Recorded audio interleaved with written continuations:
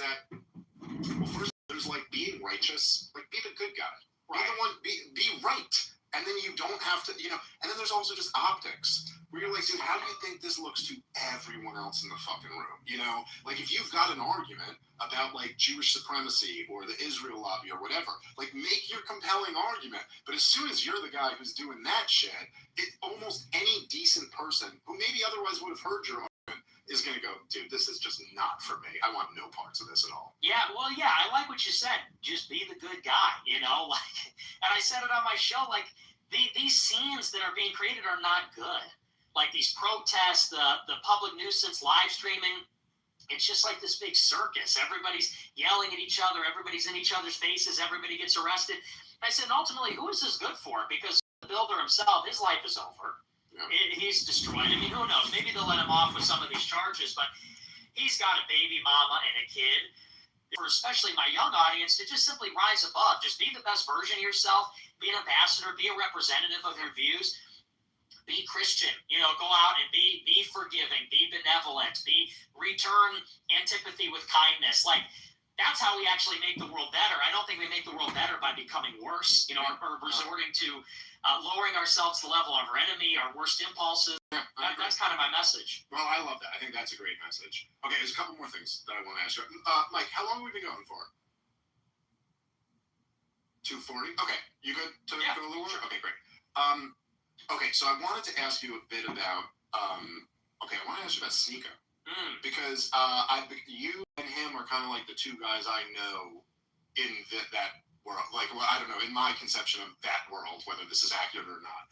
And I know you guys have had like a little bit of a falling out. I haven't seen the whole thing. Yeah. But now, I don't know Sneako super well, but I like the guy. He seems like, I think I've met him in person once.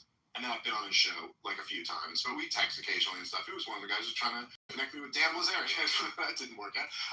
But so like, I know that I don't know all the details of like your guys' friendship or falling out or any of that stuff, but it did just because I know you both and I kind of like both of you. And I was just like, oh, that's almost like kind of a little bit of a bummer that you guys aren't friends. I thought you guys were boys. What happened? But I don't know. I guess maybe there's been more to it than what I know about. But are you guys cool? Are you not friends now? I don't know. I don't know where we are right now. We're kind of off and on. We're always fighting. It's always over stupid personal stuff. And the latest thing is I was supposed to come out here, and I was going to do a collab with him, or at least I thought I was. But he doesn't want to collab with me because he doesn't want people to think he's taking my side over Dan and Jake. And I said, bro, I'm not even asking you to take my side. I said, let's just do a collab. But he doesn't want to alienate all his other friends. I said, well, ouch. Like, if you were, he was fighting with the Tates not too long ago. I saw that. Yeah, after the Clubacost. I would have went on his stream after that. But so it always turns into something like this. And, that was dirty, though, dude. I mean, what the Tates did to him was fucking dirty. And when just full disclosure, I'm what did you call it? Clubacost. Clubacost? Okay, that's great. Clubacost. Okay, so here's, by the way, my entire take, which I believe I texted this to Sneako. Yeah, I said something like, like that was my take on the whole thing. It's just like, I don't know what you're doing in a club, Fuentes, but like, don't go to clubs, dude. Like, what are you doing? It's the worst place on earth. It's the dumbest thing. Listen, I didn't like clubs even when I was young. But whatever. I will say this. This is my perspective on it. I don't give a shit at all about playing the Kanye stuff. The fact that that's a controversy has got to be one of the dumbest controversies ever. Like, first of all, it's Kanye West. Like, I don't know. It's Kanye West. He's a fucking icon. Like, It's not like, well, also, the equivalent of like Marilyn Manson ripping the Bible on stage. And in some ways, there's something kind of interesting about it because you're kind of showing, no, this is the real religion. You know what I mean? Like, this is the real religion that you actually worship. So I'm just like tearing up your whole because I believe it's bullshit, you know? So I thought that was crazy. Also, it's whatever. So I don't care. But there was something that I saw in the little bit of that stuff was when there was like it was like Andrew Tate and his guys, and they were like so from my perspective, I look at this, I look at you and Sneako, who I like, I look at the Clav, who I don't believe is real, and I just go, you're young, I don't know, I don't fucking understand exactly what your culture is. It's a different culture than when I was young. But then I see these like 40-year-old guys there with you. First of all, 40-year-old guys being in a club at all is just the lamest thing in the world, if you ask me, my humble opinion. But then I literally see them like trying to school the 20-year-olds about how you should never listen to a woman. What are you doing having a conversation with them? And I actually, so just from my perspective, I don't give a shit about the Kanye song. I think that's pretty funny, actually. I think that is fucking disgusting, dude. I think it's fucking disgusting to be a man in your fucking 40s, a glorified pimp, essentially. And what you're imparting to the young guys is like, yeah, dude, we don't listen to these bitches. What are you, 17, dude? This is how I talked when I was 17. Like, then you grow up and you're like, yeah, actually, I do listen to my wife. Yeah, like, we actually have conversations and stuff like that. I know, it's gay, I know. But, like, and listen, I know you're young and you don't have a wife and a family yet, you know? I hope you get one at some point. I also understand, like, your life is a particularly wild one, and so, okay, fair enough. I would still highly recommend it because it's the best thing you'll ever do in your life is, like, get married and have a family. But, like, there is something like older men kind of like discouraging that in younger men that I do think is like profoundly wrong. Okay, so that's whatever. That's my little rant on that. I thought it was really fucked up the way they threw Sneeko under the bus on Patrick Bet-David's show. No, I shouldn't say that. I guess it was just Andrew who was on the show, but then I think his brother did the same thing. It was Sneeko who did it. And I just thought that was really fucked up. Like, either you're going to all go down for the, not go down, no one's being affected by this, but either you're going to all take the week-long controversy, or you're not, or you apologize, and you can, if you want it, if you feel like you did something wrong, you can, but like to throw the other guy under the bus, I thought that was fucked up. Well, yeah, I would just say to Sneeko that he should just try unifying with them. I think he should, because that's, you know, when Dan Bilzerian called me a Fed, Sneeko texted me and said, you know, you just need to focus on unity. Charlie Kirk was a unifier, and that was his strength. So I'm going to say the same thing as Sneeko. I think he should just unite with Andrew Tate, and, you know, it's kind of his fault that Andrew attacked him because he's looking for leadership. Sneeko needs to step up and be the leader. All right, so you're He's being attacked. Sneeko's hypocrisy or something here. But about the club, here's what I will say about that. And about Andrew Tate in particular, you know, it is true, though, that there is just this epidemic of simping that's going on. That's the only reason. No question. Because you know, as a Christian, I'm on some level. But, you know, they say that in an environment where all the women are whores, they all gaslight, all lie. And so men do need to kind of wisen up to this. So, you know, I do. And what's more about the club, I mean, the way it came together, we were all just hanging out. We were at this party, and we were like, wouldn't it be funny if we brought it to the club? Like, because it's like me, and I'm like an autistic person, whatever. So, like, we're going to take it to the club for this first time. Fuck it, let's just go. And we went. And, yeah, I hate the club. The club's like an evil place, satanic, like, just destroy all clubs. Den of whores, you know, like I really, you know, so yeah, I will not be returning. I don't see the appeal. I don't get it. Or I went, I suppose. I don't get it. But I don't drink. It's for dumb people. The club is for dumb people. It's like meet someone without having to talk to them. You know what I mean? Like, it's just, it's inherently kind of like, just like a weird sport. Like, if you're at all a guy who, like, even back in my single days, if you're a guy who, like, your game relies at all on, like, I'm going to be witty or charming or funny or I'm going to be interesting, then the club's the last place you want to be. Like, the club's like, I got nothing to say, but I got abs. So you want to, like, rock with me? I don't know. No, listen, I get the point that there's no question, right, that there's an epidemic of simping. I completely agree with that. I guess part of this, and I think this is almost a generational thing too, is that I think about 90% of like the like, let me blow your mind with this take of the manosphere is what in my day was just common sense to all 15-year-olds. Yeah, you don't wife up a whore. We all knew that. Like, yeah, she's a hoe. Like, she's for hooking up with. She's not for taking seriously. You know what I mean? So like, maybe this ancient wisdom has been lost, and it must be like given back to the young men.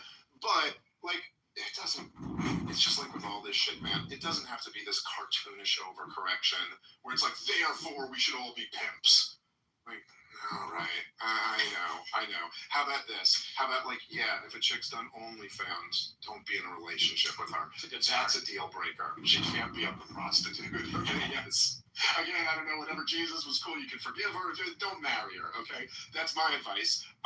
But also, like, the cartoonish I see this a lot with, like, the trad con kind of thing, where it's like, you're not really doing the pro-traditional conservative values or things like that. It's like, okay, but they believed in things like chivalry and decency, and they would have never talked the way that you talk. Never to a woman, they would have never talked that way. Now, look, it's a different time, it's a different age, different techniques are going to be necessary. But I just think the idea of like, I don't know, it really offended me, like the idea of trying to convince young men to be like, you'll fuck all these bitches. It's like, why isn't it like, find a good woman? There are still good chicks out there. They're not all whores. There's good chicks out there, dude. Sparingly few anymore. It's rough out. You don't know what it's like out there, Dave. You don't know well, like, I mean, there is some degree of that. Yeah. I don't know what it's like out there. The same thing with Tucker. It's like Tucker gave me shit for that, and it's like, bro, you married your high school sweetheart in like the 80s. Like, that's crazy.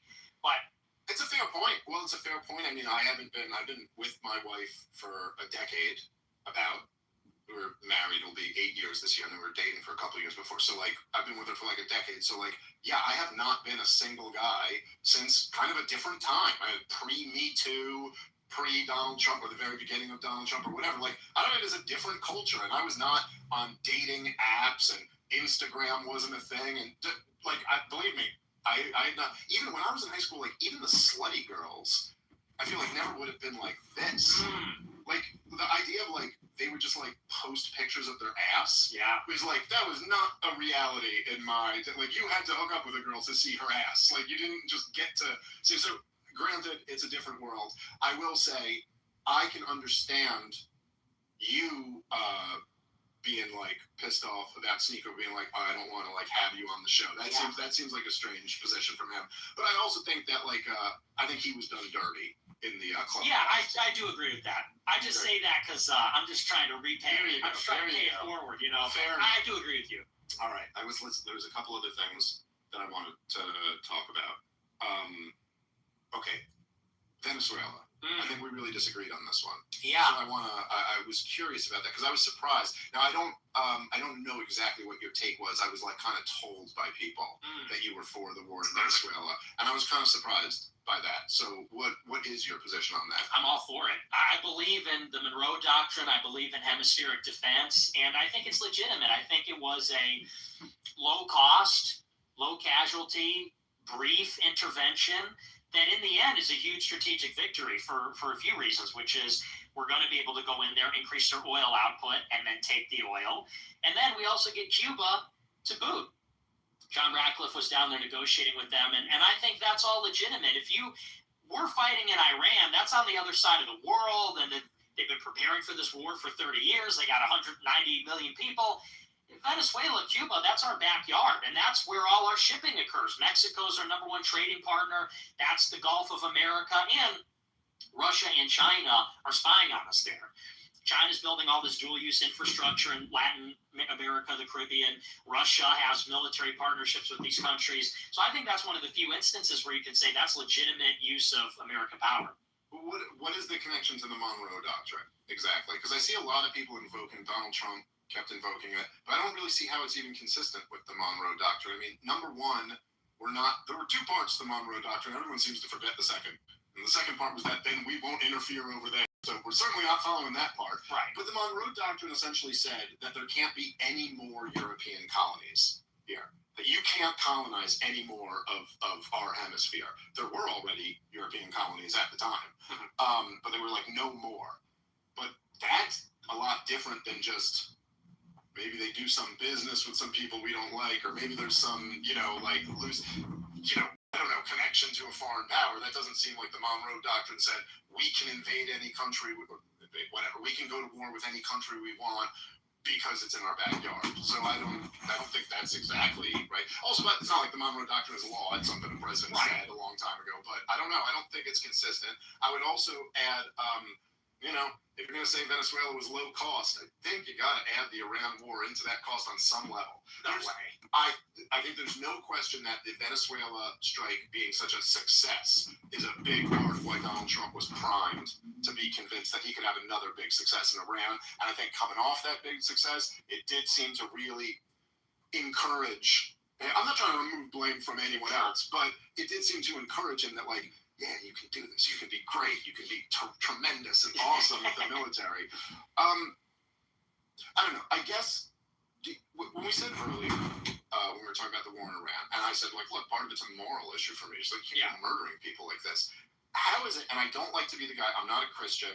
I don't like when non-Christians like try to lecture Christians about Christianity or something. So I'm not like lecturing, but I guess I don't see, like, how is it consistent with Christianity to almost like, if you have a view, let's say, look, some people died in the war in Venezuela.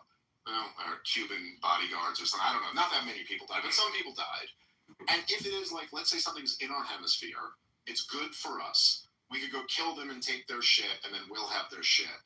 You get like how is that consistent with Christianity? Yeah. Well, can we get into the Monroe Doctrine stuff as well? Sure. Whatever you want. Yeah. So, as far as the Monroe Doctrine is concerned, if you look at it, it has evolved over time. And it seems that it has evolved as America's become more powerful. When it was promulgated originally, we really had no navy, and so no ability to enforce it. And there was a corollary added to it in the late 19th century when we became the preeminent superpower in the Western Hemisphere that basically said, we are the sovereign of the Western Hemisphere. Our edict is the law. Like, whatever we say goes. So it is consistent with that. What's more, Venezuela and Cuba are effectively influence from Russia and China, in the same way that a colony from France or Britain would be in the 19th century, because they produce missiles, they have spying posts, like intelligence operation, they've got dual-use infrastructure, and so it does actually represent Chinese and Russian influence in our sphere of influence. So I would just say that.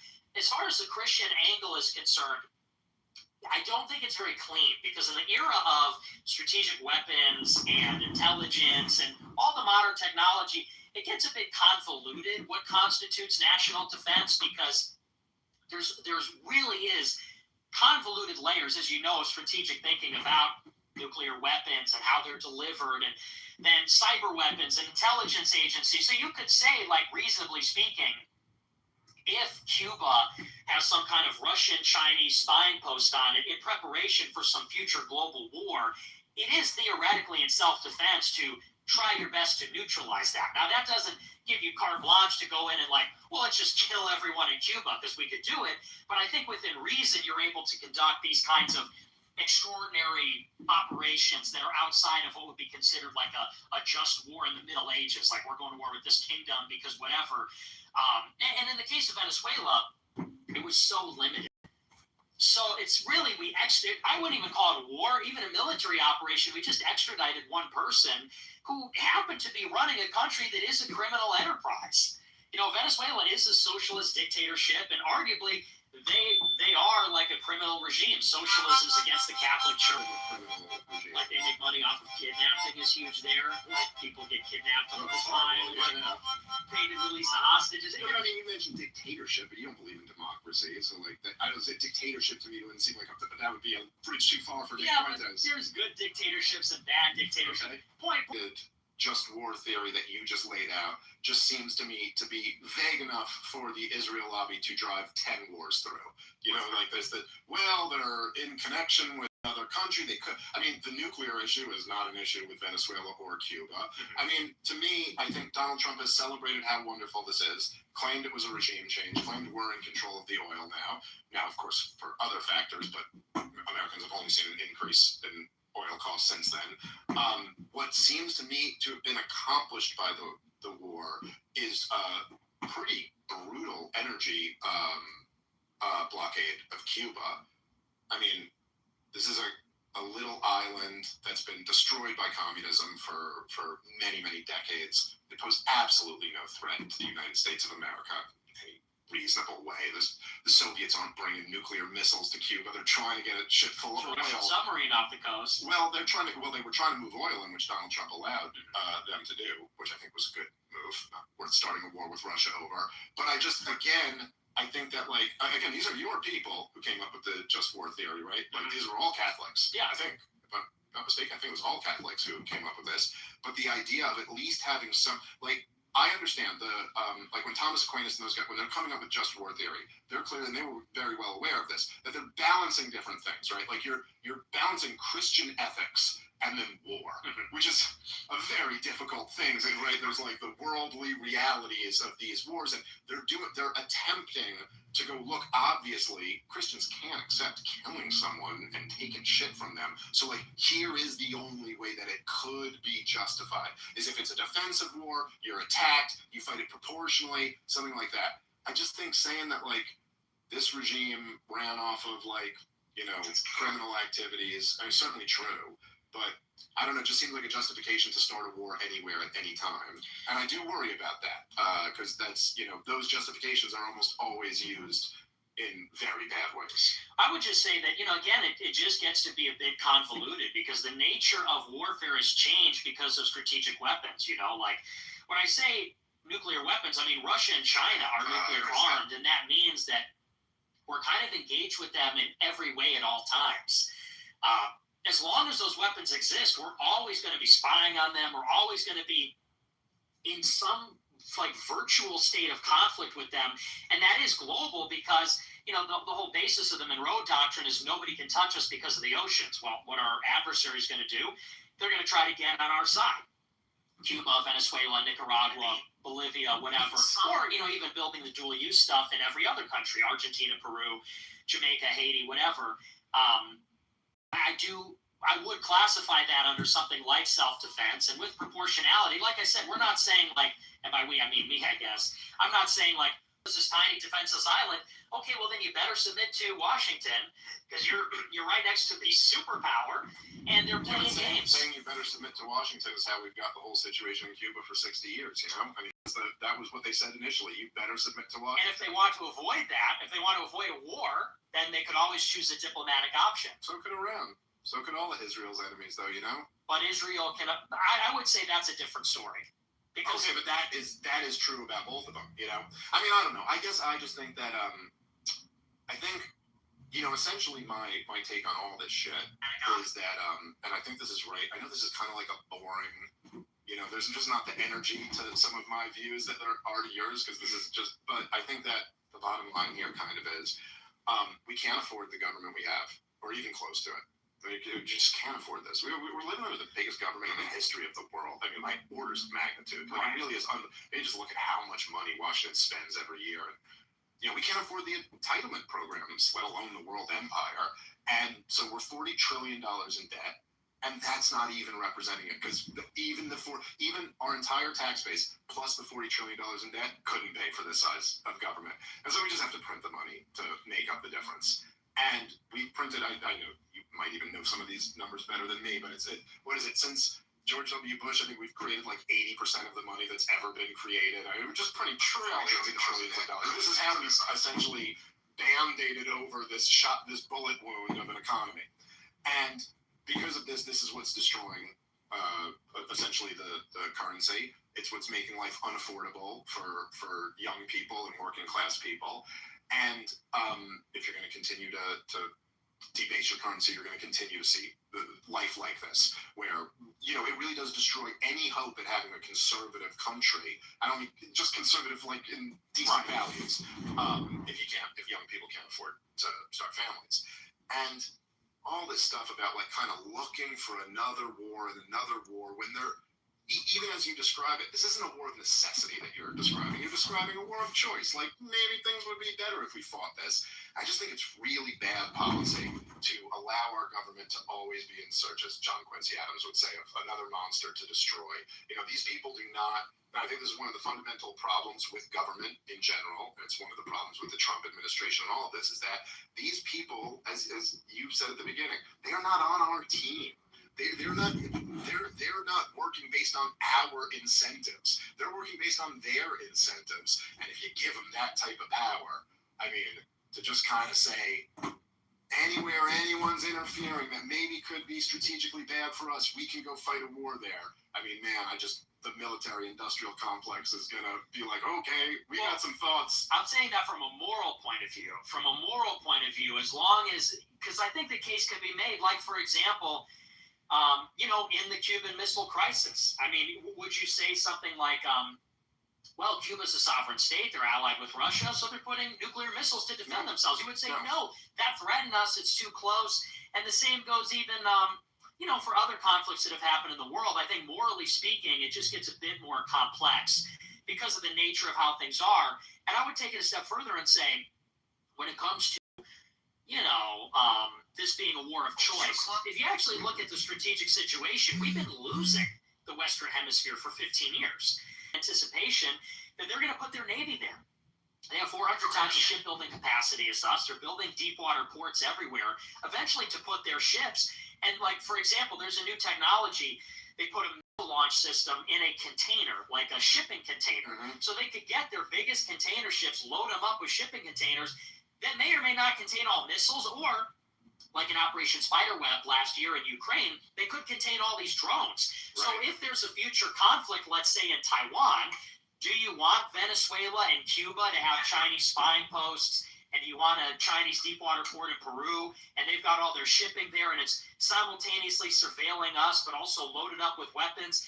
That obviously puts us in a big disadvantage. So, it's like that other expression, if you want peace, prepare for war.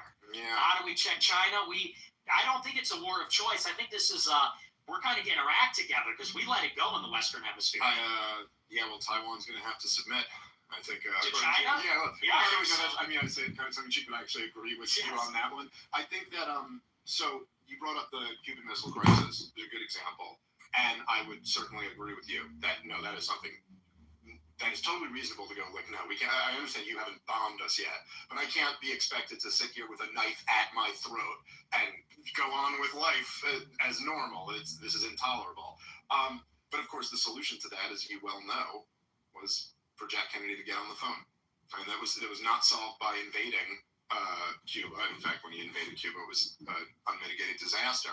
But this was solved by getting on the phone and making a deal and saying, listen, we can't live with this. So you got to move these back. And in exchange for that, we will pull what was it from Turkey? I think we moved our nukes back. Just seems to me like with all these problems, that would be a way better way to solve them. And of course, the U.S. does have tremendous leverage if it were willing or able to use it. Now, this is one of the interesting dynamics with our government, is that it's this giant organization, but it's not exactly like the guy at the top just runs the whole organization. There's many factions within it. And if the guy at the top is going with the wind, he's very powerful. But if he's going against the wind, like, in other words, if the president of the United States of America is the most powerful position in the world, in some respects, if Donald Trump wants to start a war, he can start a war anywhere he wants to. There's really no more congressional, authorization or even war powers or anything. And honestly, does anyone believe, even if they did, if this War Powers Act had passed and Donald Trump just wanted to suck my dick, does anyone think like that anything would have changed? So if he's starting wars, he's very powerful. Now, if he wanted to destroy the military-industrial complex, he basically has as much power as me or you. So like if you're going with the grain, you're very powerful, but going against it, you're not. But, like, for example, if you wanted to end, say, like, the war in Ukraine, a little bit tougher now at the beginning, but we have enormous cards we can play. We can say, hey, look, we'll leave NATO. The U.S. will leave NATO. It'll be just a European alliance. You can come in and we'll leave, but you all work out. Like, you could get Putin to stop, but you'd have to give him something, And even as you say this, I don't disagree with, like, some of the potential issues that you're talking about, and it is a very new world. And look, even as we're watching in Iran, I've been at this for 20 years now, and drones in war were just not a thing. It just wasn't a thing. It was a brand new thing when we had them. Now all of a sudden, this is a new reality. It totally changes warfare now, when they can essentially close the Strait of Hormuz, if need be, just with cheap drones. But again, China's been doing over the last 20 years, well, we've been fighting endless wars and spending trillions of dollars. They've been doing business with everybody. And, like, perhaps, then maybe that would be, if we want to get into that strategic fight, then it would be to, okay, yeah, let's do diplomacy. There's a lot of shit that the rest of the world really hates that we do. China, when Donald Trump even just went over there now, right, like, he wants them to stop helping Iran in whatever logistical intelligence way they've been. And they want a whole lot of things from him. Like, we can get things, but you know what I'm saying? Like, it's just even things like big military mobilizations in Asia or something like that. They have a real problem with that. And so, us arming Taiwan or stuff. So I guess my point is just that, like, we could, rather than like launching wars over this stuff, and look, the Venezuela one didn't turn into like a catastrophe, but you risk that every time you launch one of these wars. And I think we would be much better off at just like being smart, being much more restrained. You know, saying, what was the phrase you used, in order to end a war, you gotta, or whatever, is a peace through strength, essentially. I mean, I've been hearing peace through strength out of the Republicans since Ronald Reagan. I was too young to remember Ronald Reagan, but I know he said it. They've been saying it my entire lifetime, and all we've gotten for it is permanent militarism, forever wars, crushing debt. And so, don't get me wrong, I guess maybe where we could agree, and then we could leave it at agree to disagree, is that I'd prefer we be more involved in our backyard and not around the rest of the world. I'd prefer it be in our national interest rather than in some other country's interest. Or, by the way, I don't even really think any of this shit is in Israel's interest. I think this is in what the Likudniks perceive as the interest of greater Israel. I think they've gotten Israelis killed and probably made them more of a hated pariah state than ever before. But I also think in the same sense, doesn't really seem to be the way DC works. They're not really working in the interest of the American people. I agree. I mean, I think diplomacy is preferable where possible, but sometimes it's not possible. And it sounds like a lot of this root causes. You know, it's like when you go to these Democrats, they say, well, the reason these kids are committing crime is because they don't have like after-school programs. And it's like, dude, they need to go to jail. Like, cops need to beat the shit out of them and take them to jail. And with Venezuela, it's like, look, Rick Grinnell proffered a deal with them. They didn't take it. I mean, because they wanted Maduro to stay in power. And our sticking point was, you got to realign with us, and Maduro's got to go. And they wouldn't agree to it, so we had to go in and take care of them. And I agree with you, though. I'm a restrainer. I believe in restraint. You know, I think that we should be very selective in our engagements, keep them in our backyard, prefer diplomacy, but sometimes you got to kill people. Sometimes you got to do it. I wouldn't necessarily disagree with that, but also I think there's a lot going on that we don't know about there, and I think Maduro was all tied in with the CIA and a whole lot of stuff going on that we're not aware of. Okay, I'm glad you prefer diplomacy first. Mick Fuentes, I very much enjoy our diplomacy. Let's hope this doesn't break into a hot war. Ceasefire's intact. The ceasefire is still intact, hanging on by a thread. It's a lot stronger than the ceasefire in the Middle East right now. Dude, I really always enjoy talking with you. Thank you so much for coming back on, and look forward to doing it again. Likewise, man. Thanks for having me. All right. Thanks for listening, guys. Have a good one. Peace.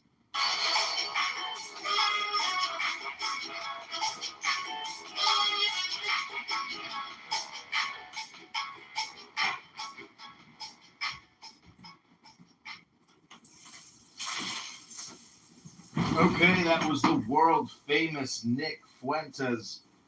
Whenever we catch him, we always record him because I like building a library of the enemy.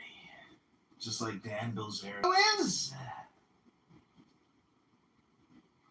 You should not know who that person is. I do not know a sneako. It's bad. It would be bad if you knew who that was. I also didn't know who Chud, the architect, is. Do you know Olivia, the Palestinian? Yes, Habibti, I do know, and if you see her on the TikTok, she has her scarf on and she is drinking water and getting her lips wet. She's so pretty.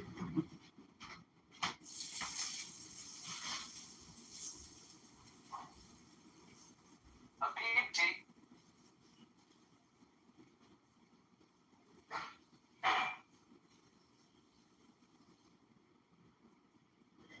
Do you know who Weeby is?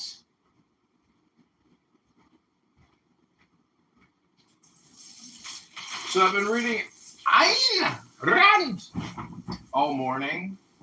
I'm back into reading books. I was in a room earlier. I said I'm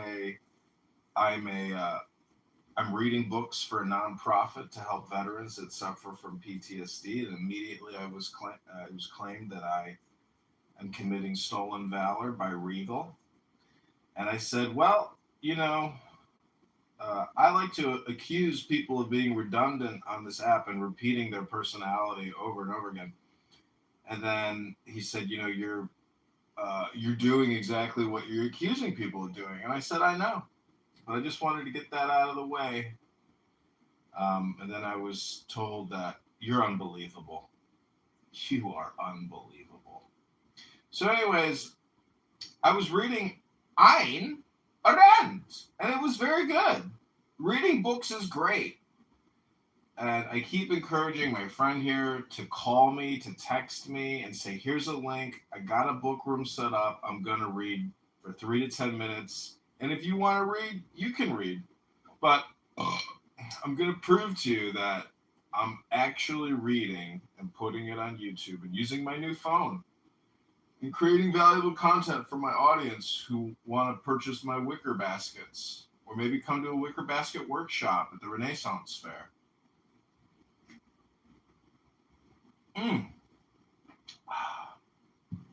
Maybe you're going to pick up a musical instrument. Maybe you're going to decide to become a musician one day. I already am a musician, John. Here's my YouTube channel.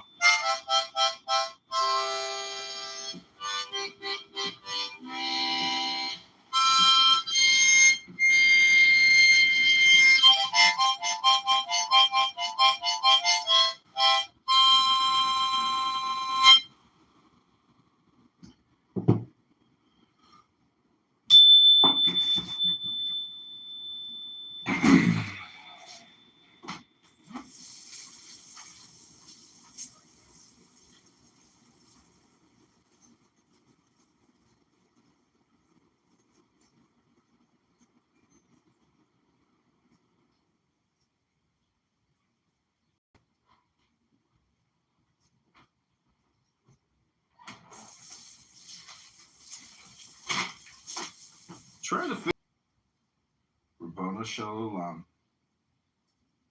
Rabbona Shalom. I was somebody in another room yesterday. I won't mention the name. Was saying, Stop saying that! Stop saying that! so I sold her pussy pictures to a Canadian pussy broker, and then I was told that I have to apologize for engaging in comedy. Rabbona Shalom.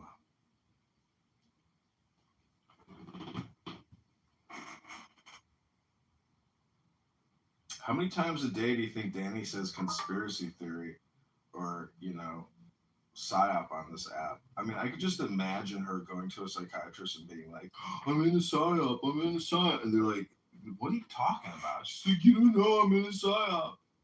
They're like, could you shut up? She's like, no, you're part of the psyop.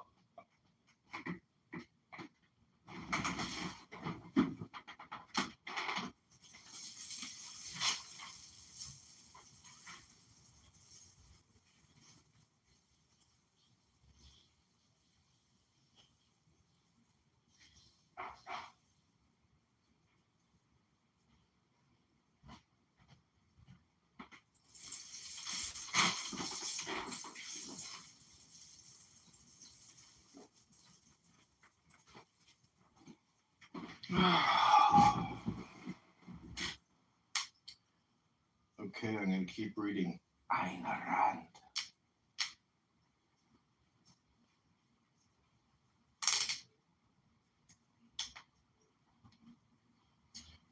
Welcome to the John Kitover Book Club. What are you doing with your time these days, John? Oh, well, I read books with veterans that suffer from PTSD. That's great, John. Oh my God, I love that for you. Thank you for loving that for me. We're now going to do what I'm talking about. I think it's kind of funny how Ayn Rand always refers to her novels as saying, as previously discussed. She just refers to a whole book. Okay, so this is page 50, The Virtue of Selfishness.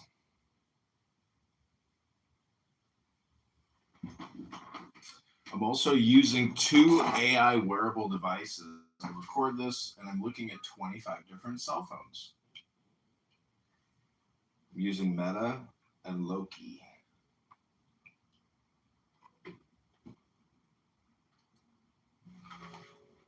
Page 50.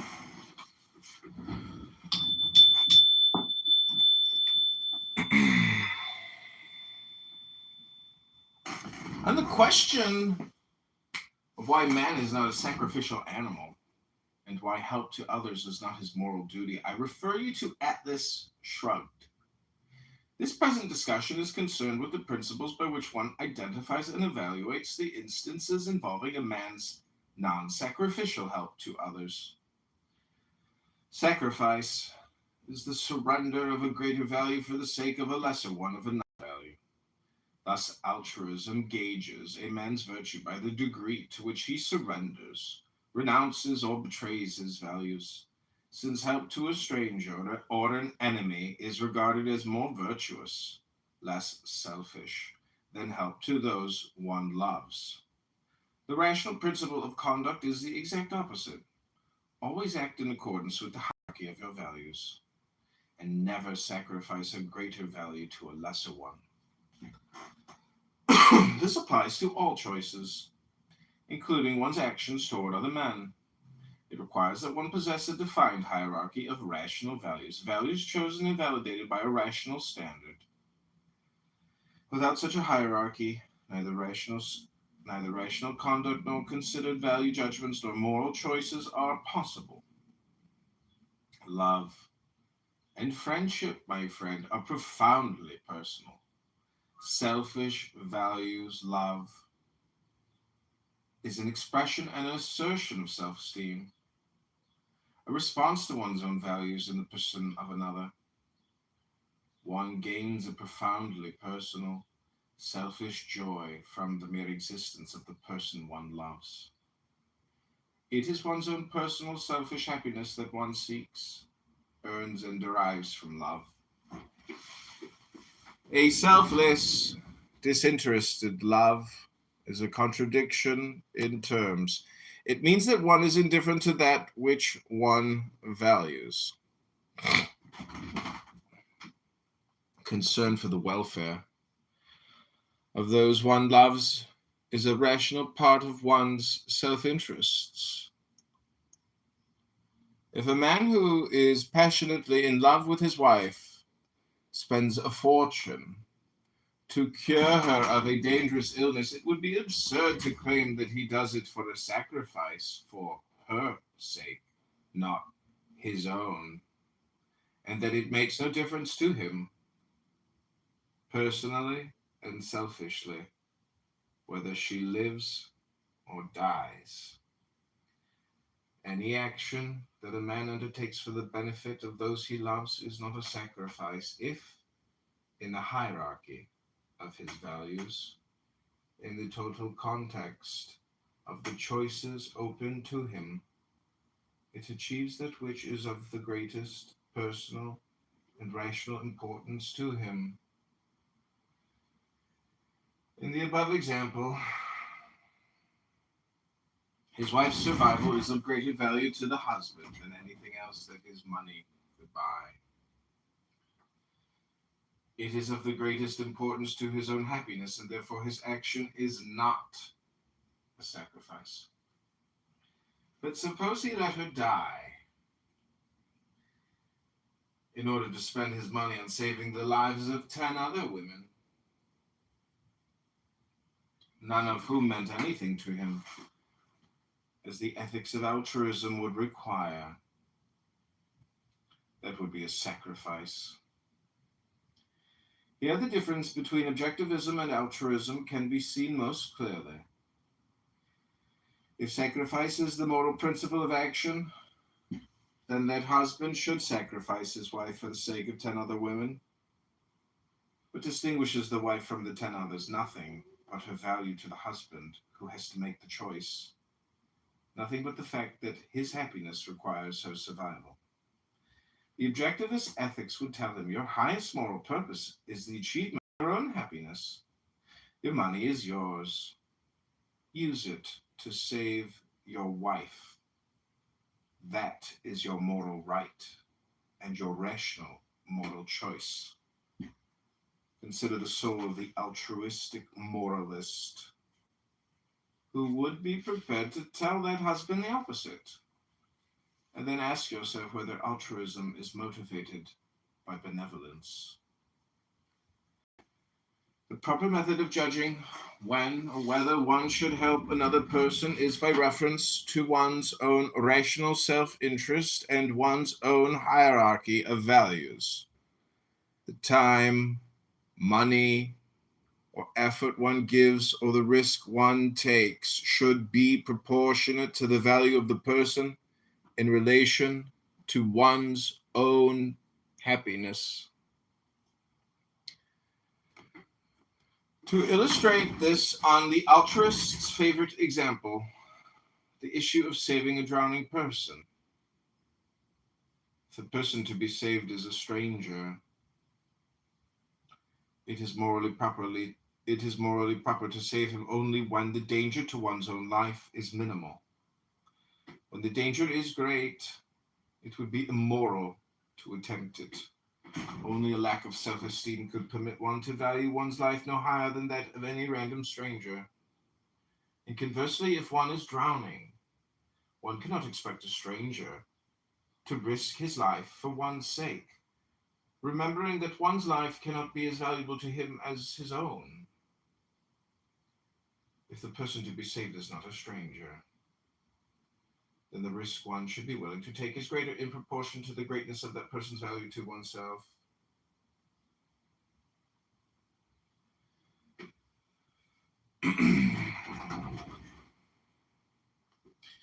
If it is the man or woman one loves, then one can be willing to give one's own life to save him or her, for the selfish reason that life without the loved person could be unbearable.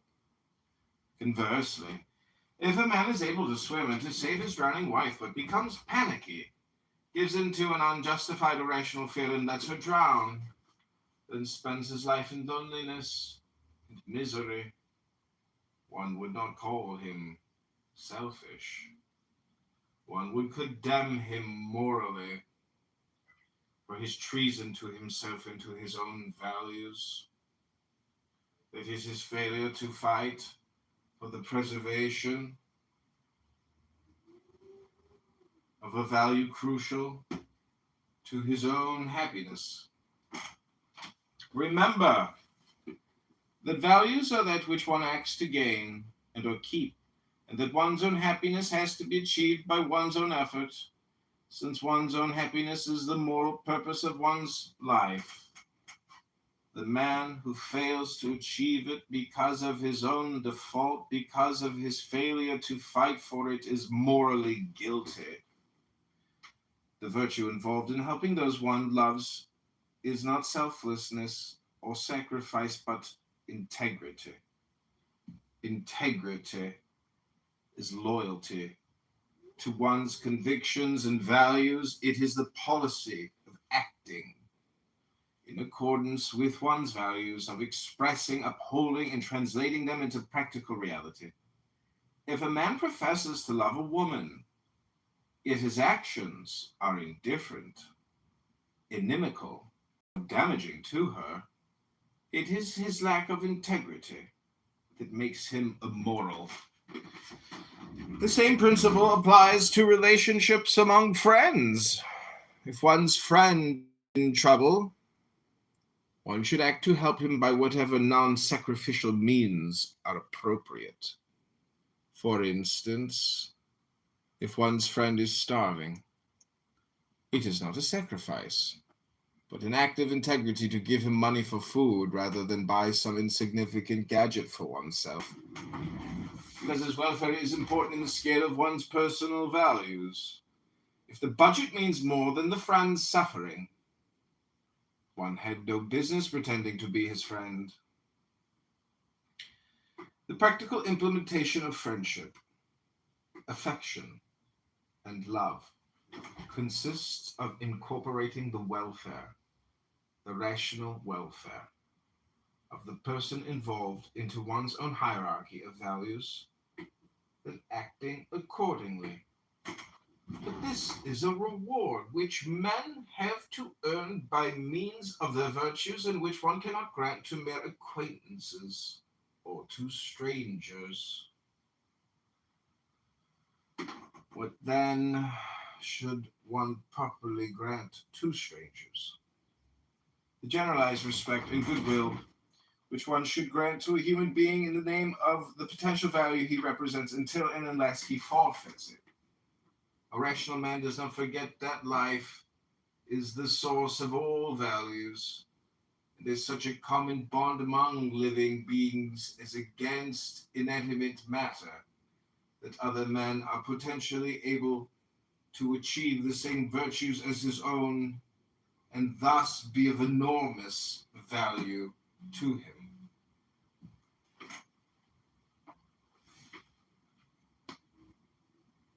This does not mean that he regards human lives as interchangeable with his own. He recognizes the fact that his own life is the source, not only of all his values, but of his capacity to value. Therefore, the value he grants to others is only a consequence, an extension, secondary projection of the primary value, which is himself. The respect and goodwill that men of self-esteem feel toward other human beings is profoundly egoistic. They feel, in effect, other men are of value because they are of the same species as myself. In revering living entities, they are revering their own life. This is the psychological base of any emotion of sympathy and any feeling of species solidarity.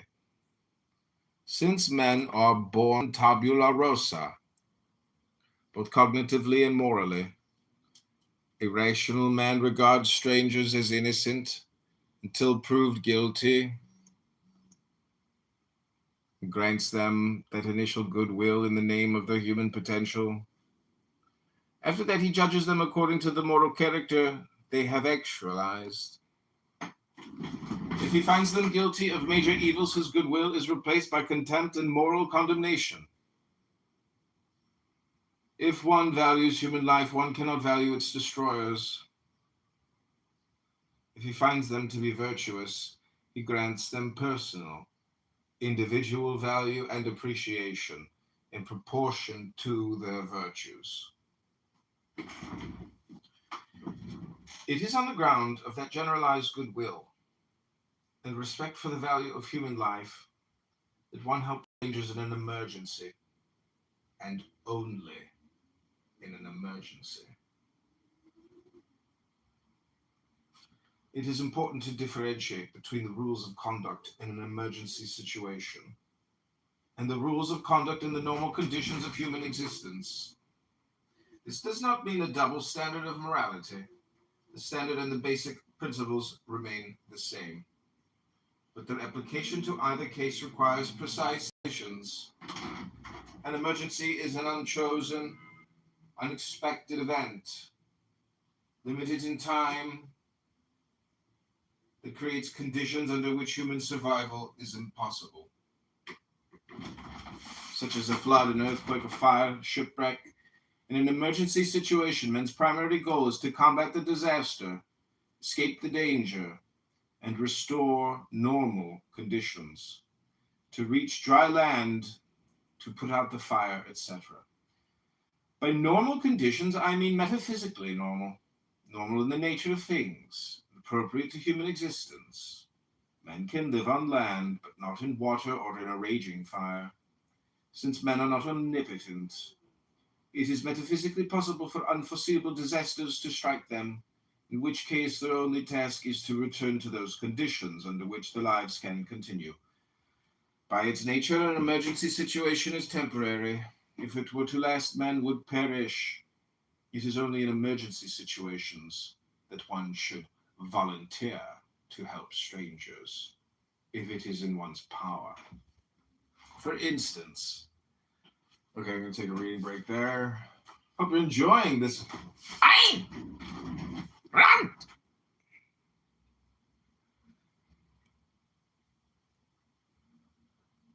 This is mayoral candidate John Kitover.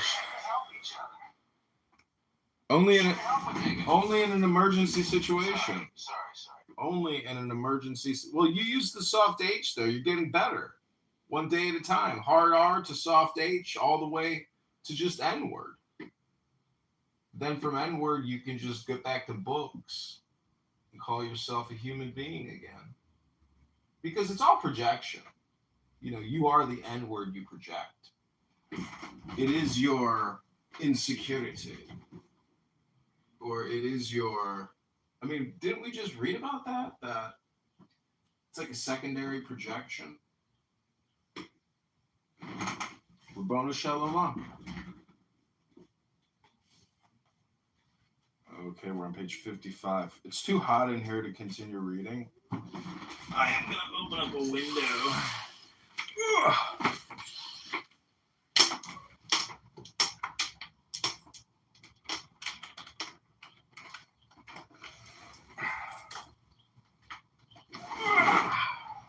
There we go. Oh, yeah. Oh, that's much better.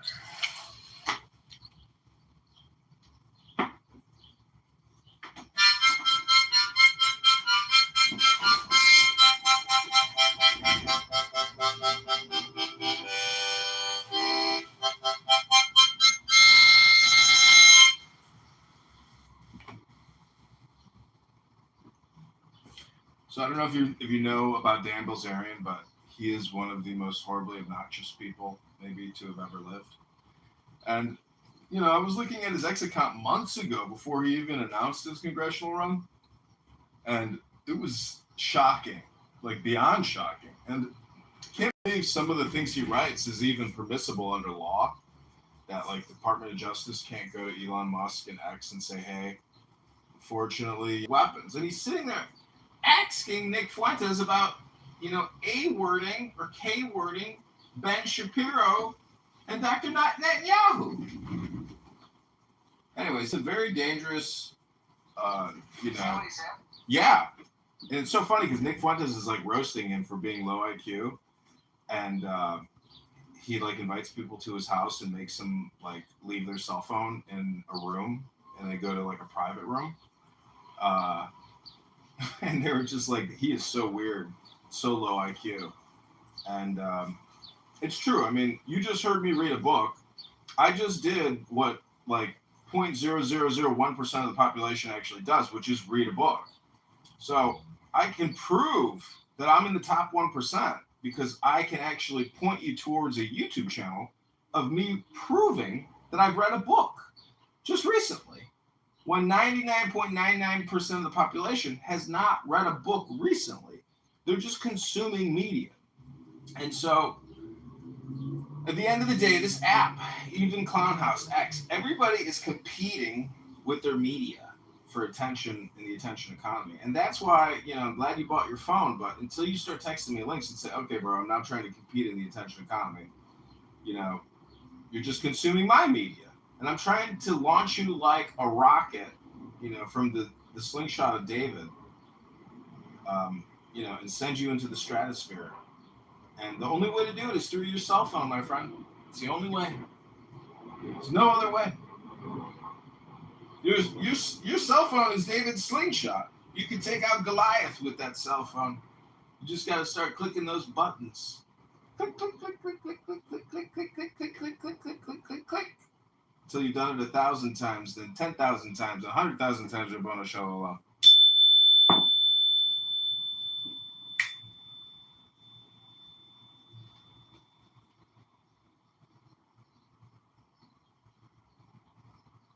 See, Nick Fuentes is an incredibly gifted communicator. There's no redundancy. It's crystal clear. And then he hits you with a zinger. Like, did you hear what he said? Where he's like, the problem isn't that these students don't have the correct resources. We're spending more money than ever on education. The problem is the police need to beat the shit out of them and put them in jail. I was like, whoa. You just hit him with a zinger. I thought it was kind of funny. All right, I'll give you the trenches of Clownhouse. Whack 100. It's a solid nigga there right there. You don't get no solid. Right in between Lil Haiti. Because we could easily have somebody come verify if you look better than that. I didn't say I lived on Brookdale. I said that was around the corner. Okay, trying to act gangster and spread goods and stuff like that. No, we're not doing that for sunshine. I'm playing with sunshine to the you think she don't fall for my bullshit.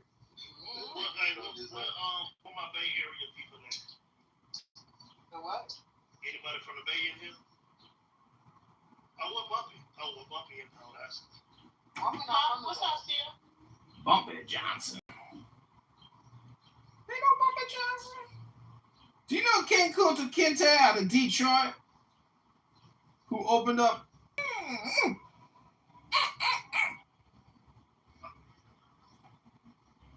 Just remember, never go full R word. My friend, you have a tendency to go full R word. I know you can't go full R. Never go full R word. Never. It's a projection, my friend. It's all projection. Shall know that the chosen priest, that ox of infinite space, is the prince, priest, the beast, and in his woman called the scarlet woman is all power given. They shall gather my children into their fold. They shall bring the glory of the stars into the hearts of men. 16, for he is ever a sun and she a moon. But to him is the winged secret flame, and to her the stooping starlight. But we are not so chosen. 18 burn upon their brows, O splendorous serpent. 19, oh azure linen woman, bend upon them. 20, the key of the rituals is in the secret word which I have given unto him.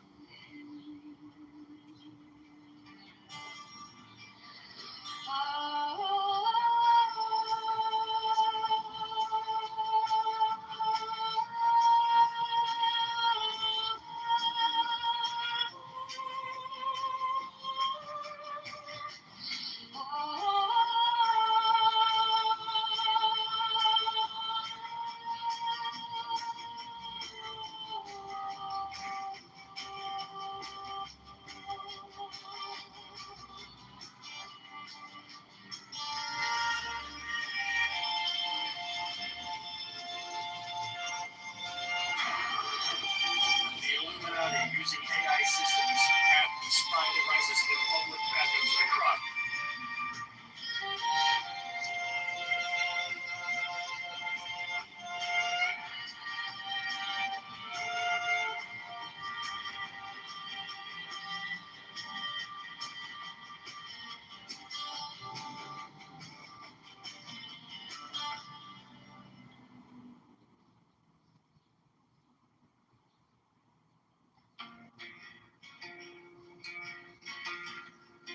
It's for dumb people.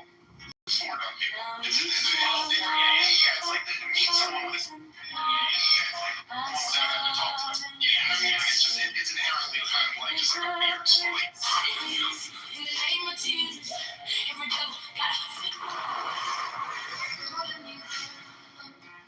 and in his woman called the scarlet woman is all power given. They shall gather my children into their fold. What strange superpowers appeared in They shall Most bring dangerous the person who is- glory of the stars into the hearts of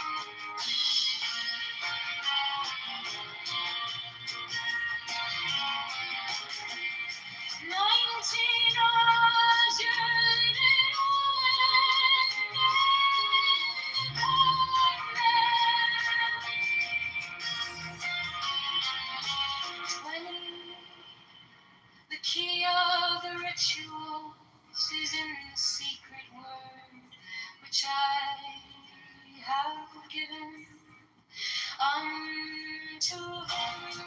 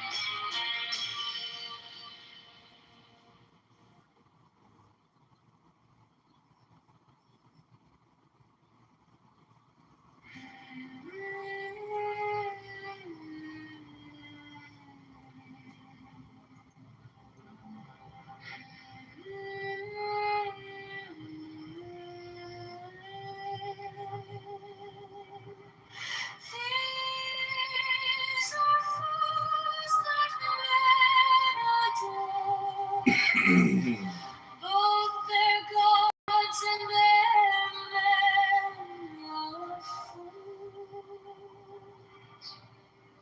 12 come forth, O children, under the stars, and take your fill of love. 13, I am above you, and in you my ecstasy is in yours. My joy is to see your joy. 14, the gem goes yours is the naked splendor of the wave. She bends in ecstasy to kiss the secret orders of a deep wave. Glow the starry blue are mine, a wank of nakonsu.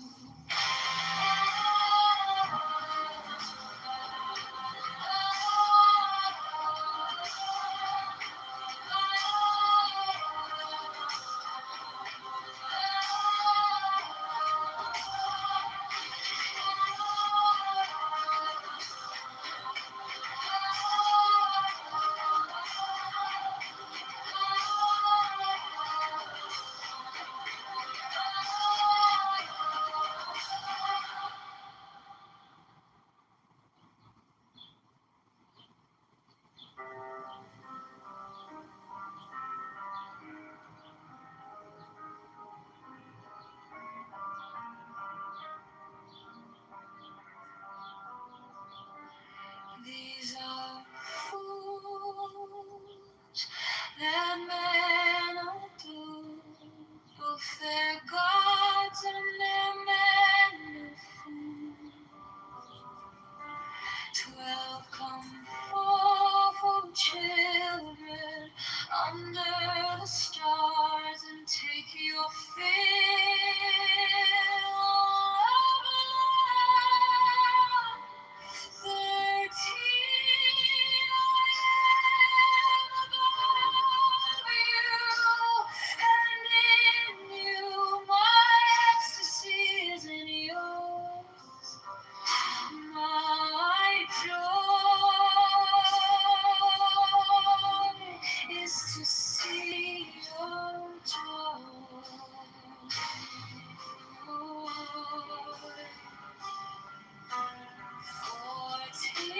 above, the gemmed azure is the naked splendor of Nubis.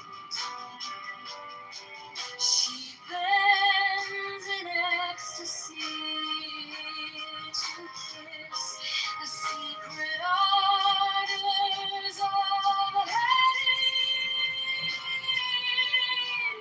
The wicked love, the starry blue, are right awake of Nahum's sleep. My joy is to see your joy.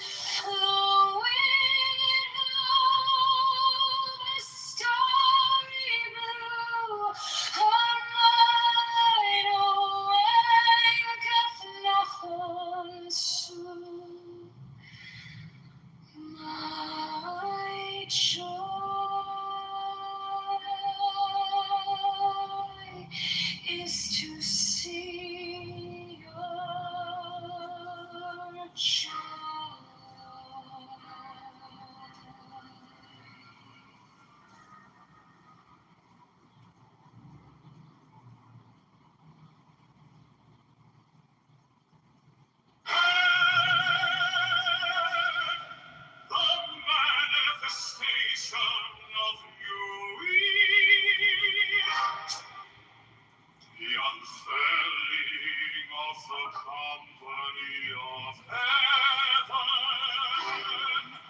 Every man and every woman is a star.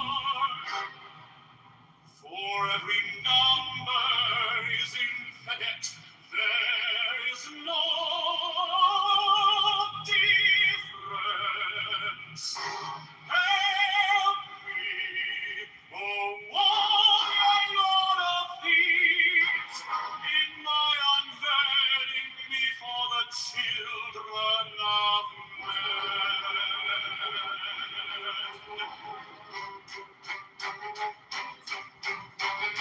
Since we now have thee, my secret center, my heart and my tongue. Seven, behold, it is revealed my eyes, the minister of war upon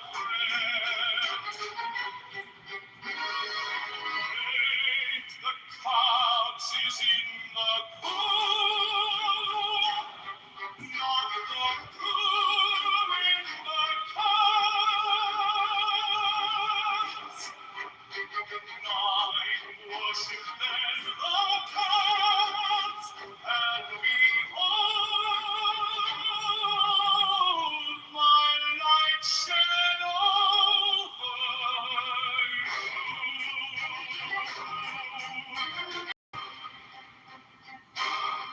And let my servants be few and secret, they shall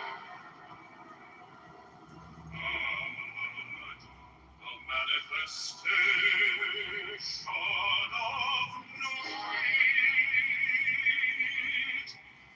to the unveiling of the company of heaven. Every man and every woman is a star. There is no difference. Five, help me, O warrior Lord of deeds, in my unveiling before the children of men.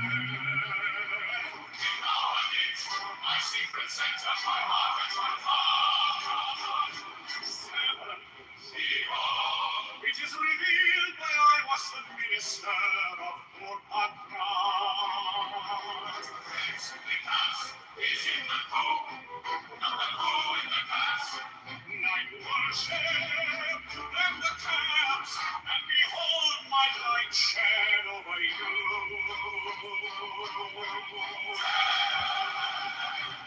Let my servants be few and secret, they shall do the many and the Lord.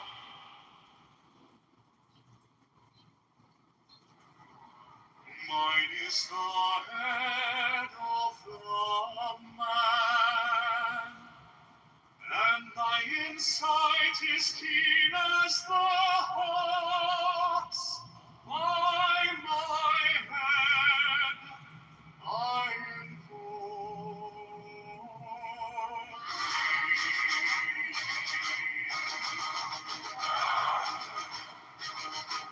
I am the only begotten child of my father and mother. My father is dead.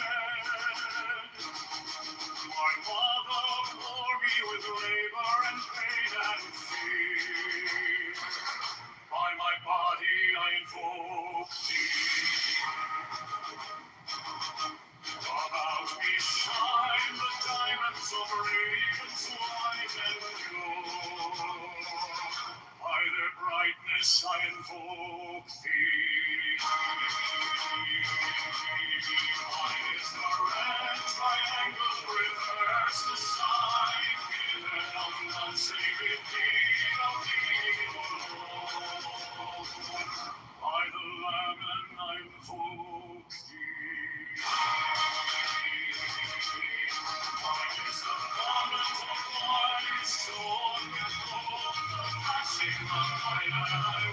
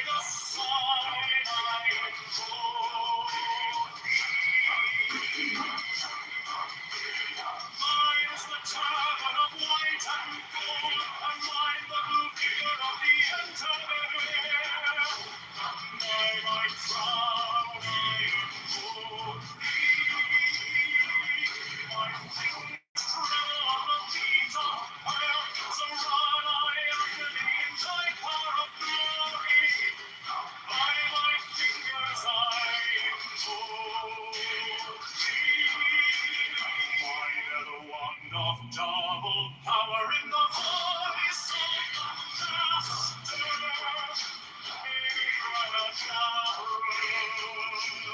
By the word I invoke thee. I know the dark waves of music and the song I made a home to invoke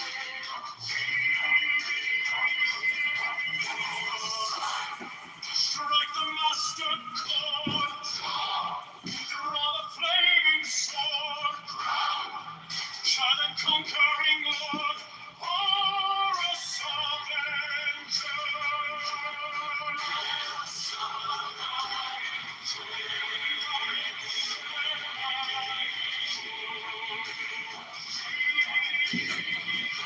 My hand is thy sword of revenge, and strike thy cheek.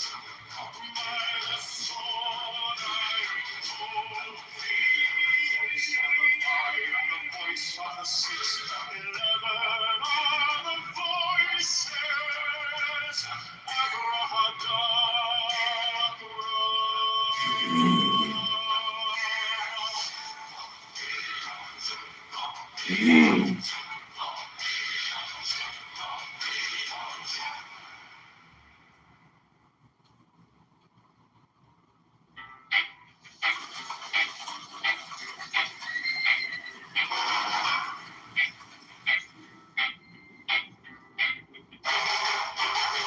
Mine is the head of the man, and my insight is keen as the hawk on my head. I invoke thee. What is now Veracruz.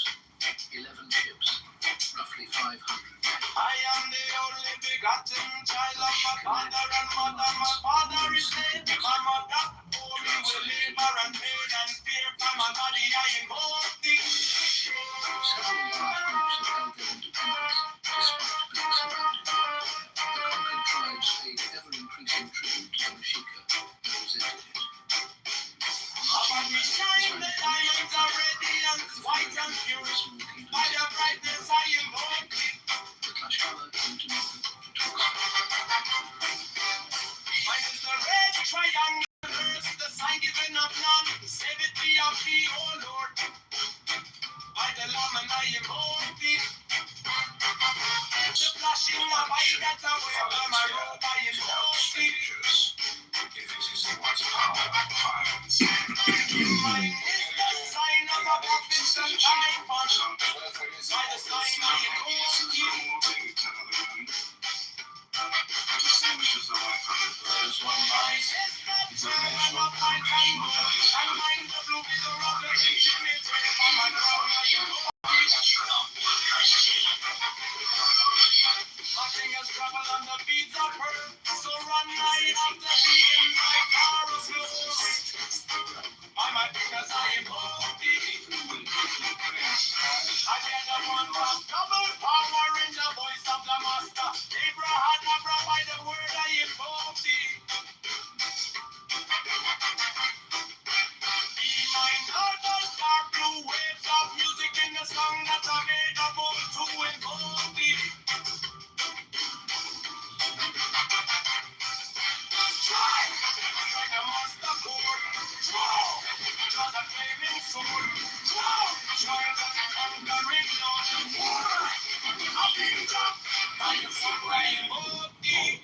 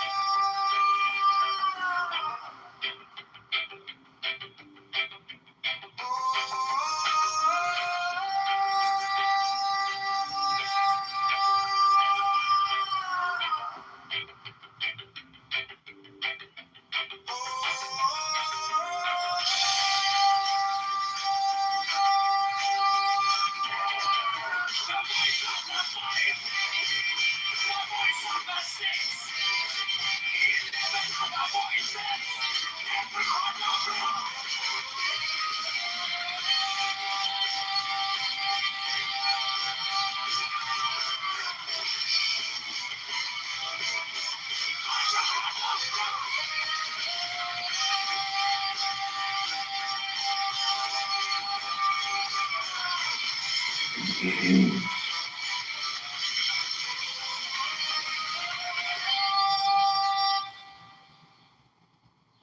is the head of the man and my insight is keen as the heart. I'm a head I invoke thee. I am the only begotten child of my father and mother. My father is dead. My mother bore me with labor and pain and fear. I'm a body I invoke thee.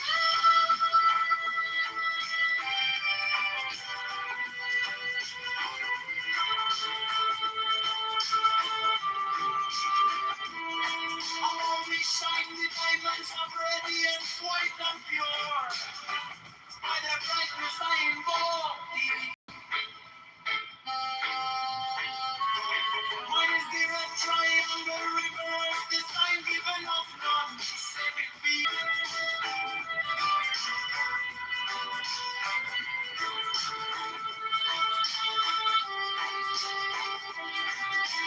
Mine is the garment of white soul with gold. The flashing of white and I would. By my robe I invoke. Mine is the sign of a office and typhoon. By the sign I invoke thee.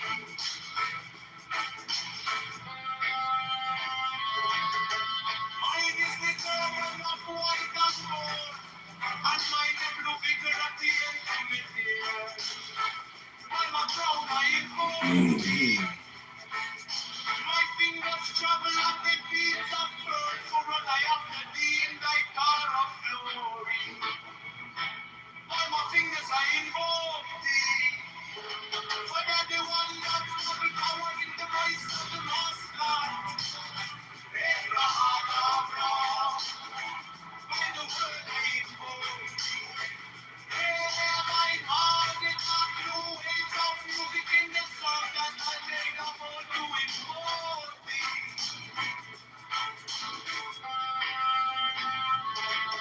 Strike the monster, draw the flaming sword, jail conquering Lord, our Lord, our God, by the sword I invoke thee.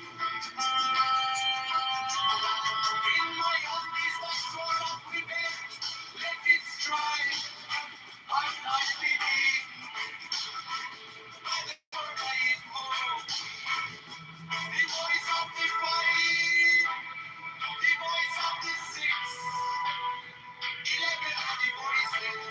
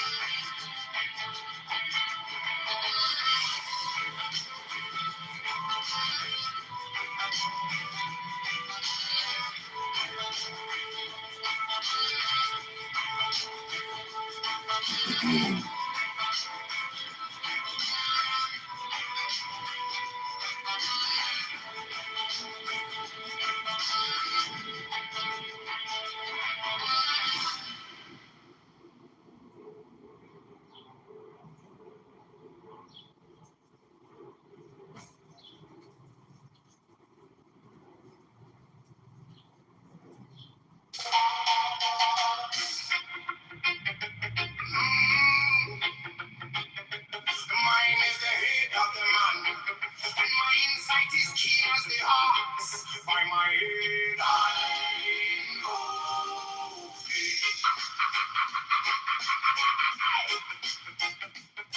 I am the only begotten child of my father and mother. My father is dead. My mother bore me with labor and pain and fear. By my body I invoke about me. Shine the diamonds of radiance, white and pure by the brightness. I invoke thee.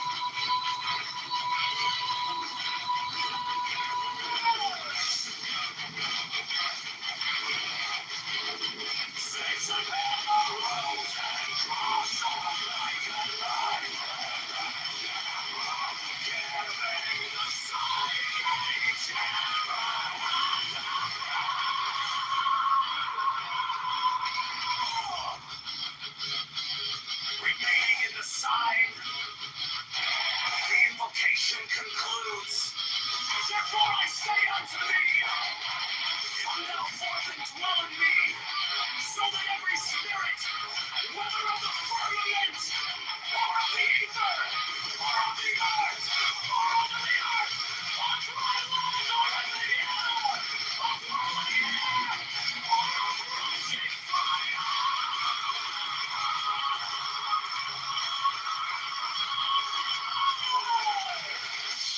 and every spell and scourge of God, the vast one might be.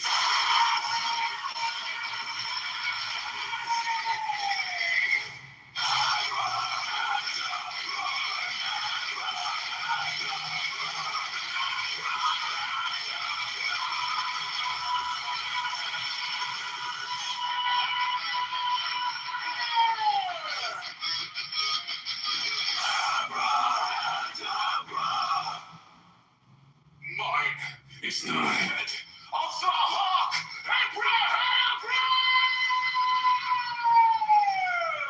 And yes, I bear the rose and cross of life and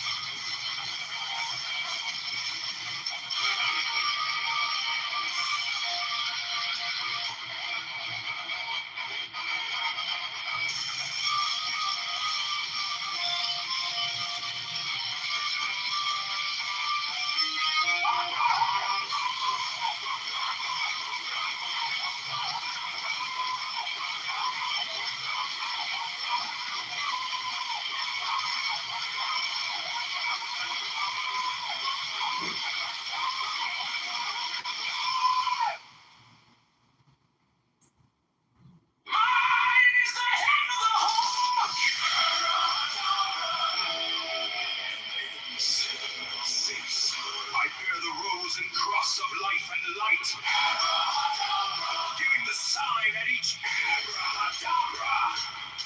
Remaining in the sign, the invocation concludes. Therefore I say unto thee, come thou forth and dwell in me, so that every spirit, whether of the firmament, or of the ether, or of the earth, or under the earth, on dry land, or in the water, of whirling air, or of rushing fire, and every spell and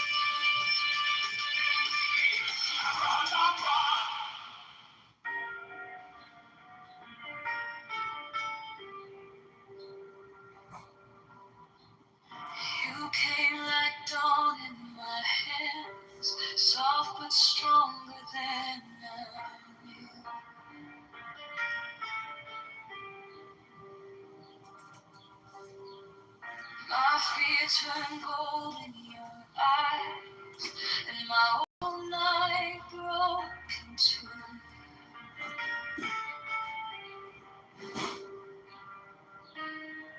I was lost in the noise, now I'm learning how to stay close to your quiet light in the middle of the day. Stop thinking, let it fall. Take the deepest breath of them all. Hold it close. Don't run from the feeling. One more second. You can't stop believing. Wisdom of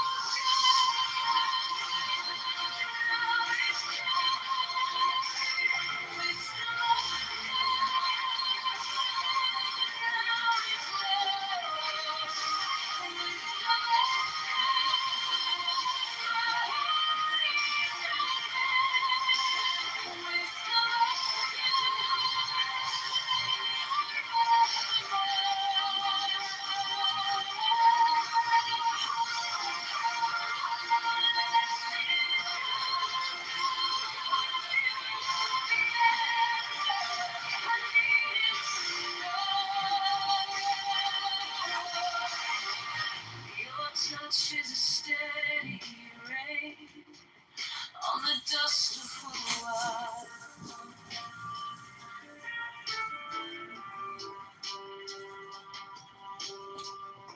Every wound gets named, then it fades in.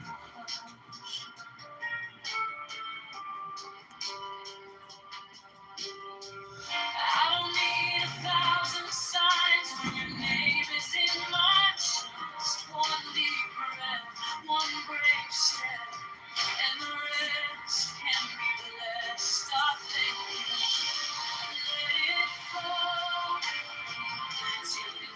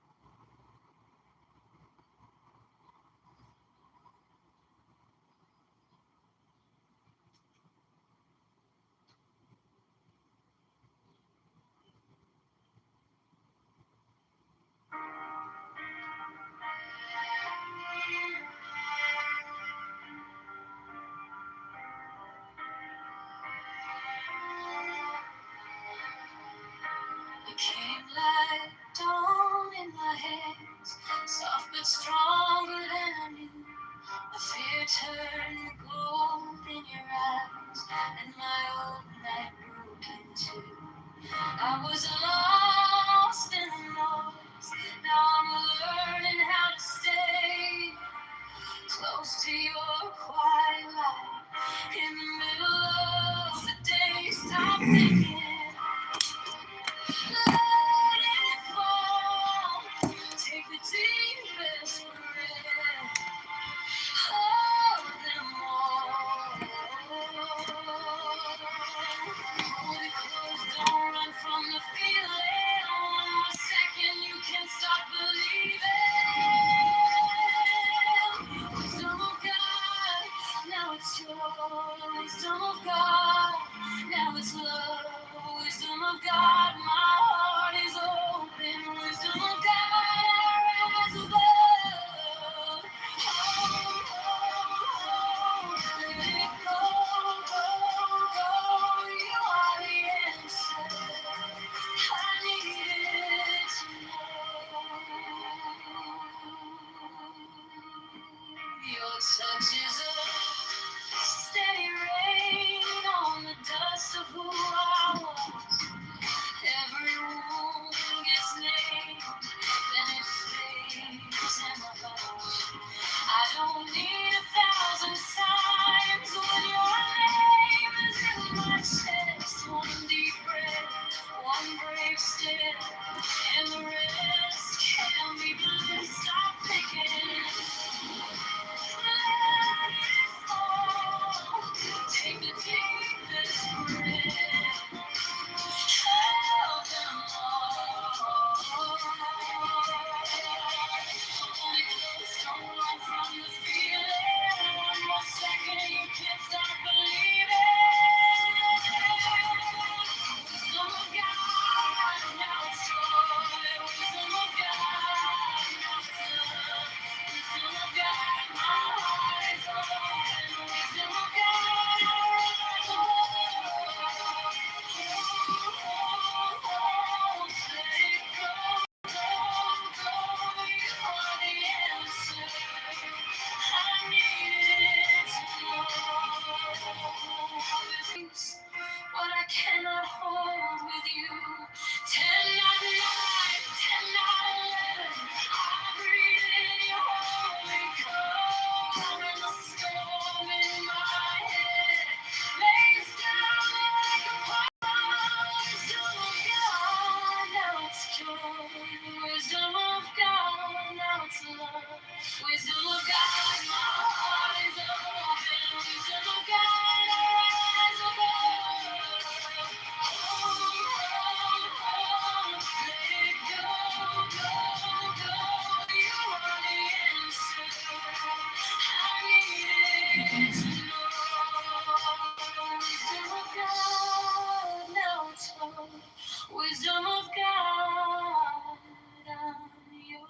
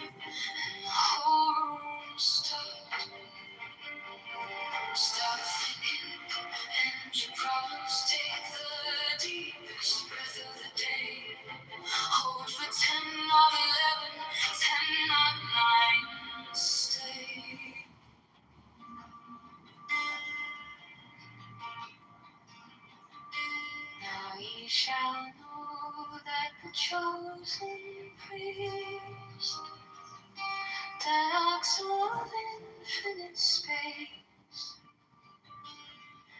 is the prince, priest, the beast, and in his woman called the Scarlet Woman is all power given. They shall gather my children into their fold. They shall be all fed.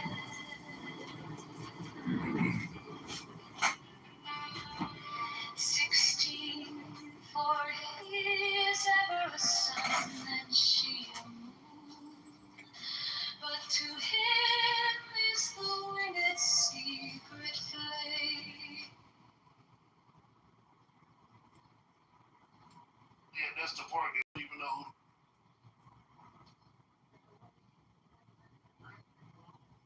Gods, and I'm invited over there, and there is a hand washing or some kind of ritual that is sort of, this is what's done. I would absolutely not only do it out of courtesy, but as a guest in your home.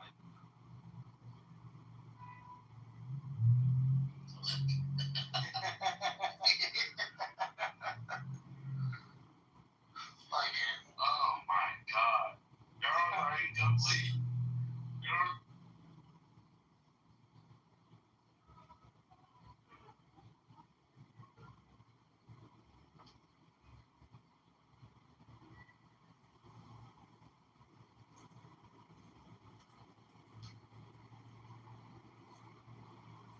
I just hate niggers.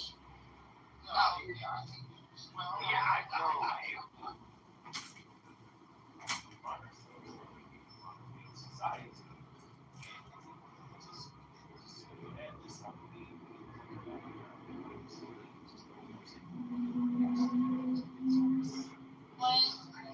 That's why I don't let my dogs lick me in the face. I ain't trusting their mouth. Don't fucking play with me. I ain't it. Now I'm about to shit. How can we? What am I doing?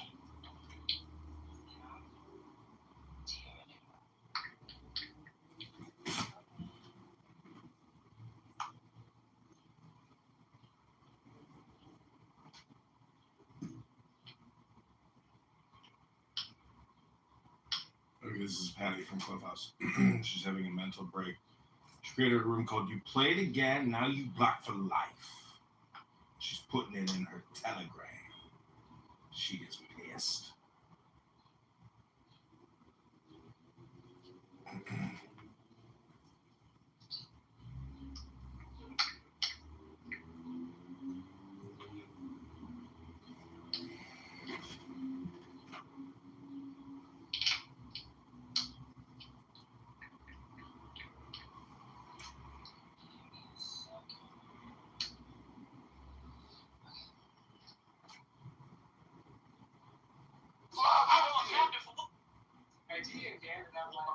You know what I love about them? I love how they're a mix of religion, politics, and fucking sexual stuff. Well, you cannot do it, you know, fucking people. Because it's our name, it's because it's cartoons.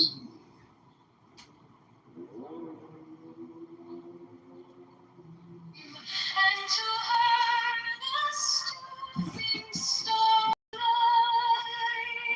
but we are not so chosen. 18 burn upon their brows, O splendorous serpent. 19, oh azure lidded woman, bend upon them. 20 of the rituals is in the secret word which I have given unto him.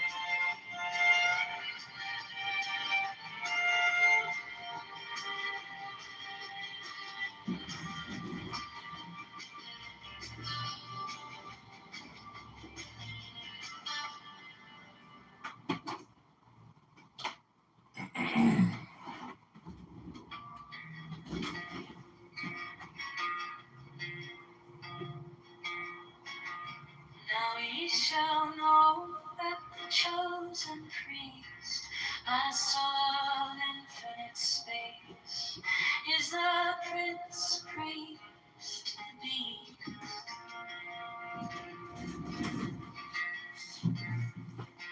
And in his woman, called the Scarlet Woman, is all power given.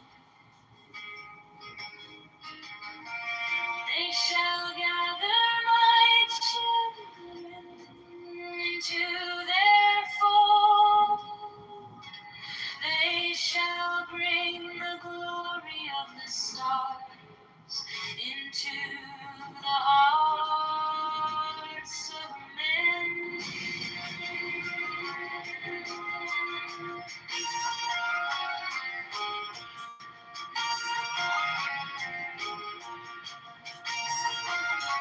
16. For he is ever a sun, and she a moon.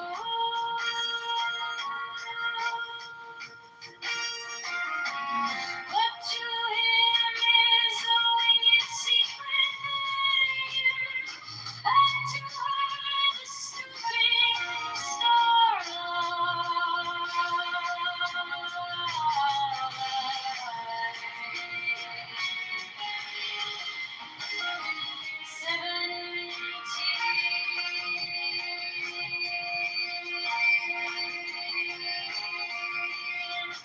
But ye are not so chosen.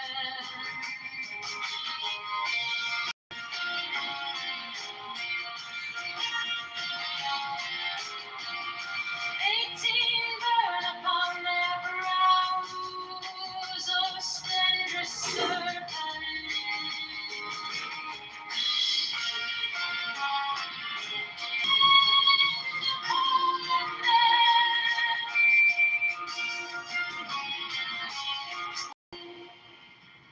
The key of the rituals is in the secret word which I have given unto them.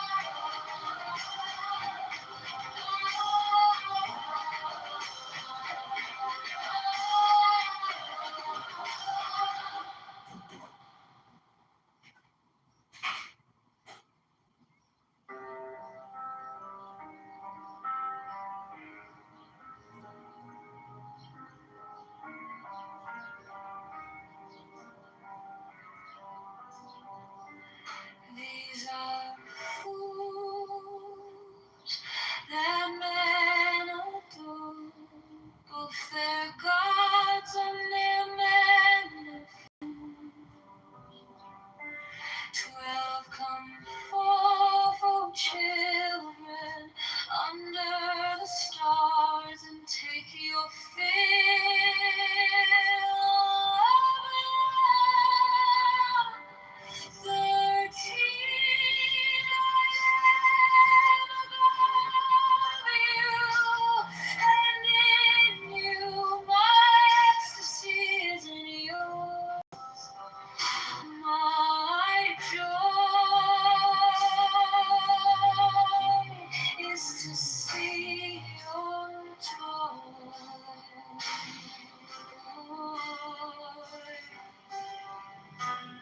14 above, the gemmed azure is the naked splendor of the wind.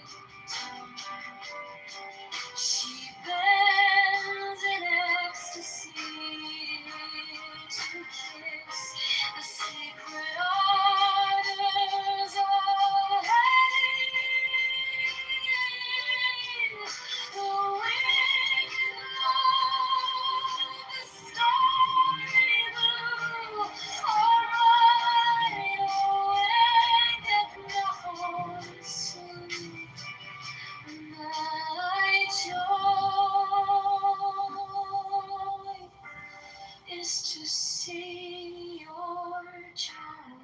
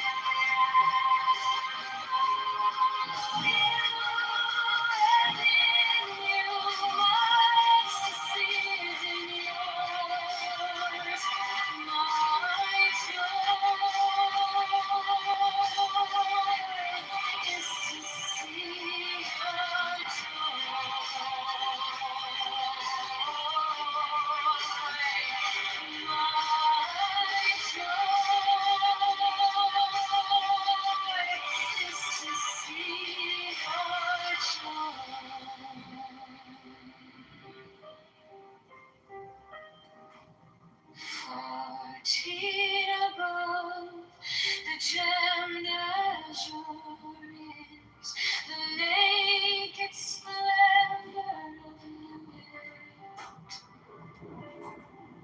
She bends in ecstasy to kiss the secret ardors of Hades.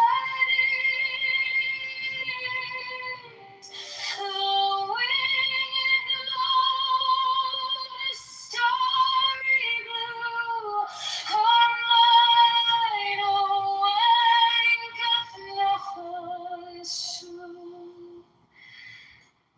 My joy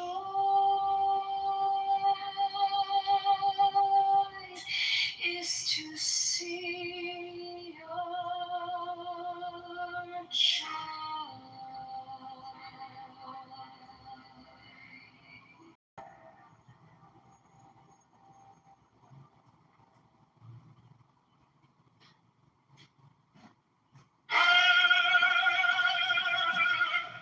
The manifestation of fury, the unfurling of the company of heaven. Every man and every woman is a star. For every number is infinite, there is no difference. Help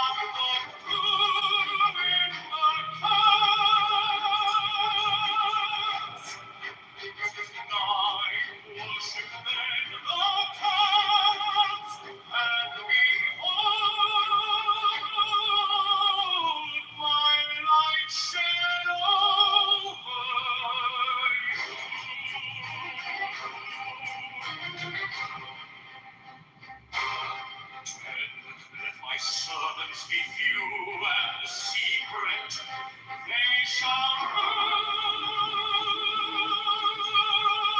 the many and the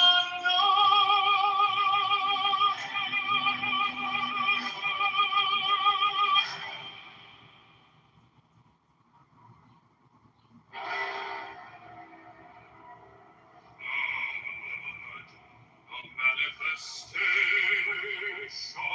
of no creed to the unveiling of the company of heaven. Every man and every woman is a star.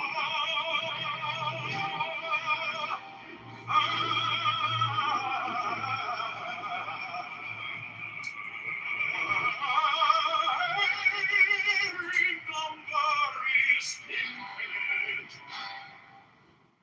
There is no difference.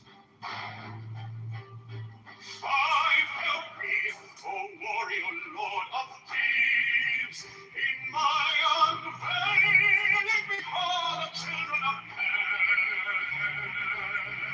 In our midst, my secret center, my heart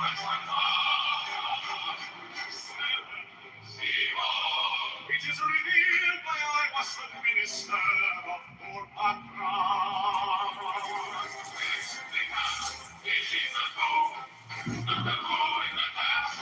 Night worship and the camps, and hold my light shed over you.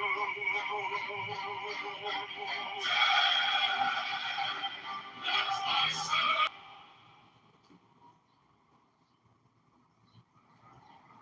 Mine is the head of the man, and my insight is keen as the hawk's. By my head I invoke.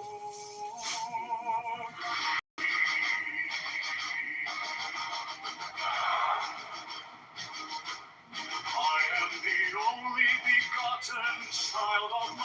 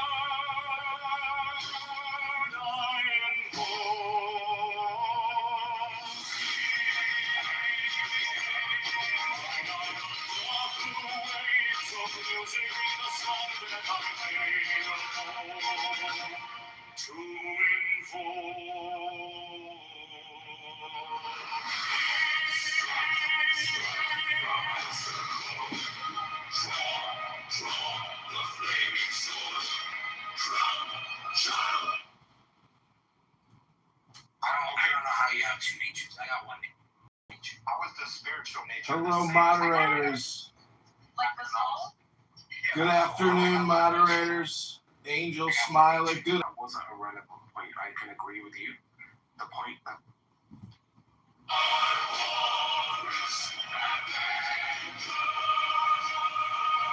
By the song I invoke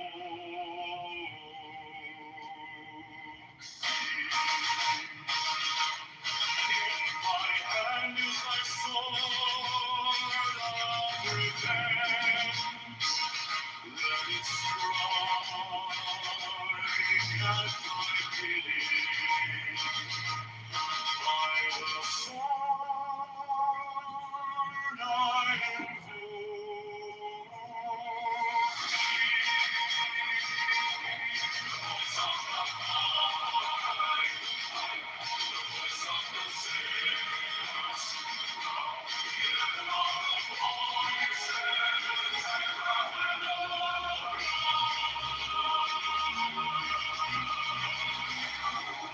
extend the argument is what I'm saying. Hello, moderators. Nature is about what makes you you. So the human nature is like what makes a human. A soul of nature is what makes a soul, and you can't conflate those things. No. Hello, moderators. Moderators, I'd like to be put in the queue. This is John. Thank you. Yeah, I think it's popcorn, John. So if you want to. Okay, well, I just want to interrupt If then. you want to just interrupt the conversation and just butt into the conversation, sure, John. We've been waiting for you. I want to say hi to Caleb down there. We're going to Shalom. No, I'm just saying, thank you so much for waiting to the peak of the conversation to butt in, so we have to start all over. Thank you so much, John. You're welcome. Well, I want to say I just screenshotted all of that information about the Hegelian speculative philosophy. Very interesting stuff.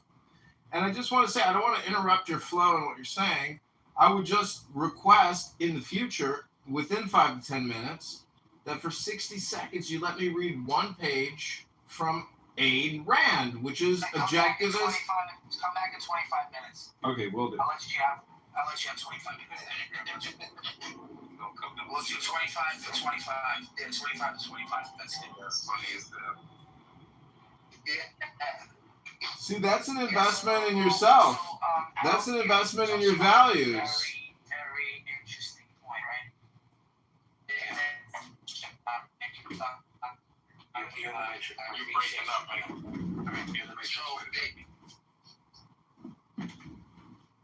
So he's gonna leave and come back. Yeah, I think he said, on a train, I think. I agree with you, Sminer, so but that wasn't really the conversation. I think it was a part of the conversation because when you're giving particular critiques. I'm gonna leave it a little bit. I just got to this point, and I just wanted to read this. I just wanted to show him where to read on the thing, and then you guys can continue this conversation. I don't really mind. So if you click on the top, right? Yeah. And then you're in the Wikipedia.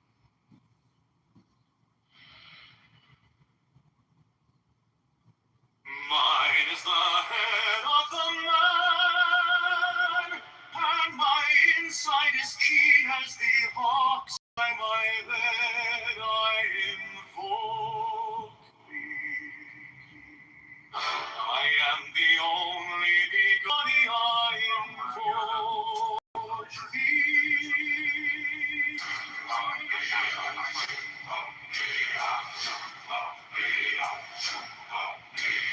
About me shine the time.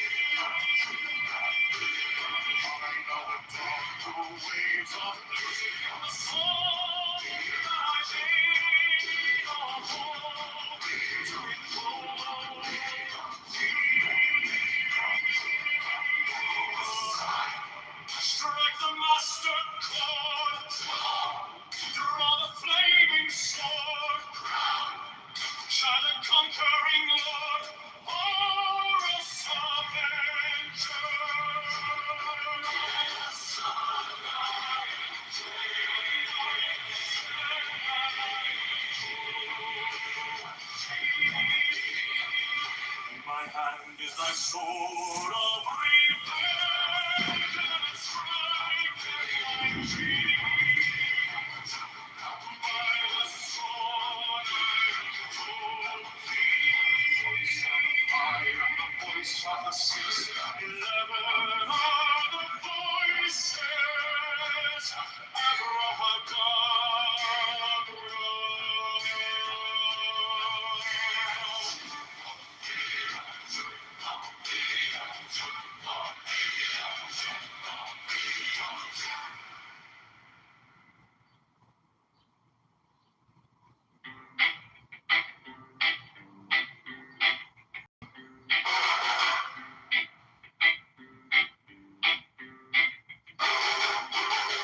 Mine is the head of the man. Jacob, can you hear me? Jacob. Maybe we'll come back. Regular for that little moment.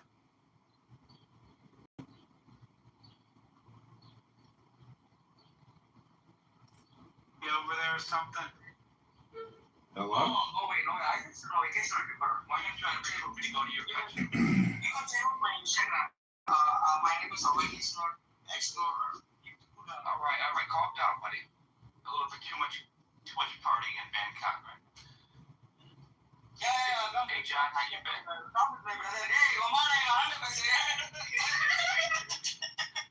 this guy's crazy. Hey,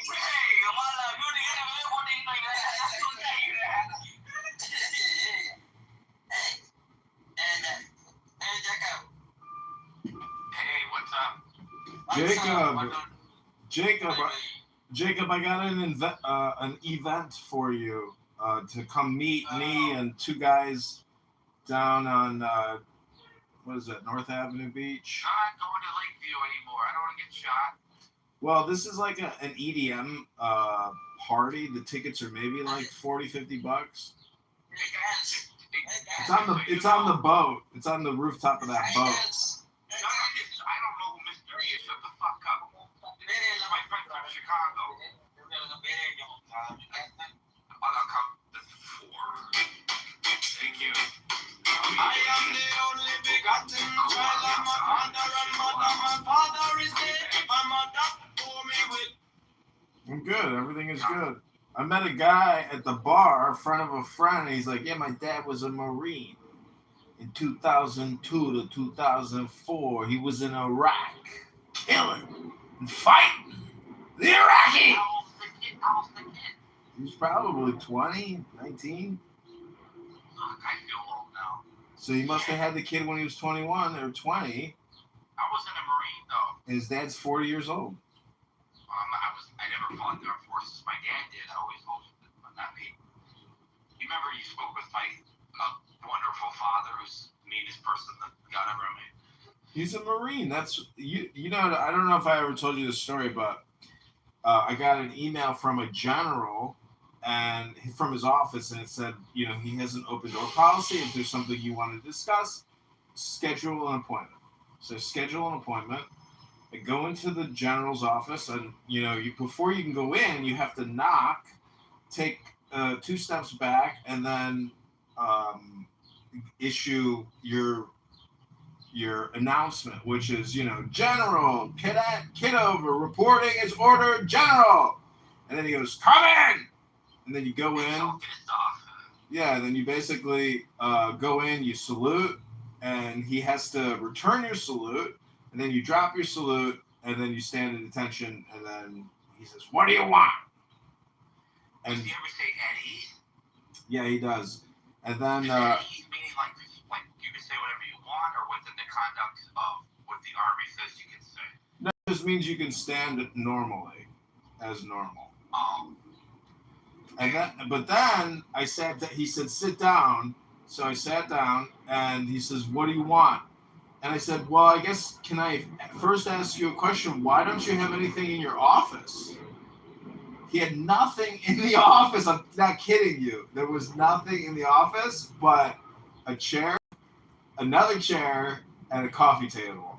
And he got in my face, and he yelled at me, and he said, 'Cause I'm a fucking Marine! I was like, holy shit! Holy shit! Were you overseas?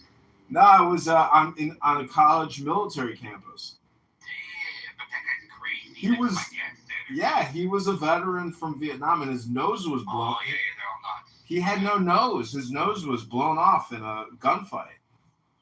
He said those guys are more combat than any other, whatever. And these guys will get bored in there. We get people from Turkey, we get people from all over the world. Everybody thinks I'm Jewish, so I'm getting a lot of Muslims that like blow me up every so often. Yeah, because they want to know what it's like talking to a Jew. I'm not Jew, you know that? It doesn't matter. You can just play the part. They're just here for a dopamine experience. It's true.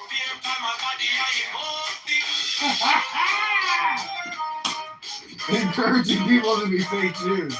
'Cause, hey, why not? Let's see what happens.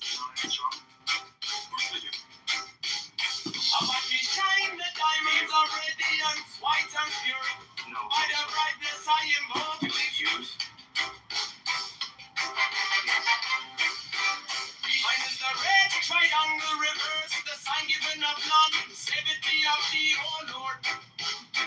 By the Lamb and I am holy.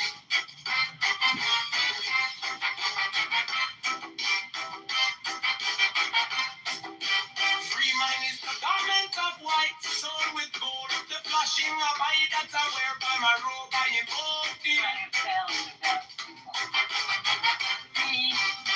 Mine is the sign of a prophets and rifles. By the sign I am holy.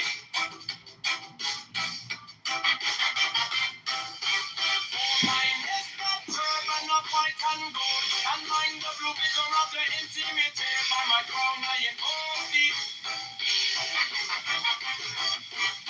My fingers travel on the beats of her, so run I after thee in thy car of glory. By my fingers I am holy.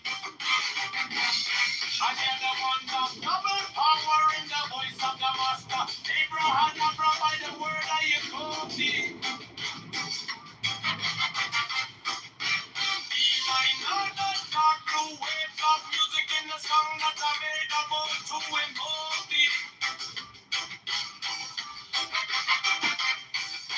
Strike a master chord.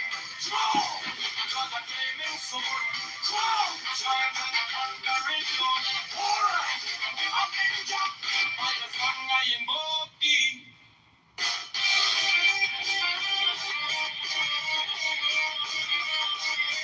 I'm a man!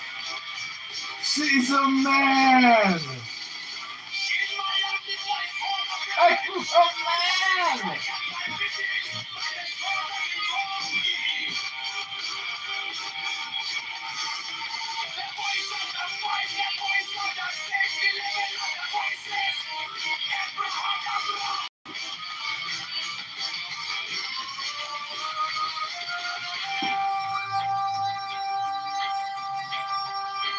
In Arizona, but I don't think that's gonna, because I don't think that Trump has as much sway here as he does in a lot of other places. But I will tell you what does.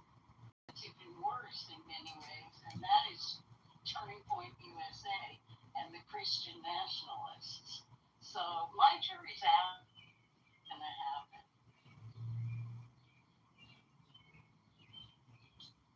If your friend got stuck with that ticket, if it's a non-refundable, I'll be happy to take it off her hands. You know, like at 50% face value. I'll tell her you said so. I mean, I can do that for a friend of yours. I can go to Tahiti for a friend of yours.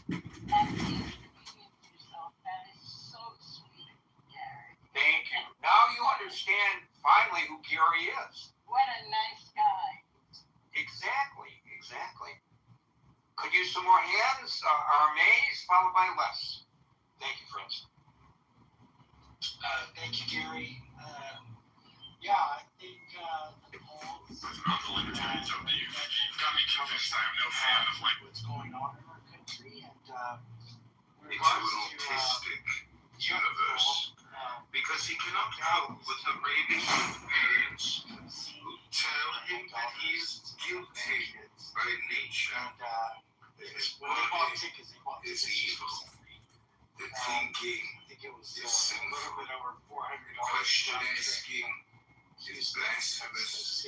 The doubting is I didn't see it yet, but I'm sure like many Other views. Be Christian, go out and be forgiving.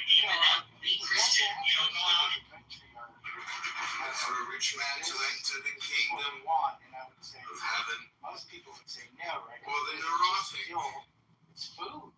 who in hopeless despair gives up the attempt to solve his problems It's just suffering. into an autistic universe. By nature, as his body is evil. Are you suffering? The thinking Not is at all. sinful. The question asking is blasphemous. The doubting is depravity. And that he must obey the orders of a supernatural ghost. Here in the city, which happens to be the most expensive, Mind is the sacrifice. equivalent of like $1. If it is a virtue One thing to that I've noticed approximate is the a lot mental of state of electric cars here. Food is cheap. I mean, there's all kinds of street food. If you're in US dollars, but what about if you're on a Mexican peso? Like I'm talking about like the average person, average officer. Everyone complains about not making enough money. There's something to us. But I'll give you a perfect example. Here, a family, buy a house, cars, kids. This is Elon Musk on a Saturday night, playing video games with a bunch of autistic artworks. An X Spaces where he goes live underneath the name Adrian Dittman. They're sort of traditional. Other views. And Be Christian. of course, as you probably know, there's a huge Of heaven, the mystics declare that all they demand of man is that he sacrifice his happiness. All they demand. Thank you, Armand. It's interesting. Your gasoline, I want to know where that is. We're It's taking this by just bringing it up right away so we can avoid the obvious redundancy and get past that. And so, and then, something else, man. So, Bringing it up right away so we can avoid the obvious redundancy. cap regulation below 24 pesos. So, 24 pesos per liter is $5.07 a gallon. I don't know what parallel universe you're living in, Universe. but what I'm reading, This is that's what Sean Paul is evil. got them to cap the gasoline prices at 24 pesos per liter. Is my conversion correct? If it is a virtue, approximate the mental state of a schizophrenic. Regal is a good example of a man who unfortunately repeats himself over and over and over. Because Bro, you gotta fucking stop. You gotta stop. Cost of food here at Pemex today. Be Christian, Okay, folks, I'm doing what I tell everybody not to do on the For a Monday rich night. man to enter the kingdom of heaven, Well, or the neurotic apparently true. into an autistic The average cost of universe. gasoline sits between 23 and 28.19 pesos per liter, One other book approximately said, $1.35 to there is $1.65 USD, basically for homosexuals in the church. depending on Um, highly on the region and the it's fuel not grade. forgivable, or whatever the fuck he said. This is according to Mexico Now. I don't know the site. It's some kind of a news site. You know what that is? Mexico Now? It's a news site. Mexico Now News. I'm not familiar. I usually use big telemundo or. Yeah, but this is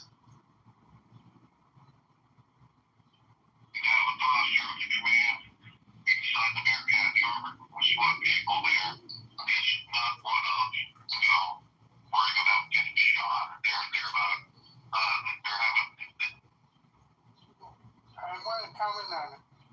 We have ministers in our government. They are represented in the army. They have a lot to lose.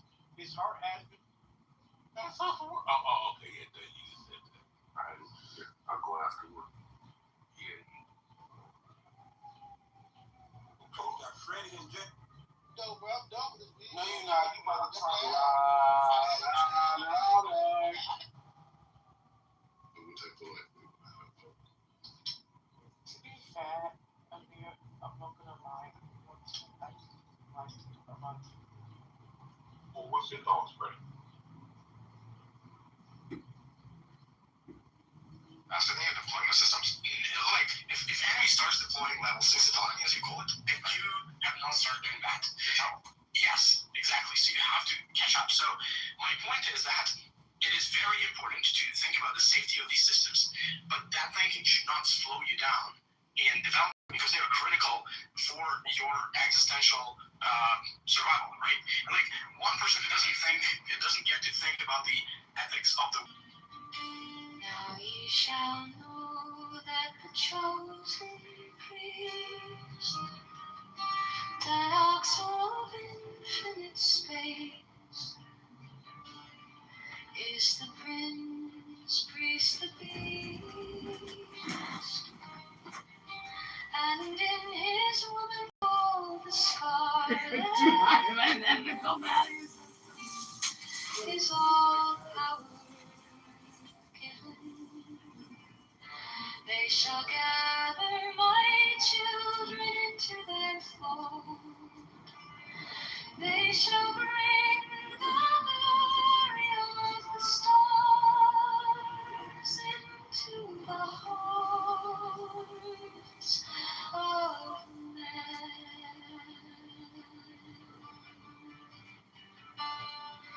16, for he is ever a sun and she a moon.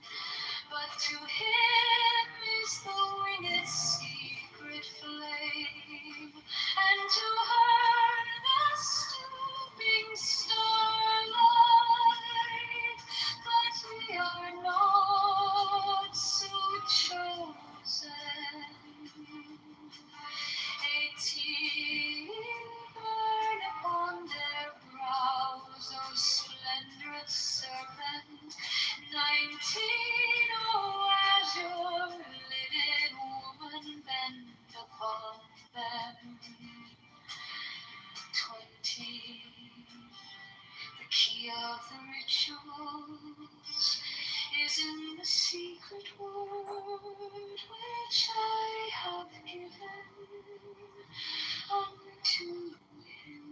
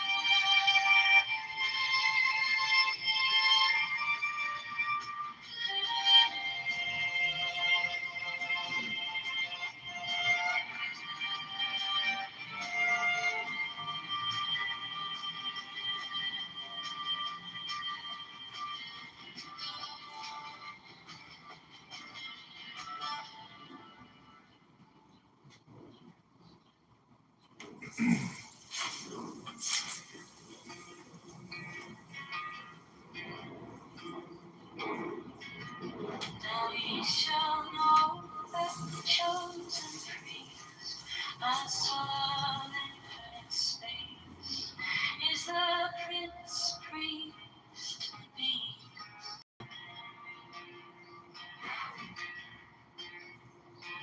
And in his woman called, they shall bring the glory of the star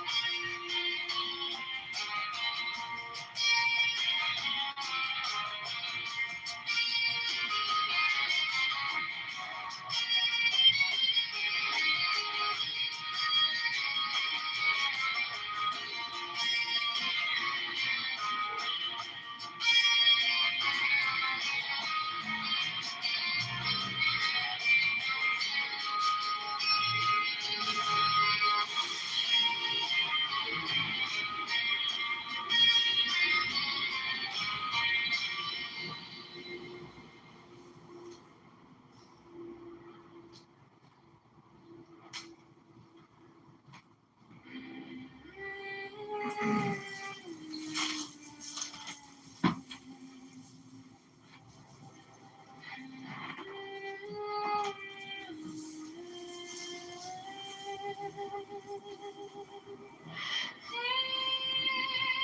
are fools that men adore, both their gods and their men are fools.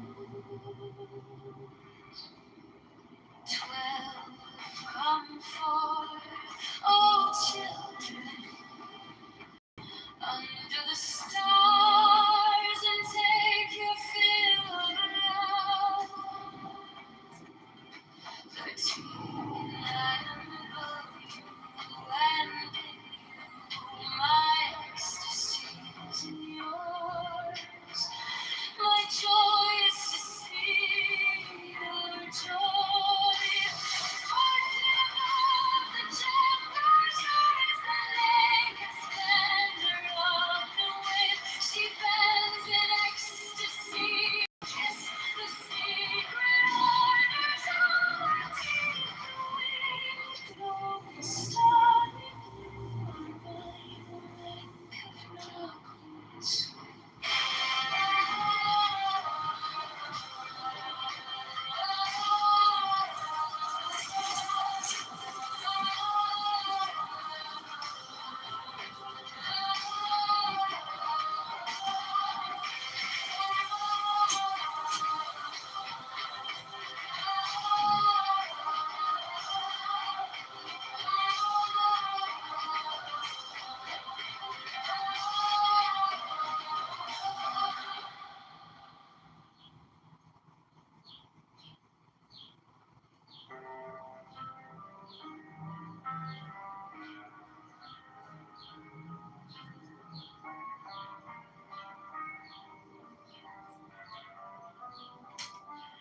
These are fools that men adore, both their gods and their men are fools. 12 come forth, O children, under the stars, and take your fill of love. 13 above you, and in you my ecstasy is in yours. My joy is to see your joy.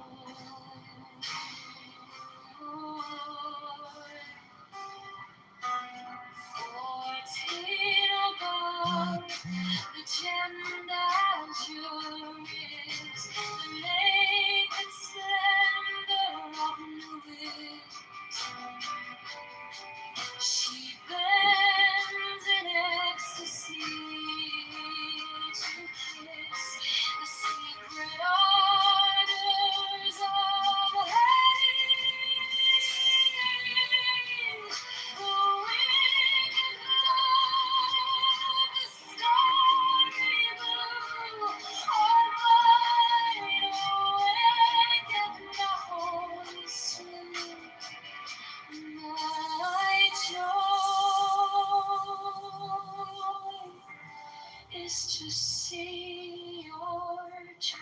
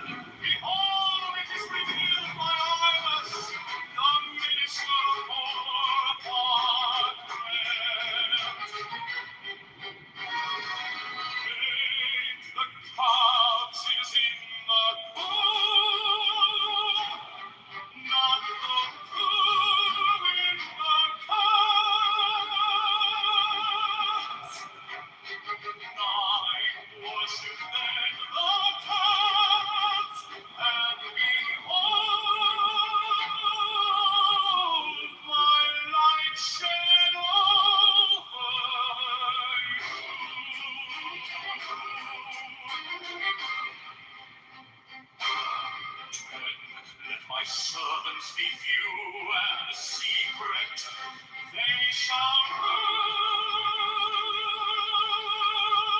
the many and the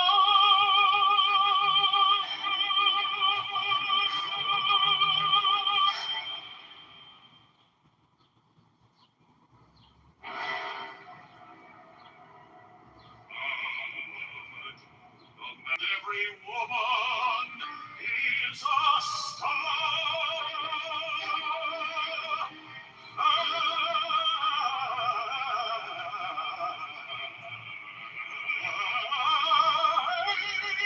Every number is infinite. There is no difference.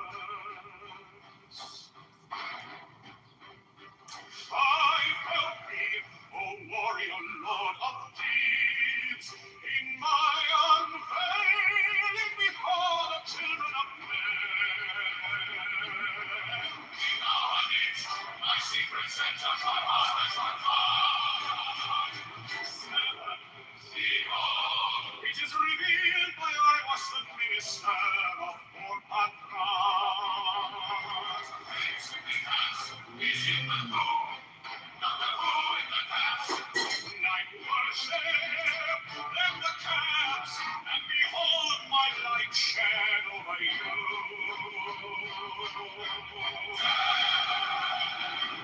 As my servants, be few and secret, they shall the many help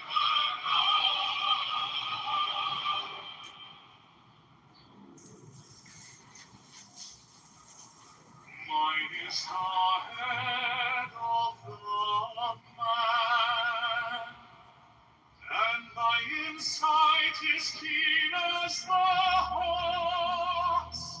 By my hand,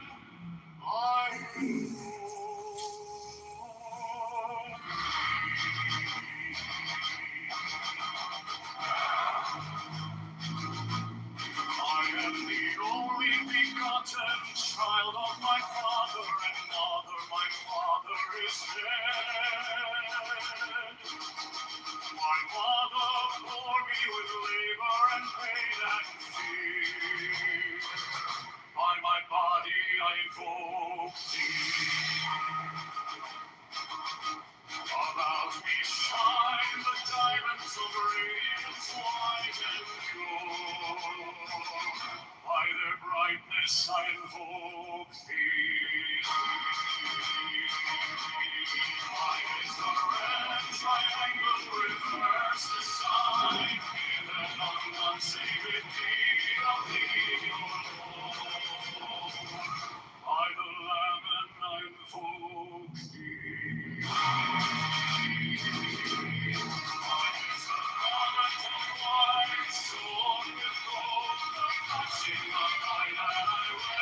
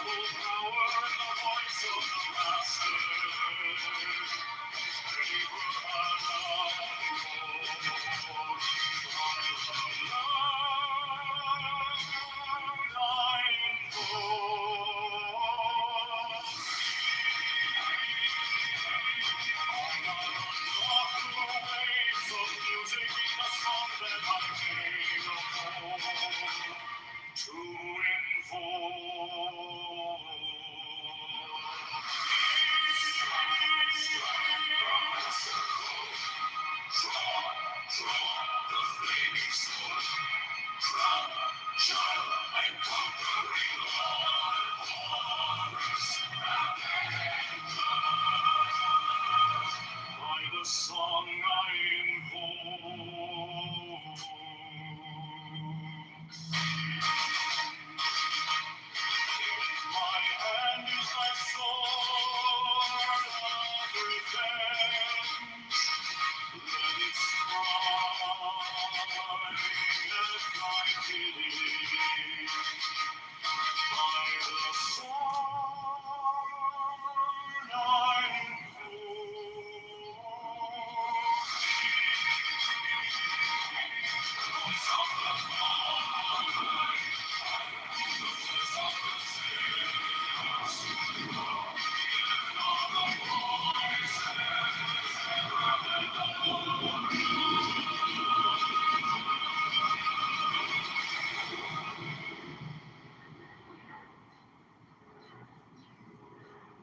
Mine is the head of the man, and my inside is keen as the ox. By my bed I invoke thee.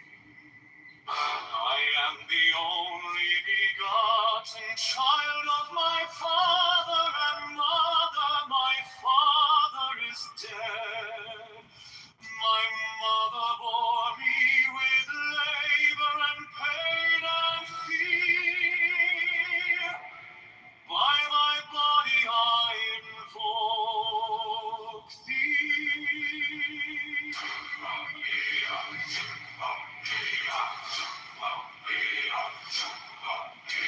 The clouds beshine the diamonds of radiance, white and pure. By their brightness I invoke thee. Mine is the red triangle, reverse the sign, given of none, save thee, of thee, O Lord. By the Lamed I invoke thee. Mine is the garment of white, sewn with gold, the flashing of flame as I wear by my robe I invoke thee. Mine is the sign of a prophet and Typhoon. By the sign I invoke thee. Mine is the turban of white and gold, and mine the blue fear of the entire. By my crown I invoke thee. My fingers tremble on the beat of earth, so run I after thee in thy car of glory. By my fingers I invoke thee. I bear the wand of double power in the voice of the Master.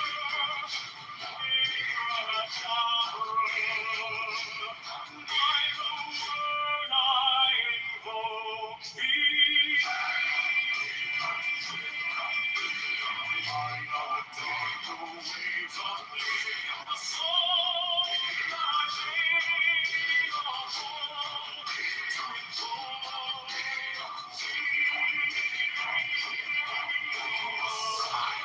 Strike the master chord, draw the flaming sword, shout the conquering Lord, Horus Avenger.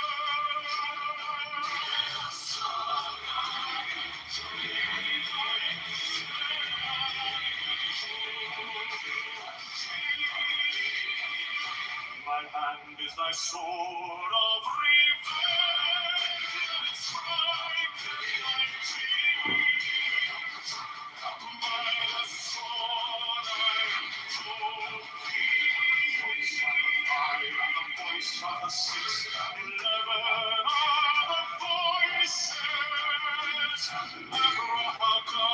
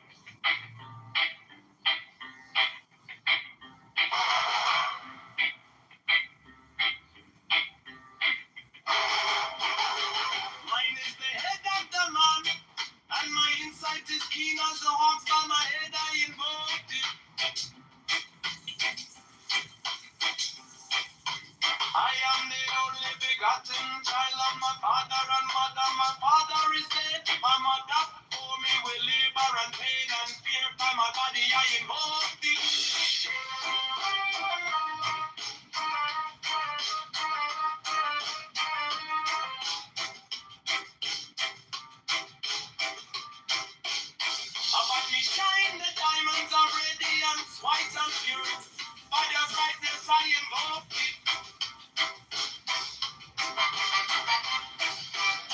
Mine is the red triangle reverse, the sign given of none. Save it be of thee, O Lord.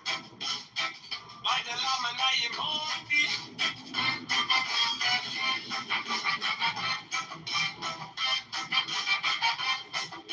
Free mine is the garment of white, sewn with gold. The flashing of eye that I wear by my robe, I invoke thee.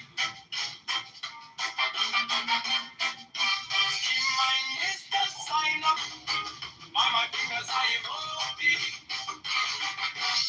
Again the wonder of double power in the voice of the master. Abraham, by the word I invoke thee.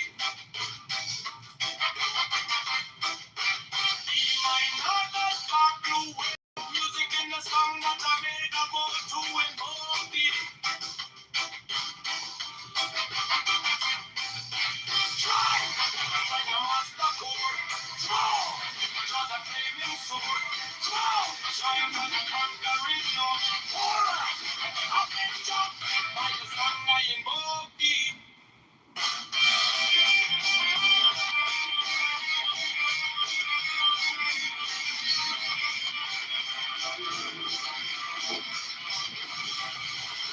In my active life, for the revenge, let it strike at my vision. By the song I invoke thee. The voice of the fight, the voice of the saints, the living of the voices. Every heart of blood.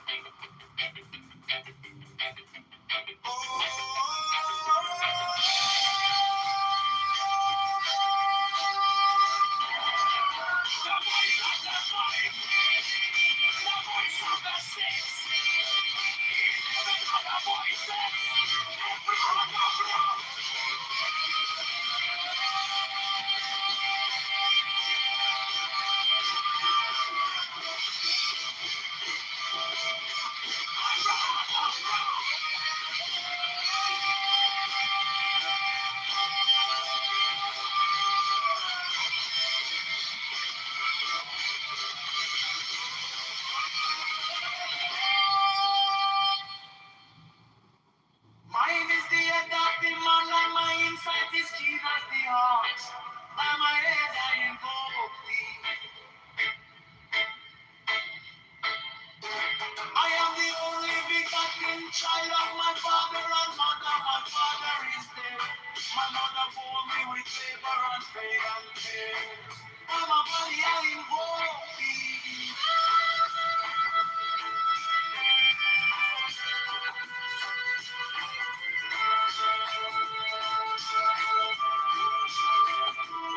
Around me shine the diamonds of radiance, white and pure. By the brightness I invoke thee. Mine is the red triangle reverse, the sign given of none. Save it be, O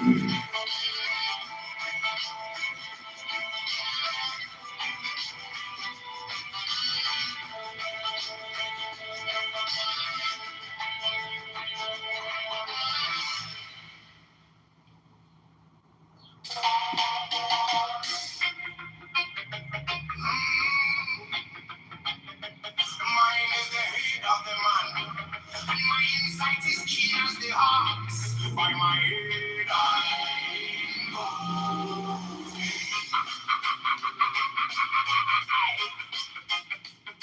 I am the only begotten child of my father and mother. My father is dead. My mother bore me with labor and pain and fear by my body. I know about me. Shine the diamonds of radiance, white and pure by the brightness. I know mine is the red triangle reverse this time. Giving of none, say the key of thee. Oh Lord, by the layman. I know mine is the garment of white soul.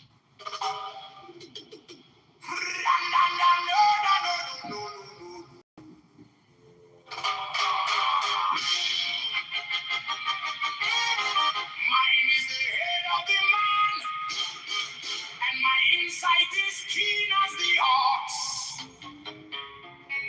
By my head, I invoke thee.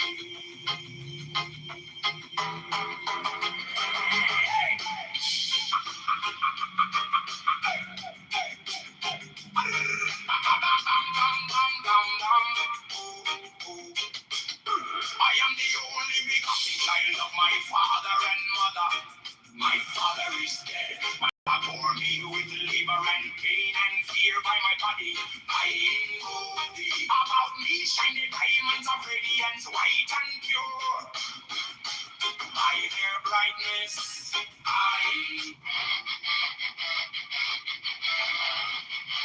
mine is the head of the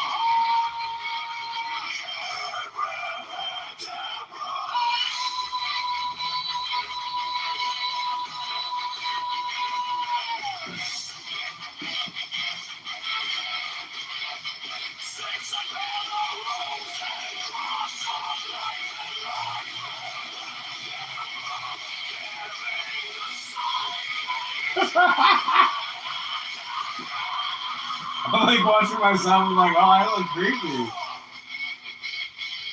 remaining in the sign. The invocation concludes. Therefore I say unto thee, come thou forth and dwell in me, so that every spirit, whether of the firmament, or of the ether, or of the earth, or under the earth, or dry land, or in the ether, or flowing air, or of rushing fire.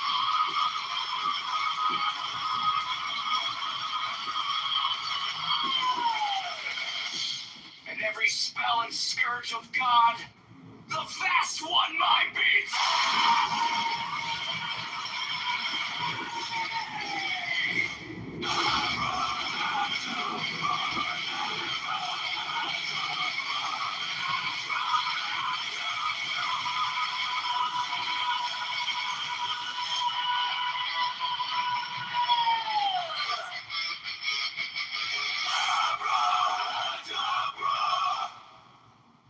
Mine is the head of the hawk, Abraham!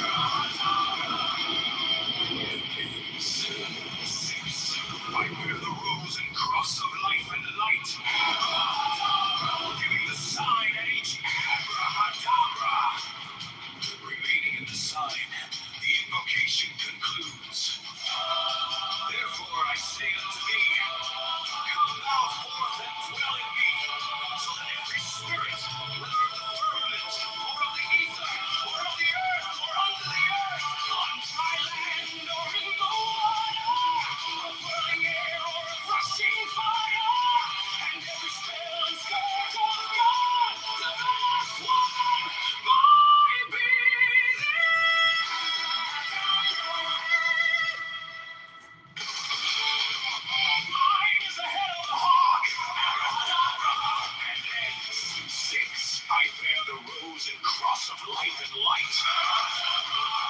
Giving the sign as each Abrahadabra, remaining in the sign, the invocation concludes.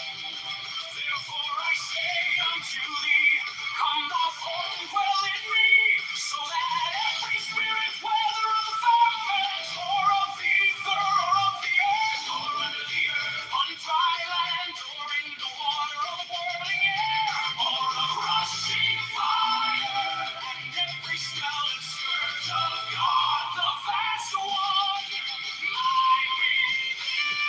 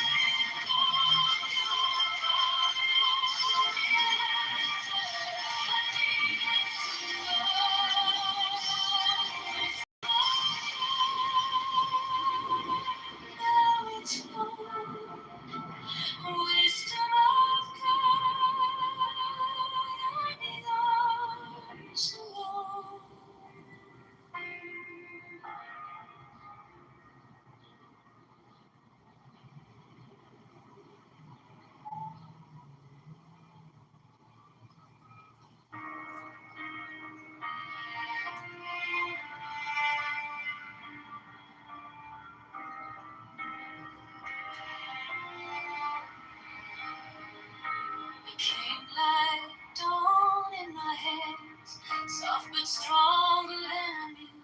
The fear turned gold in your eyes, and my old night broke in two. I was lost in the noise. Now I'm learning how to stay close to your quiet light.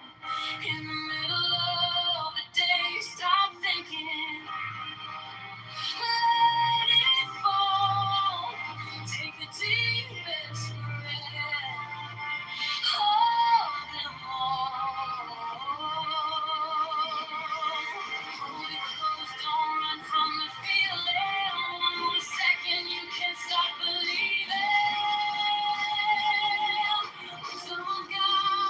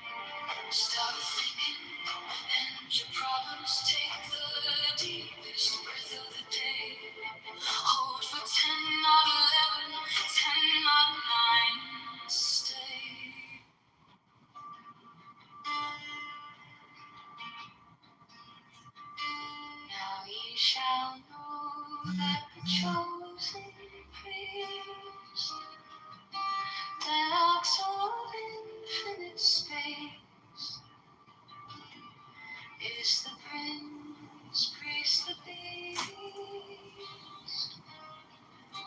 and in his woman called the Scarlet Woman is all power given. They shall gather my children into their fold. They shall bring the glory of the stars into the hearts of men.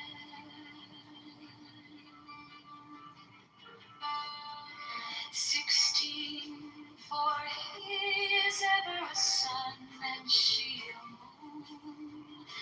But to him is the winged secret flame, and to her the stooping starlight. But we are not so chosen. 18 burn upon their brows, O splendorous serpent. 19, oh azure lidded woman, bend upon them. 20, given unto him.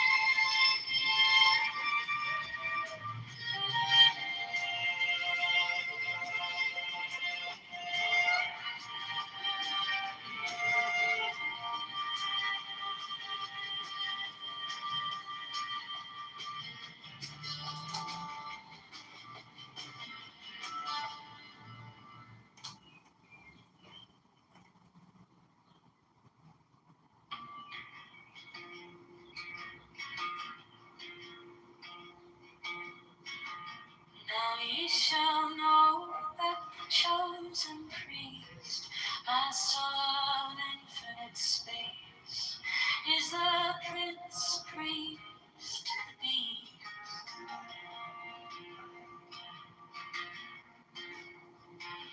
And in his woman, called the Scarlet Woman, is all power given.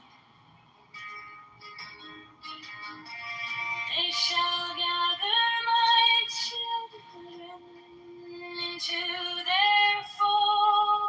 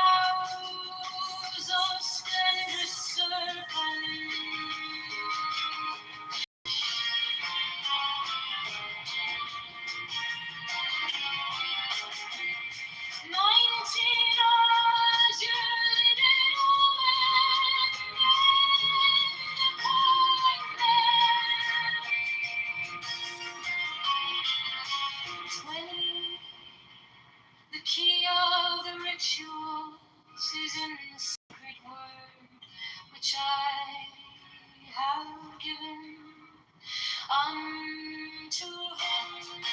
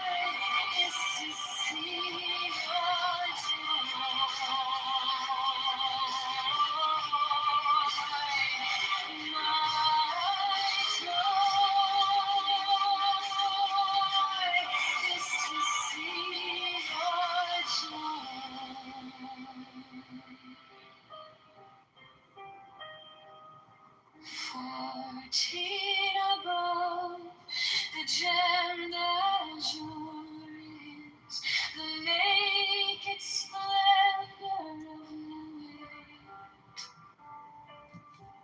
She bends in ecstasy to kiss the secret ardors of her knees. The winged glow is starry blue. Her night wanketh nachon zu. My joy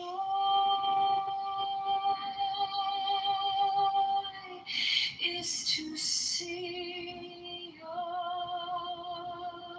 joy.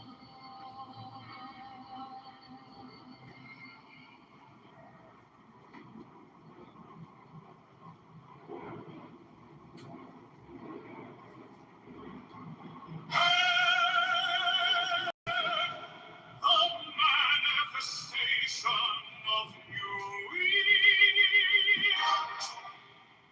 the unfurling of the company of heaven.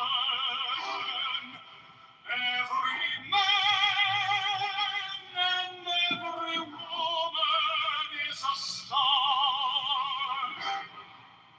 For every number is in fact, there is no difference.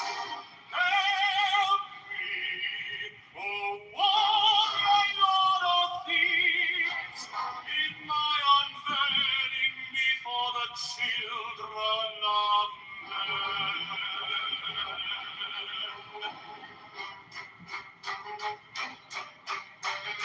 6 feet deep, my secret center, my heart and my tongue. 7, behold, it is revealed by Iris, the minister of war upon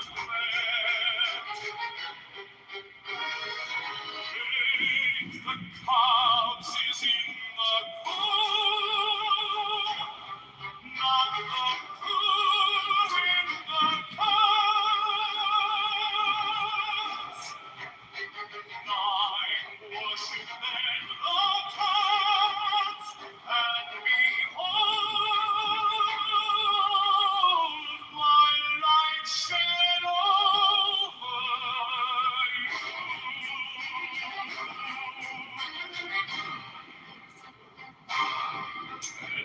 Let my servants be few and secret. They shall rule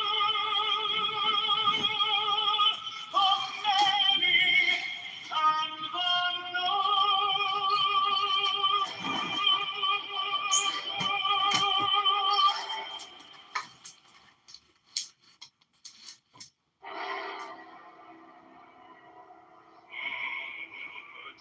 the manifestation of new breed, to the unveiling of the company of heaven. Every man and every woman is a star.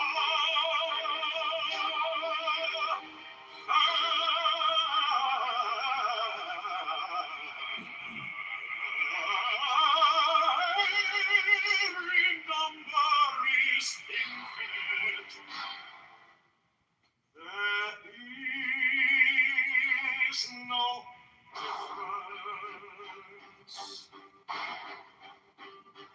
5, help me, O warrior lord of deeds, in my unveiling before the children of men. Kitover is my secret center, my heart and my thought. 7, behold, it is revealed by I was the minister of Morpakrat. Is in the pool, not the pool in the cast. 9, worship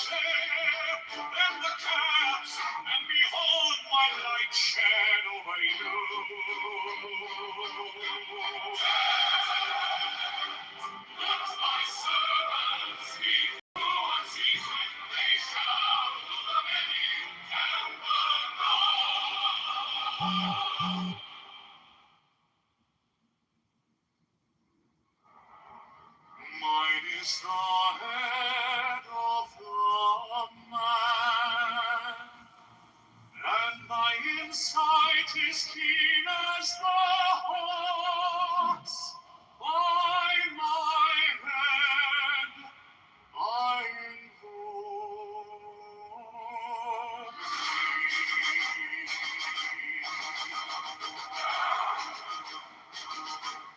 I am the only begotten child of my father and mother. My father is dead.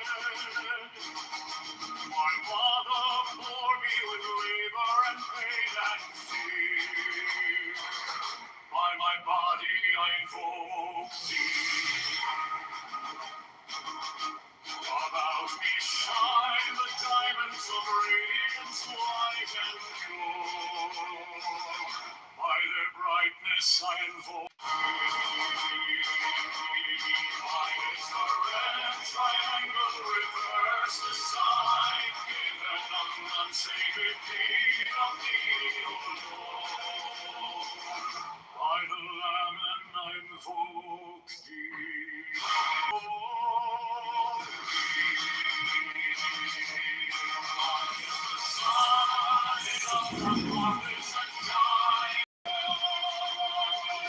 By the sign I invoke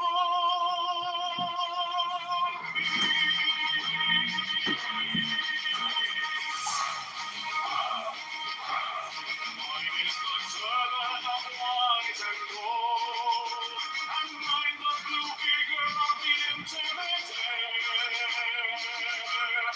On my crown I invoke thee. My fingers travel on the beats of pearl, so now I after thee in my car of glory. By my fingers I invoke thee. Under the wand of double power and the voice of the Master,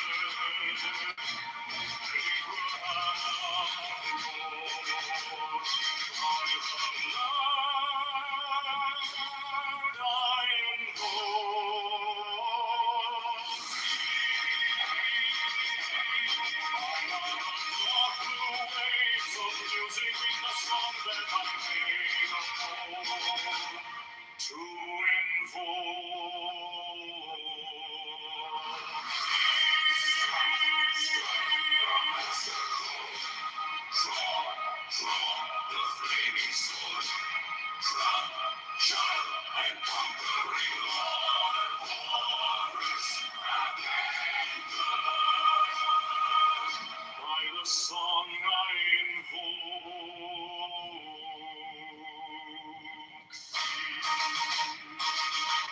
in my hand is thy sword of revenge.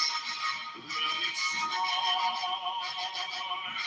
at thy bidding.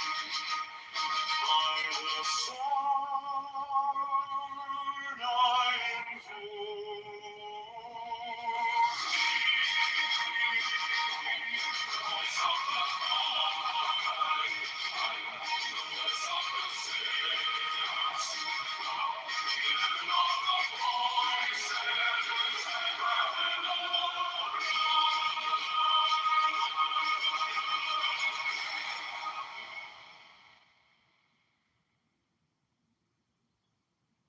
Mine is the head of the man, and my insight is keen as the hawk's. By my bed I invoke thee. I am the only begotten child of my father and mother. My father is dead.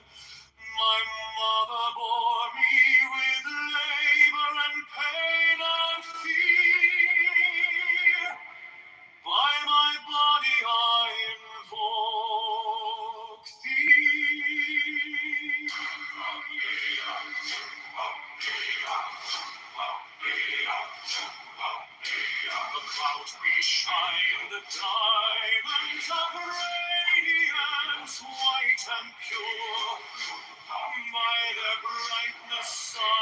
invoke thee. Mine is the red triangle, reverse the sign, given on none, save it thee, O Lord. Mine the Lamb and I invoke thee. Mine is the garment of white, sewn with gold, the flashing of flame that I wear by my robe, I invoke thee. Mine is the sign of a prophet, and I fear. Mine a sign I invoke thee. Mine is the turban of white and gold, and mine the blue fear of the intermediate. By my crown I invoke thee. My fingers tremble on the beat of fire, so run I after thee in thy car of glory. By my fingers I invoke thee. I bear the wand of double power in the voice of the Master.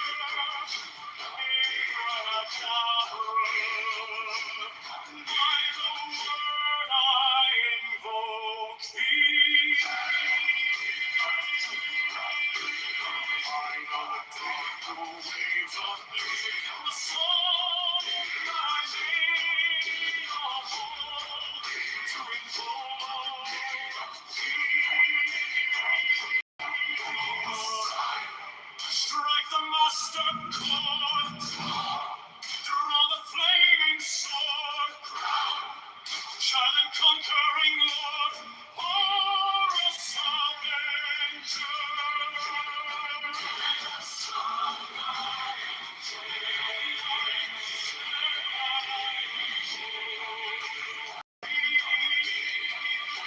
My hand is thy sword of revenge, and its strike thy cheek. By the sword I invoke thee. I am the voice of the 611 are the voices. Abrahadabra.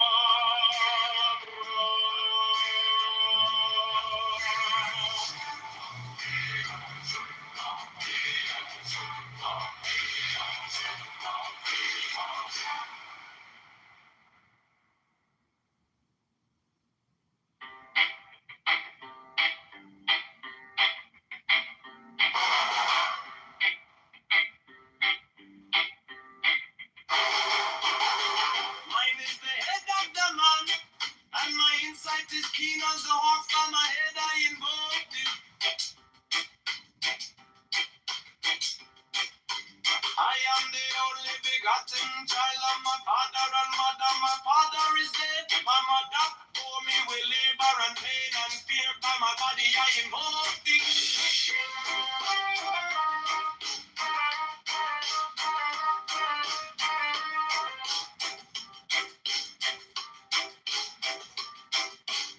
Upon me shine the diamonds of radiance, white and pure.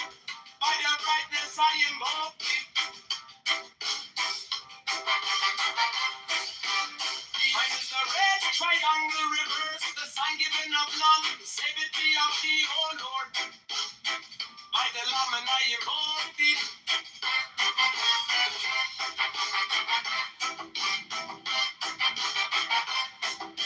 Free mine is the garment of white, sewn with gold. The flashing of eye that I wear by my robe I invoke thee.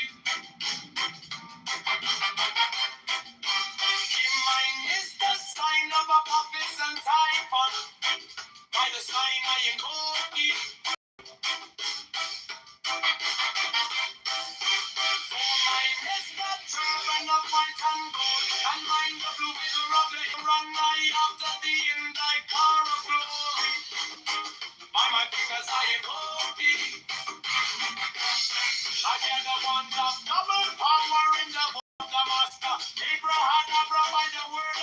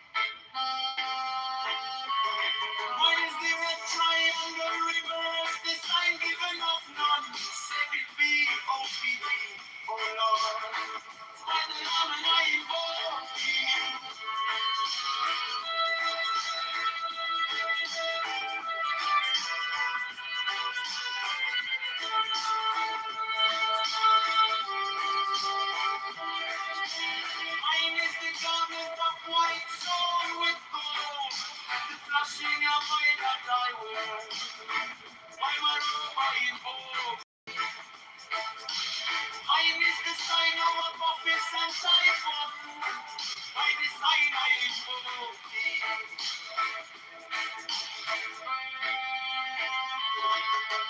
Mine is the tower of white and gold. And mine the blue vicar at the ultimate here. By my crown I invoke thee. My fingers travel on the beats of pearl. So run I after thee in thy car of glory. By my fingers invoke thee. For that the wonders of the power in the voice of the master. Abraham, by the word I invoke thee. Hail thine all the dark blue waves of music in the sound that I made up to invoke thee.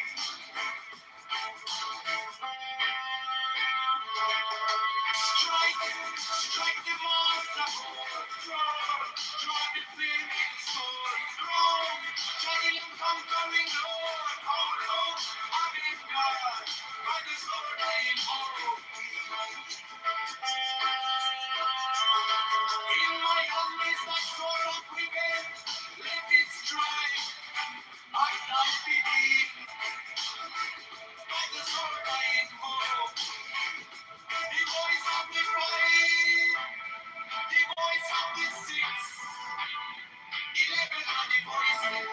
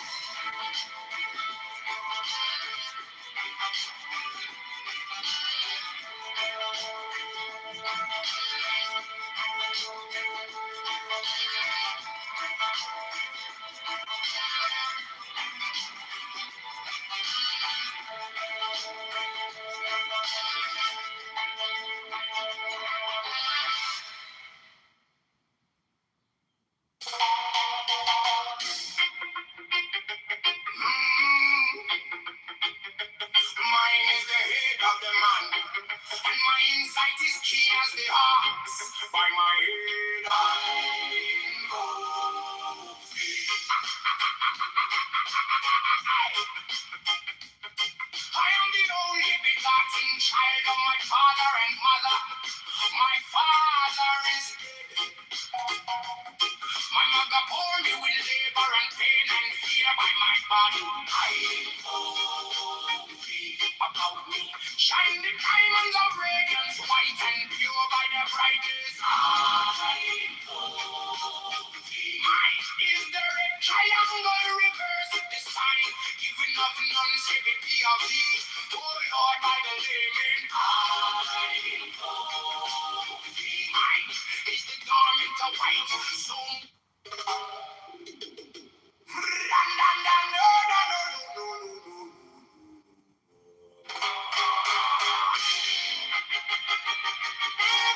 mine is the head of the man, and my insight is keen as the ox. By my head, I invoke thee.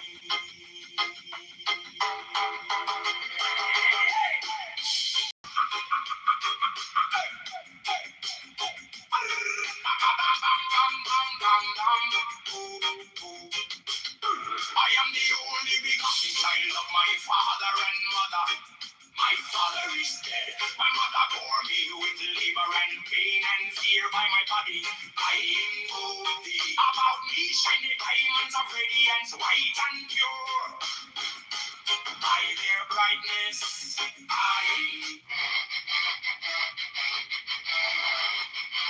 mine is the head of the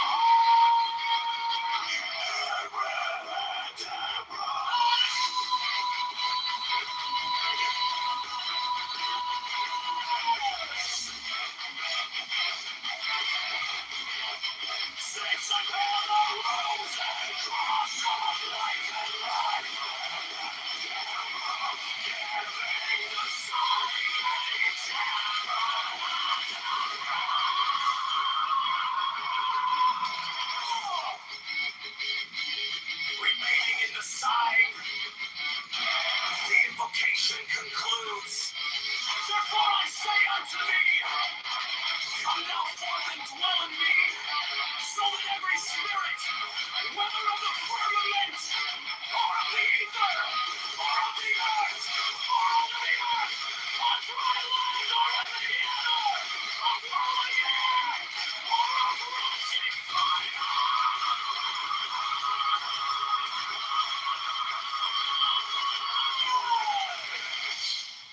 every spell and scourge of God, the vast one might be.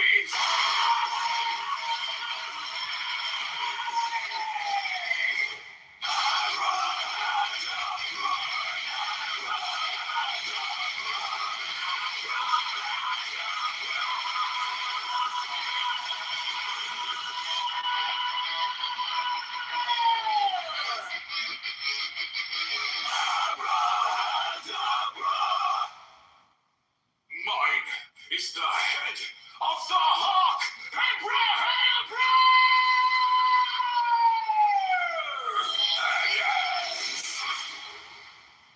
I bear the rose and cross of life and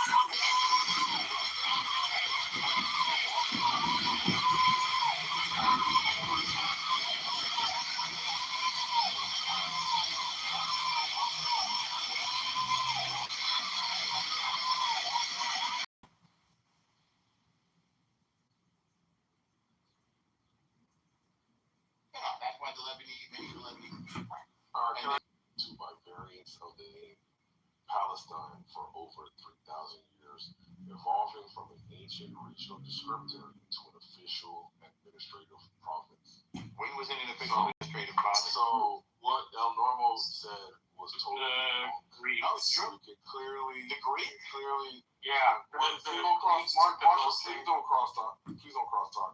I just want to get my point uninterrupted. And El Normo's not going to respect the order in the room. You have to think about it, don't you, though? You're not a little bit. I hope you don't get this.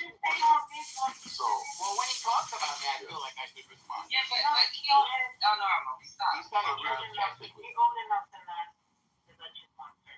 What's that? yeah, so it all started ancient Egyptian records. They had the beginning, I guess, reference to the area. It was called Palestina, and then it went into the Philistines, and then we have during the 5th century BCE, you have first written record of the name used to describe the entire region, not just the coast, come from the 5th century Greek historian Herodotus. So and Napoleon. He labeled Cook his ass! Phoenicia and Egypt as Using distinct Celestial. district of Syria Greek to the called Palestine. Later philosophers, including Aristotle, adopt geographical term. Yeah. Early But there Roman was never a period. Palestinian. During the person. life of Jesus and the early Roman Empire, the official administrative name for the Judean mountains and surrounding area was the Roman province of Judea. However, contemporary Greek and Roman writers still used Palestine informally as a broad geographic designator for the wider region. Yeah. So this idea, what are you gonna say? Yeah, just one tiny thing. Yeah, so Napoleon used the term Palestine in the 1790s. Norm, how do you get around that?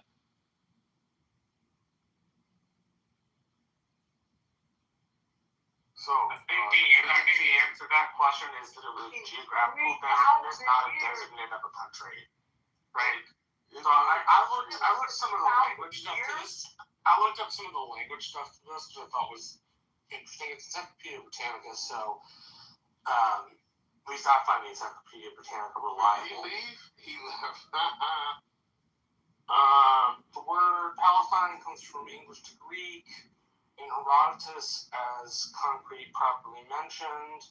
And the Hebrew Bible, well, the Egyptians and Assyrians, earlier sources in inscriptions refer to the people called some variant of Palaset or Palastu, respectively. But whom these terms refer to remains of the Hebrew Bible later used a similar term, Pelashet, to refer to the Philistines, a people in the Aegean.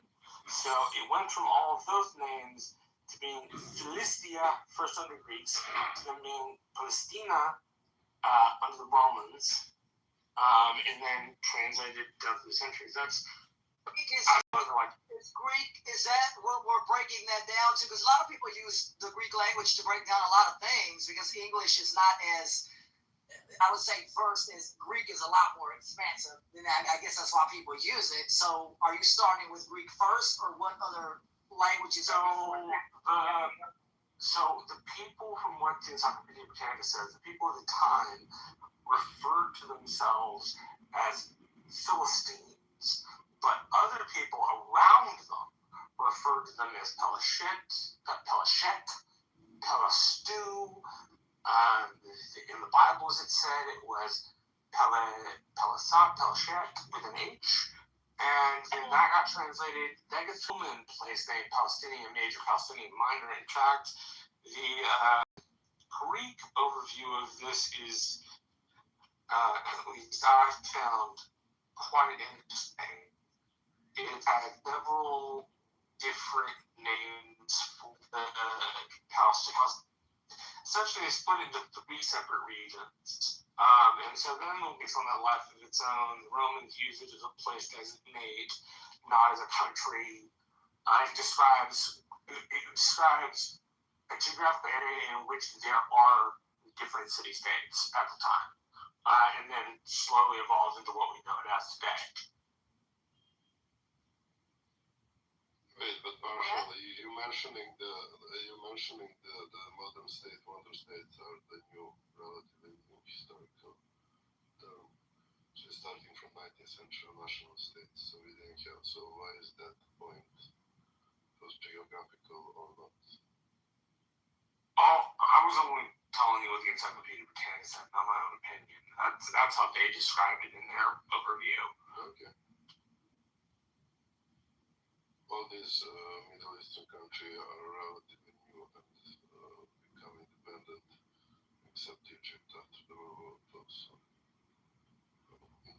What are you reading? What did you say that was? I'm going to have to check that out. What was that you were reading? Britannica, what was that? The Encyclopedia Britannica. I'll just send you the sources of the back channel so you can look at them. That's a reliable option, because some things I look up and I'm like, books, I'm gonna check that out. Some of the other things I try to, look up on the internet. Some things are redacted, or when you try to look up certain information, and I don't know why. It's like I feel like some things they try to hide. Don't hide. Tell us. Well, the part that I read, same source, said that before the Israelites conquest of Palestine, the Canaanites dominated the region, and the town of Hebron was an important center. And when the tribe of Israel invaded the country, the tribe of Judea claimed the entire region just south of the site of Jerusalem into Negev region, the area south of Beersheba. So where is that? Is that Israel today? Is the question. Oh, yeah. Yeah, that's that region of Israel. The Bible speaks of all the Yes. Syria, God, all that. Mount. In that area, if you keep reading, there's some stuff that talks about the Temple Mount for that reason, and that's why people fight over it today. It's not oil they're fighting over. I believe that people are fighting over that region for religious reasons and the land that is there.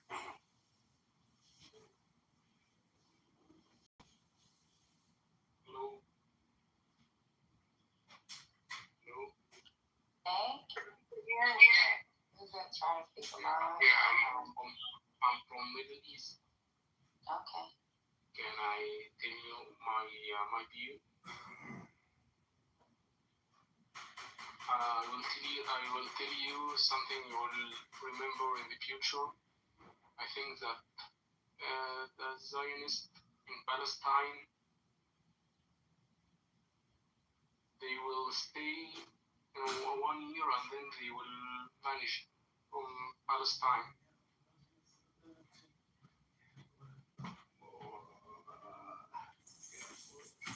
Vanish and what? I'm sorry? Vanish. And she will like disappear like magic? Yes, they will immigrate outside Palestine. They are coward because they are coward, and because there will be a war in Palestine, and Palestine will be free. I think after 1 year from now, I will remember my words in the future.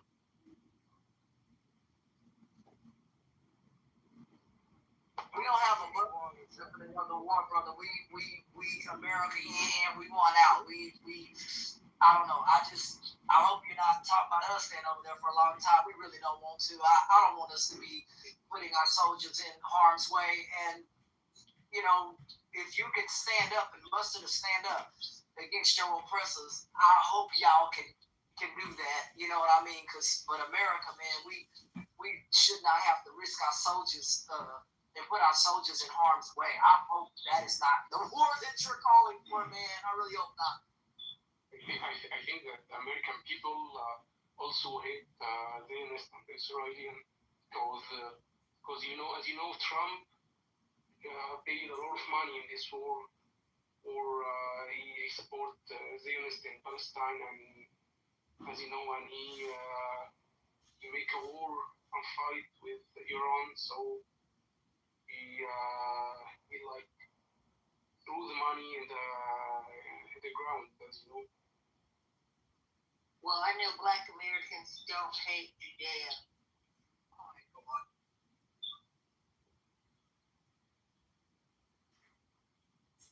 So I think that Palestine will be free. It will be, it will not be later, but will be as soon as possible. I think it will be, that scene will be soon. I think it will not be far. It will be near.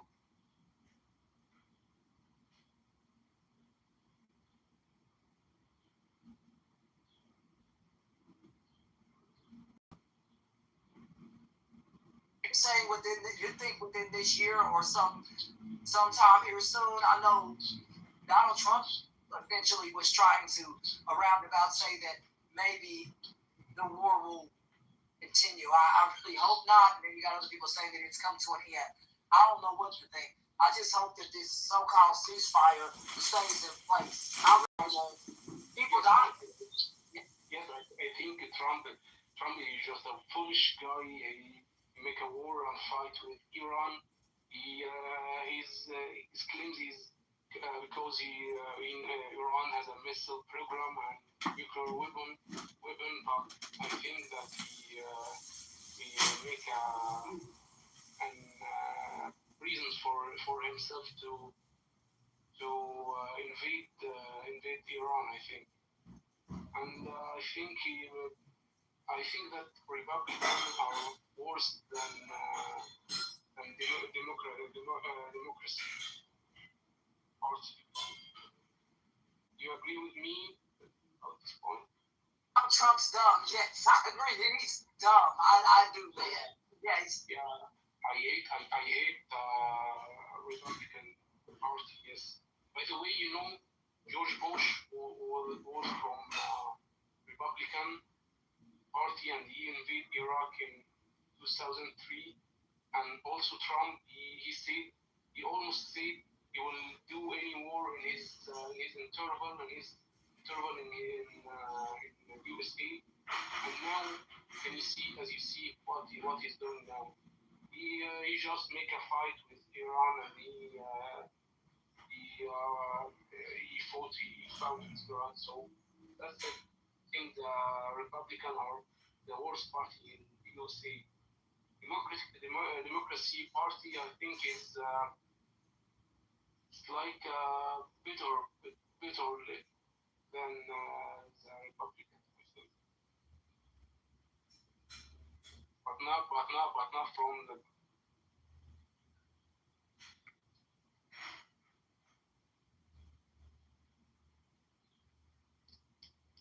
Donald Trump has caused all kinds of problems, and I'm sure you guys on this stage, y'all, I don't know how many people in here are Republican, but if you're a Republican person, you might want to call on Donald Trump to end whatever he's doing as well, especially if it's hurting your pockets, because prices, regardless of who you are, they're going to touch everybody. You know, if you're rich, maybe that doesn't matter, whatever the case may be, but a lot of other people who are not, it's affecting them, whether Democrat or Republican. That's what I mean, and that's a problem. So my biggest problem that I have, like whenever we have these rooms or we talk about what's going on in Iran, a lot of Western Iranians, or at least I believe that they're Westerners, they'll come in the room and they complain about Palestine, like how American people would twerk for them and they're not twerking for us. And it's like it's created some kind of rift between two countries that probably have nothing to do with each other. But a rift. And it's weird. Because we have our reasons for why people have put up videos about issues in Palestine. We got the WHO trying to freaking get food in there. These flotillas that have had doctors, supplies, food, trying to get shit into the country. We've seen the pictures where the country has been into rubble. I get it. What's going on in your country is fucked up, and I totally agree. Got a fucked up ass government. But why are you mad that Americans are upset about? Explain to me, what is the issue in Palestine? When we like support like having them be able to have access to food, nothing basic needs. I think that don't waste your money as you or American people, you're wasting your money. You agree with me? Wasting our money on what? I'm confused. Right.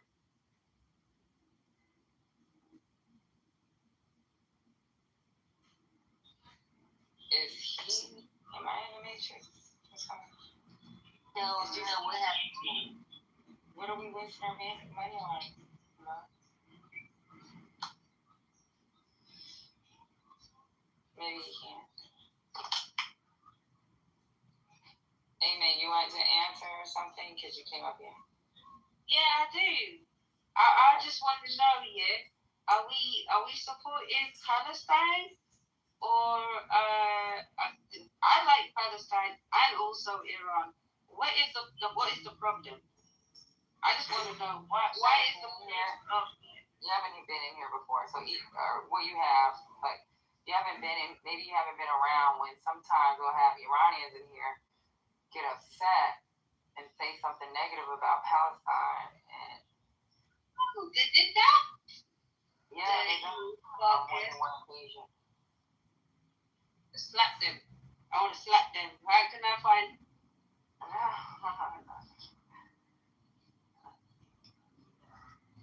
I was just asking that question. Obviously, you're not of that, but there are a lot of them that come in here and say that. Sorry, Pretty. But Pretty, just tell them, come to find us at, find me.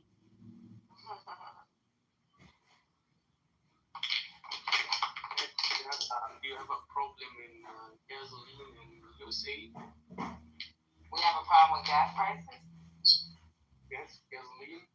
Yes, we do have a problem with gas prices in the USA. I don't. So a lot of Americans do, yeah. Well, yeah, I do have a problem with it because my groceries are higher. I went to the grocery store, and this was even, I think it was when the war started off, and I was in the room, and one plastic bag of groceries, I can tell you this, I paid $200 and something, and I had 4 bags, and the 4th bag was like the bread, because you keep that separate. So it would have been 3 bags. 3 bags of groceries, about $100 per bag. So yeah, it does affect Food products, yes. It will No affect way. the product. Food, Patty. There's no way that you should be paying that in food, man. Let me tell you, man, you can get food, man, from bulk suppliers. No way. Man, I used to work for a food company, man. Shoot, there's no way. I pay $400 something, and I get a whole big old grocery bag. Actually, we eat different, baby, because I've heard you. I've heard what you eat, baby. I can't eat. I can't eat like that. My stomach. Oh, you're talking about steak and chicken and You are wrong. Saying you only had so many bags for $200. You don't have to buy what I buy as much food, but I'm looking at the price and I'm thinking, God, you should be able to come out there. No, she said $200 something. That you probably buy at wholesale.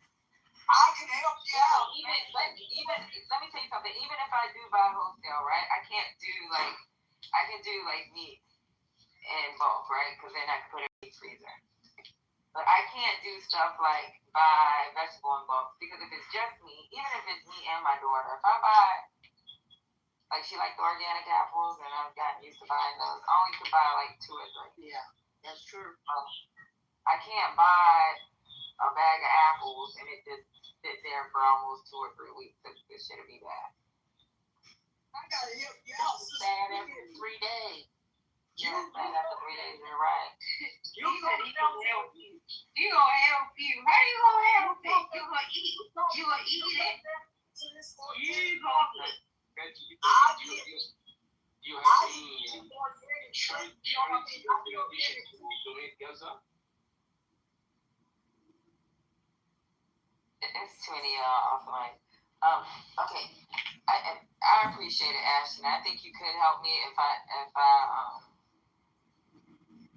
says I got a 12-pack of eggs. I buy an 18-pack. The 18-pack will last me because I only eat, like if I make an egg, I only make 1 egg in the morning.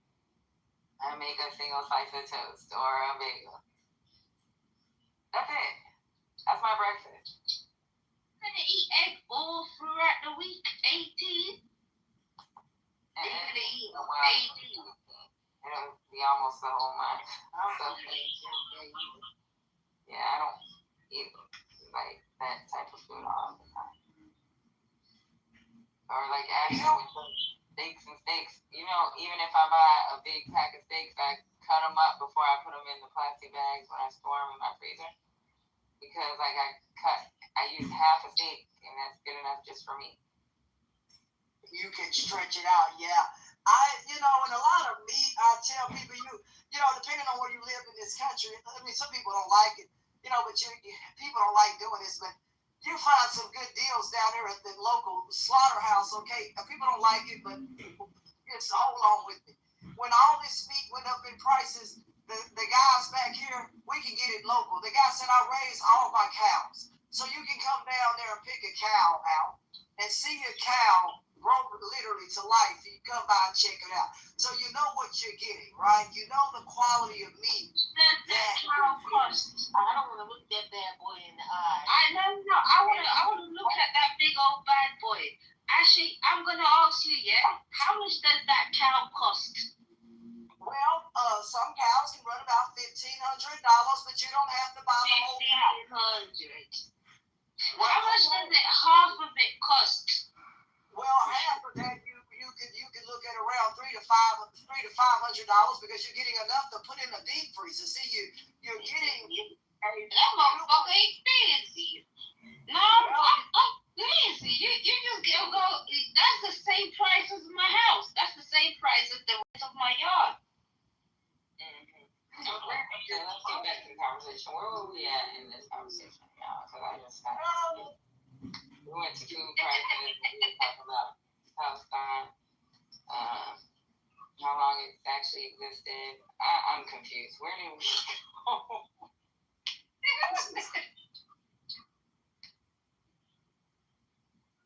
Alright, one question. Amy said she'll smack a mofo if they say something about Palestine. And she's an emo.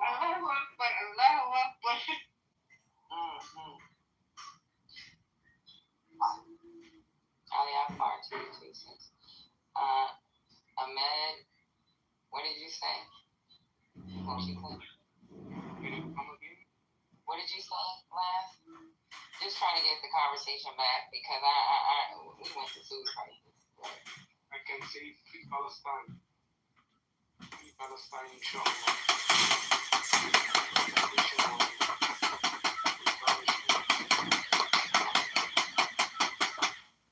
He's talking about them management in a way like what? Is he living in Israel? I want to know if he's living in Israel right now. Are you part of the Israel army? What? Says you live in Israel, Ahmed. Can't hear you well. Are you speaking to me in Turkish? Turkish? What about Turkish? Yeah, okay. You're speaking to me in Turkish. No, I'm not Turkish. I'm from Middle East, but I'm from Egypt, not Turkish. Not Turkish. All right, let me go back to I'm from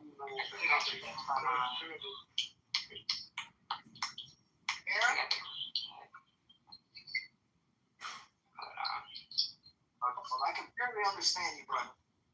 Before anything, I would say I hate Israel. I hate Israel, yes. I wish I could destroy this country by a nuclear bomb. No, you won't. We don't do that. We don't do that.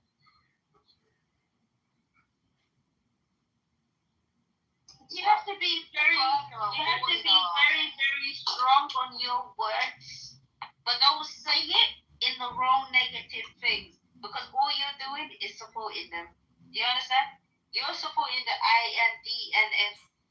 You're supporting the ID.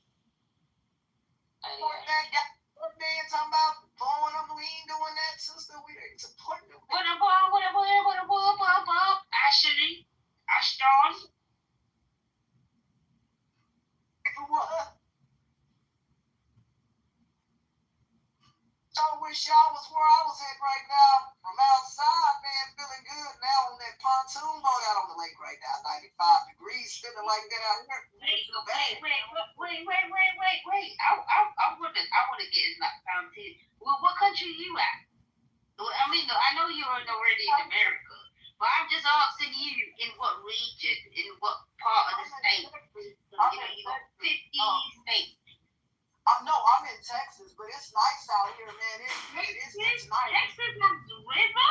I didn't know Texas had a river. We have a lake. Okay, y'all. It's too much going on. It's too much. My brain is like fried. Okay, so I'm gonna play this clip. It's talking about Iran expects the war to resume in 48 hours. This is from Crystal. Lego. Pretty. Tell me that's Lego. Okay. Got it. I'm gonna go ahead and play this clip real quick. I'll break in between because this is a little bit longer clip. They are talking about. Let me see. They're discussing the Iran war. and Iran's expectations for it to resume within the next 48 hours. Let me see. Let me get my app on goddamn music mode. All right. Wait a minute. Katrina, come up here real quick, because one thing I do need from you. Because we've been, trying to talk on it, but we haven't been able to talk on it. And it's kind of crazy when you come in here and nobody speaks on it. But when you're not here, we're looking for you. Can you come up? Hey, Katrina. Hi. So we've been trying to look up information on what's going on in Ukraine, and I'll be like, God damn it, where's Katrina? Then when you come in the room, we're already in a deep conversation, so it's not enough time to. As soon as I'm able to even try to hit you, you disappear. So I know you keep up with Iran. Can you go ahead and brief us what's going on in Iran right now? Iran or Ukraine? Not Iran, Ukraine. Sorry, sis. That's all right. It's pretty much the same thing. I mean, it's the same thing. They're hitting infrastructure, the drones, the Ukraine is firing back. It's the same thing. Nothing major or anything new. Have they lost more territory? Have they gained more territory? No. What is Russia's stance still?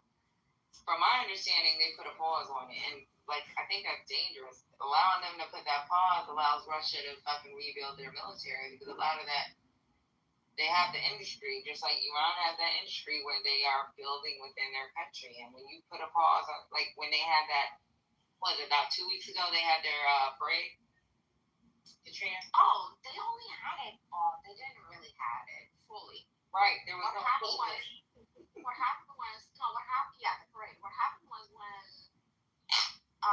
you're talking about the pause, what pause? There hasn't been anything officially, ceasefire, nothing. Oh, they said there was going to be a pause, and that came out of Trump's mouth, and it's supposed to be a 30-day pause, and I was like, you can't do a 30-day pause. They do a 30-day pause. No, they're not going to agree to it. Russia hasn't agreed to it. Ukraine agrees to it, but Russia hasn't agreed to it. Okay, well then that's They tried to do a pause from May 9th, so Russia demanded for the parade. Russia demanded from Ukraine to do a ceasefire just for that one day. And Ukraine basically said, well, we're not, Ukraine basically said, we're not going to do a one-day ceasefire, because they have done that in the past. On Easter, let's just say, major holidays, Christmas, Easter. But Russia never stuck to it either way.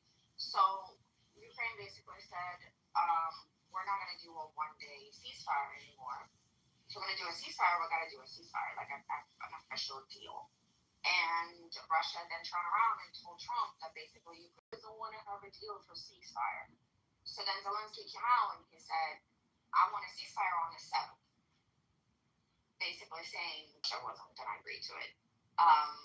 But no, whatever Trump says that there's going to be a ceasefire. I mean, he said he was going to end the war in 24 hours. Seriously, there is no real talk about seriously considering or seriously having a ceasefire.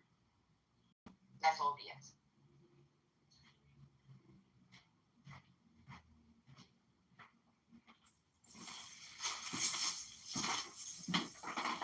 Okay. Well, let me go ahead and go back to this YouTube video real quick. Gotta get my dog some ice cream.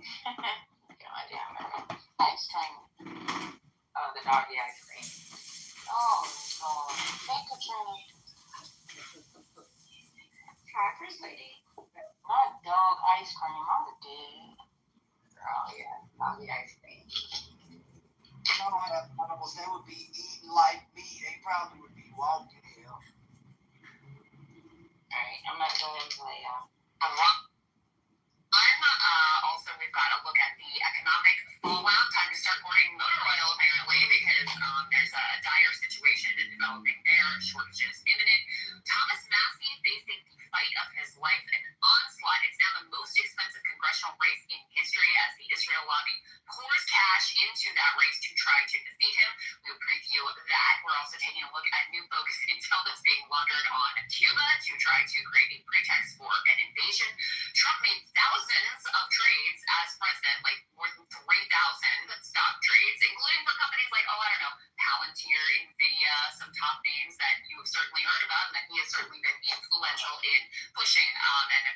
other corruption stories here as well, including Cash Patel with a VIP snorkeling trip at Pearl Harbor, of all places. So just incredible things happening there. You or I, they actually banned swimsuits in Pearl Harbor, which I'm massively support, don't get me wrong, but apparently not for Cash Patel. Now, what I love are all the other government officials who are like, guys, I snorkeled at Pearl Harbor years ago. I'm like, oh, okay, so apparently this is... We'll go on mute if I get into the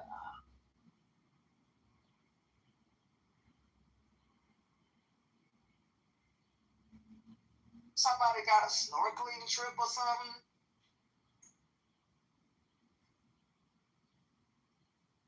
Y'all, man.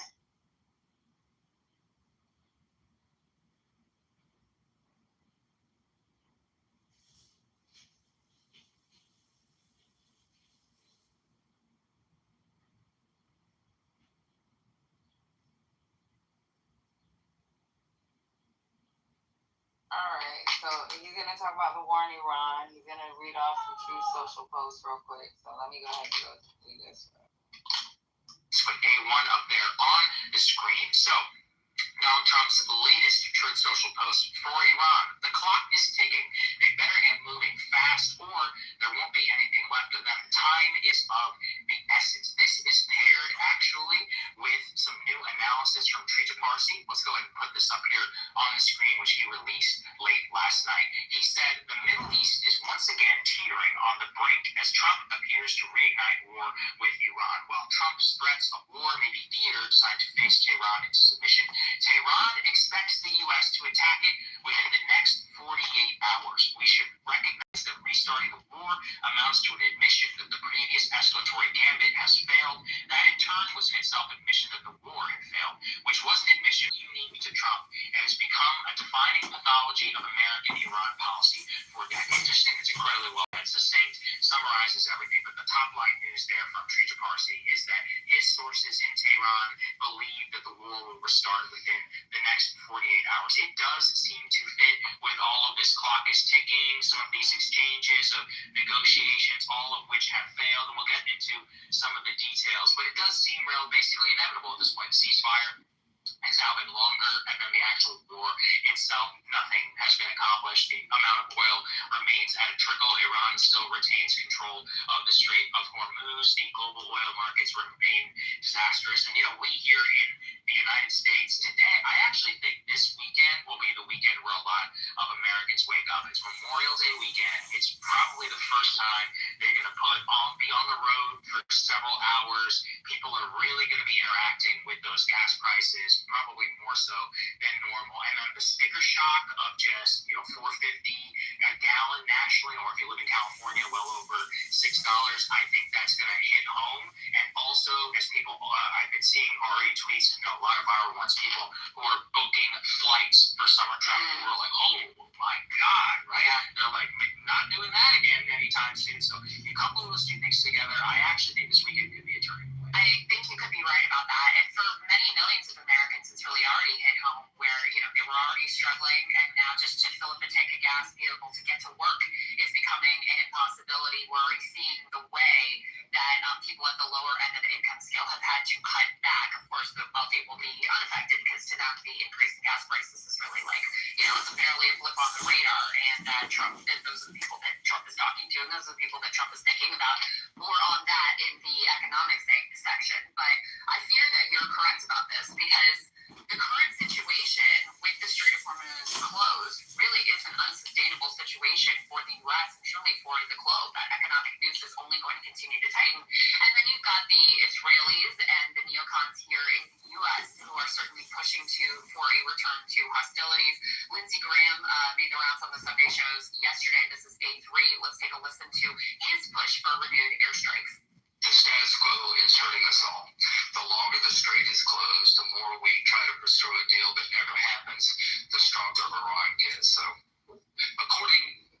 my analysis is there's nothing to suggest that the people in charge now are any different in terms of the regime's goal to terrorize the world, destroy Israel, come after us. So what do you do next? You weaken them further. What President Trump has done has been amazing militarily, but there's still more targets to be had. And there's things we can do to hurt the energy infrastructure is their soft underbelly. If you go back to the fight, I put energy on top of the list. I want to couple that with A7, if we can put this up on the screen, which is that Trump and Bibi had called yesterday, and there was also a security meeting inside of Israel. And if you think about the timing on all of this, of course, Trump just back from his trip to China, it would make sense that he wanted to sort of pause a return to hostilities until he had got through that particular trip.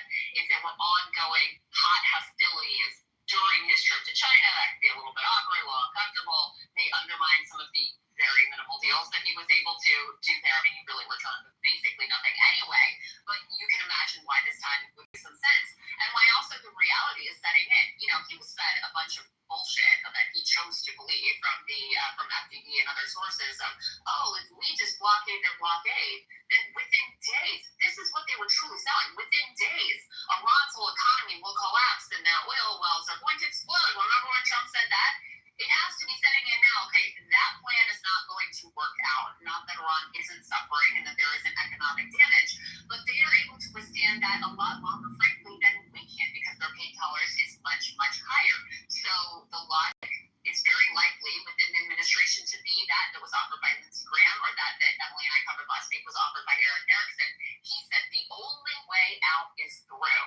We can't stay in this position, so we have to just go that one more bombing campaign. Maybe we have to do that ground invasion.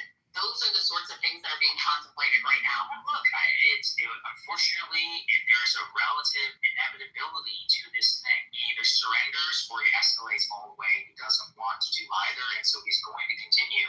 This is where Robert Pape's analysis of the escalation trap is so important. And remember, we always say this, is that we always think of history in terms of a linear fashion. No, it takes a lot. If you go and you read the history of the Second World War, like, it took 2 years before the United States was even involved. Like, there's a lot of stuff that happened. There were multi-month periods where literally nothing happened, but we don't think about that. In retrospect, we were in a short pause, actually, even in the long sweep of history, 30-something days. It's really nothing. But the inevitability of where things must end up, it was decided on the very day that the war itself was launched. We put A4 up here on the screen. This is from the latest military action that took place. And this is very interesting, by the way. Drone strikes UAE near UAE nuclear power plant as U.S. and Iran signal they are prepared to resume the war. But here's kind of what's interesting. A drone strike sparked a fire on the edge of the sole nuclear power plant in the UAE on Sunday in what the authorities called an unprovoked terrorist attack. No one was blamed, but it highlighted the risk of renewed war. Now, the UAE had previously said that the strikes came from the West. So they're like, oh, okay, well, let's take a look at a map. There's a lot of countries to the west of the UAE. Who could they be? And I mean, the crazy thing is it could be a variety of different countries. It could be Saudi Arabia, because they're currently in some sort of a dust-up. Could be. Wait a minute, did y'all hear about the UAE attack? I didn't hear about that. Yeah, I heard it this morning. So they attacked a nuclear power plant? I'm not sure, but they didn't hit it pretty good. They didn't hit it with like a missile. It was a drone. It didn't do any like serious damage or anything. But I think it was just like a posture thing that like, and Iran did not take responsibility for it. They're denying it completely. So Who did it then? but it is pretty crazy.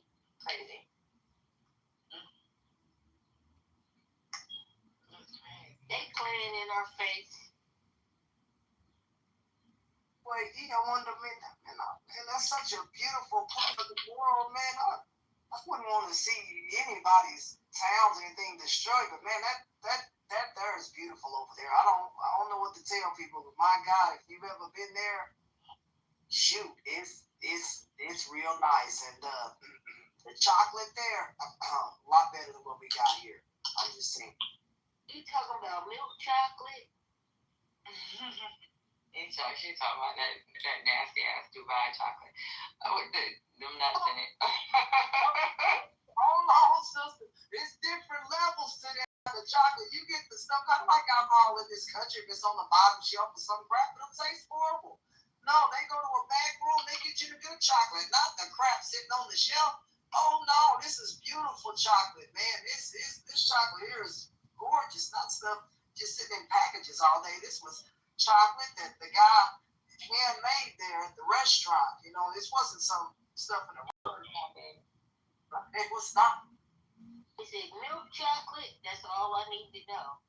Because the dark chocolate is probably a little bitter. No, it's not dark chocolate. It's not. It's not dark chocolate. You know what? Beaver in here. Beaver did well. He's trained Peter well. Peter hasn't came off mic. I've noticed when I come to support Beaver and Matt Cool in their room, how Peter speaks when it's time for him to speak. Kudos to you, Beaver. You taught this kid well. Peter, do you have anything you want to say, babe? I don't know what they did. I don't know if they beat you. Beaver, did you beat him? Because we can tame this young bull. I mean, he hasn't said a word. Are you sleeping? Girl, do you know I noticed that in Beaver's room that he'll say something but he'll go on mute. And I was like, this motherfucker know how to act right. So I let him come up on stage today and he's actually being a good kid. Yeah, that's crazy. There's hope for us all. Beaver over here beating him. I don't know what's going on. I'm gonna blame Beaver and Matt Cole. I think they beat the shit out of him. We just don't know it. And he had time to change his PTR, so I know he's there. He had on his construction hat that was leaning to the side like a drunk alcoholic earlier. So something's going on. But any comments on the I just wanted to shout Peter out for being a good kid. Go ahead, Katrina. Oh, I remember something that I sent you a couple days ago. I back channeled you the video. It's basically a POW, and in Ukraine, Ukrainians to POWs, and this is a POW. And he pretty much described the whole scam of how Russia is taking and it wasn't in English. The one you sent me wasn't in English. They have English subtitles, and you can dub over now on YouTube automatically in English. Okay, explain to me the video because I watched it a little bit and I was like, I think she wants me to interpret it. Somehow about her body language. I didn't know. No. I'm surprised you didn't get it like automatically dubbed over in English. I always get them dubbed over in English and I have to switch it back to Russian or to Ukrainian. So basically, Russia is what they're doing is really heavily bringing in a lot of people from African countries, and especially the ones that they have had the Wagner in. And what they're doing is what this guy is saying. Of course, you can't, he could totally be lying. But he was basically saying he's from not Somalia. Oh my God, the one that just had a war recently as well. Eritrea. Really bad one. Somalia, Eritrea, Sudan. Which country? Because all of them had. Oh God. Northern Nigeria, where Muslims are fighting Muslims. Which country? The Congo. My sister. So he was basically saying that he was recruited by a friend of his who has a friend of another Mali guy there who is, part of this whole thing. And he will basically say, yeah, you're signing a work contract. So basically he was with him. And they were thinking they were going to like a work project, right? Like a whole, thing from Moscow. He had no idea that they brought him into Ukraine, They brought him into the training facility, and he was saying how they were racially, not even discriminated, but like physically abused, tied to trees because they wanted to run away. And they were saying that's not what they signed up for. Verbally, physically abused. And then they pushed them to the front lines. send them right to the front. And when they decided to, when the commander said that he's not going to go any more further because it's death, the Russians started shooting them with artillery. And out of the 30 people that was with him, he was the only one that survived, and that's because he hid in the bushes for like 2 days or something like that. And he said when other Mali soldiers with him were raising their hands up and running towards the Ukrainians because they weren't far, Russians were killing them on purpose. And he was pleading like not to be sent back to Russia, not to be part of the prisoner exchange. But pretty much that is the scam that they're doing.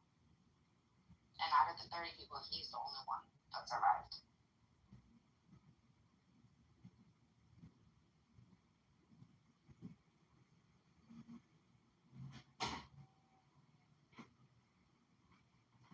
Oh wow. Alright, I'm trying to get off mute. Any other comments on the video or what Katrina provided as information? Keep us up on Ukraine. You need to come at least once a day, Ukraine Katrina, to give us updates. There isn't that much news. It's all the same thing. Literally. It's all, I don't know. Take that out. Every time something pop up and we'll be reading it and we'll be like, damn it, where's Katrina? I take notes with your questions and then I'll pop once a day so you can have it. So we can rush. Alright. How your baby doing? Good. We're just busy. End of the year, end of the school year. 2 more days. That's it. Alright, babe. I'm gonna go ahead and continue playing this video. Israel potentially, wanting to like restart the war or to pressure them. It could also be theoretically it could be Iran from some sleeper drone, platform or something, or maybe it flew in a different direction. But it just highlights like the 48 order chaos that has come now as a result of the war. The UAE has left OPEC. Oh my God, I was just reading it yesterday. The effect on the Qatari economy from the war hasn't been nearly publicized because we've all been focused on gas or on oil. The natural gas holdup of all of that LNG, some 20% of the world's LNG just held up, and then the dramatic reduction in the Ras Laffan gas field. I mean, that is already cascading across the global economy, but they are having to change multi-year projections for their own investments and their economy. Like, this could be an extinction event if it continues for the Qatari economy. Like, you may literally see it, just like with the First World War. Like, you may go into a war which you expect to be 70 days, a nice little war, which is what they originally thought it would be. You may literally watch the destruction of all of these different houses and monarchies. And what we're basically watching in all of this is the U.S. and even Iran, to a certain extent, who are in a level of limbo where they both overestimate their relative strength. We've talked a little bit about this, and this is not to say that Iran is not in a very, very strong position, but they can still be eliminated if the full force of the military is there. This is part of what tightens the escalation trap. Let's put the next one up there on the screen just to highlight, how strong their demands are and why any American, how strong Washington's demands are, and why Iran, while it has any fight left in it whatsoever, cannot agree to this. So, for example, here's Washington's. There will be no payment of reparations or compensation by the U.S. There will be a removal and transfer of 400 kilograms of enriched uranium from Iran to the U.S. Only one Iranian nuclear facility will remain operational. There will be no release of even 25% of Iran's frozen assets. A halt to the war on all fronts contingent on completing negotiations first. And then Iran has its own preconditions, which are the war must end on all fronts, a lifting of all sanctions, a release of all assets, a compensation for war demands, and U.S. recognition of Iran's sovereignty over the Strait of Hormuz. There's no universe in which this even can come together. Yeah, that's despite all of the rhetoric. So even though both, Iran is stronger in a strategic position, but it did definitely take some of the pounding, not nearly as much as we were originally told. The U.S. has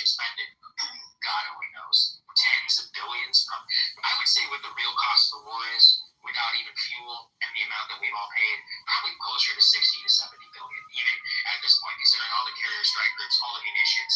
That doesn't even mention all of the lost, production timeline, etc. But what I see, though, that for them, Trump, because of his image and really of the blow that was started given to the global empire, everything just seems to be pointing in that direction where they want to restart. Yeah, absolutely. And I think the situation with the UAE and this drone strike, which the drones came over the UAE's border with Saudi Arabia. That's where they came from. Now Saudi said, "Oh, it wasn't us," but the UAE already thought that the Saudis were behind some strikes on their infrastructure, particularly at Fujairah. The Saudis think the UAE has been behind some strikes on their territory with regard to their critical oil, energy infrastructure, and the fact that you have them messing around, you got Israel doing God knows what and trying to foment God knows what, makes the whole thing even more volatile because you have so many more players with other agendas involved than just the U.S. and Israel and Iran. So that's part of what makes the situation so incredibly fairly solid at this point. According to open source intelligence monitor, OSINT Defender wreckage visible in circulating photos and videos shows an MQ-9 drone, Reaper drone, having been hit and struck by the Houthis in Yemen. They each are worth approximately $30 million, according to job site here, and there have been at least 24 of those downed over Iran, about 20 by the Houthis in Yemen. So yet another one of those being taken out, it appears, based on what we can tell from open source intelligence monitoring. But the logic of this thing seems to only go in one direction, because Assad is just putting up there the demands from the Iranians and the demands from the U.S. The U.S. demands are just frankly delusional. We lost this war. We lost it strategically. Not to say we couldn't go back in and pound the hell out of the Iranians again if we want to, but in terms of accomplishing our strategic objectives, we totally and completely failed. They emerge with some cards, to use the Trumpian terminology, that they did not have in the past, that we're not going to be able to take away. And so the fact that you have provisions in there that are more aggressive than what was being contemplated before this war is just delusional. It's insane. They're going to ship their enriched uranium to the U.S. That's one of the supposed provisions that we're pushing here. We're saying absolutely no sanctions relief. We're not going to unfreeze your assets. That's going to be a hard no from the Iranians. So as much as there's been, some kind of dialogue and back and forth and potential negotiations, you can see from his positions that Trump is not willing to take the ego hit and humiliation and go out and try to stop this thing that would be required. I thought he made a very revealing comment last week to Sean Hannity when he said, maybe I don't care. I'm paraphrasing, obviously. I don't care actually that much about the nuclear dust, but I kind of promised this thing, the fake news media is going to be all over me if I don't get it, so I guess I'm committed to it. There's a lot of truth to that. He has backed himself into a corner now where even though he is, the bullshit artist in chief, he doesn't even think he could sell what he could get at the negotiating table right now as a win. The current situation, the economic news tightening, the status quo, that is not sustainable. That was something that, some people had hoped. I think Joe Kent kind of hoped, maybe we can just kind of muddle through and not come to an official deal, but hope that we can ride this thing out. That is not looking like it's sustainable. And you've got all these neocons in his ear, and the Israelis pushing, let's go back in. One more bombing campaign, one more ground invasion. Let's do something so you can establish a win. And I fear that logic is going to be compelling to him. It's very LBJ-esque. LBJ, I'm not going to be the first president to ever lose a damn war. You say it over and over again in the situation room. And the thing was always comforting about bombs and escalation is that there's a theoretical payoff, whereas you know what the actual outcome will be. That's why it takes genuine courage to say, this is madness. We can't keep doing this anymore. That's heroism. What's cowardly is what every president did in Afghanistan. This time we're going to get them. This time we'll do this surge. This time we'll continue to go forward. Say, first you go from 3,000 advisors to 6,000. That didn't do the job. Standing 10,000, 100,000. Oh, if we escalate the bombing and then this, Operation Rolling Thunder, that will break the back of the Vietnamese. You can see how easy that is to fall for, because these generals, they got their uniforms, you got this vast array of empire at your disposal. That's the easy option to always go down. Yeah, the check on that is supposed to be politics. Well, and Trump loves dropping those bombs. He loves the visuals of it. He feels powerful and he feels like a man. He expects to put together a highlight reel for him, a 2-minute highlight reel for him soon to feel like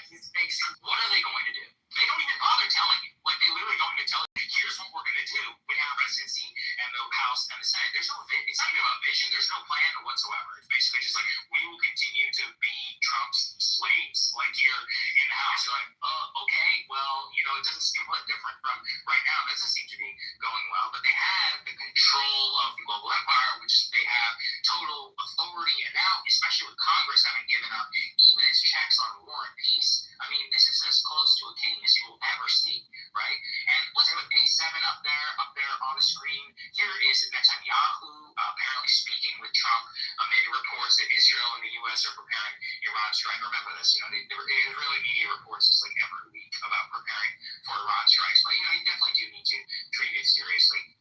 The PM will convene a limited security cabinet. The drone strikes on the UAE nuclear station and Iranian media saying the U.S. has offered no concrete concessions and demands a shutdown of all but one nuclear facility. So there have been talks back and forth, phone calls with Prime Minister Netanyahu and with Trump.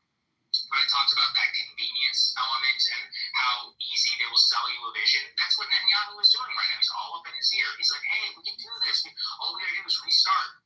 All we got to do is take out these nuclear power plants, or all we got to do is take out this energy infrastructure, and that one will, finally drive them to the negotiating table. So I don't know. In terms of what's breaking right now, I saw a little bit of news. Tasneem had reported that maybe the U.S. would waive oil sanctions, and as we continue to go forward with some sort of potential negotiation. Just always keep in mind, like these people are always fading and bluffing, and Trump has said probably every week of the war that the war will be over in just a few weeks. There have also been multiple instances where he's used diplomacy as a cover.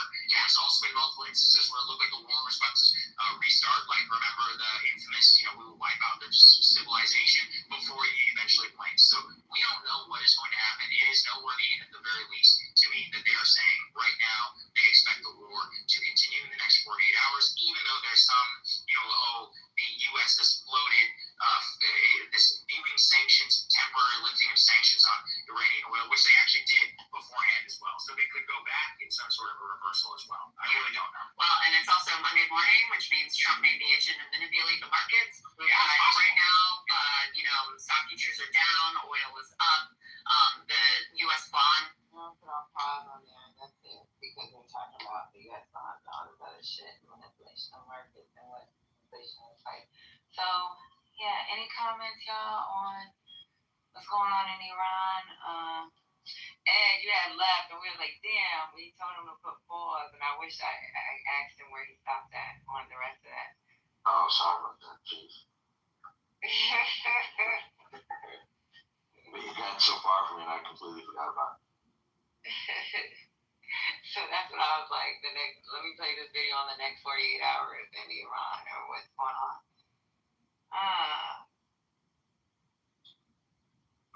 Hey, Reformed. You got a message? You told me check your bag. I was busy today. I'm just logging in for the first time.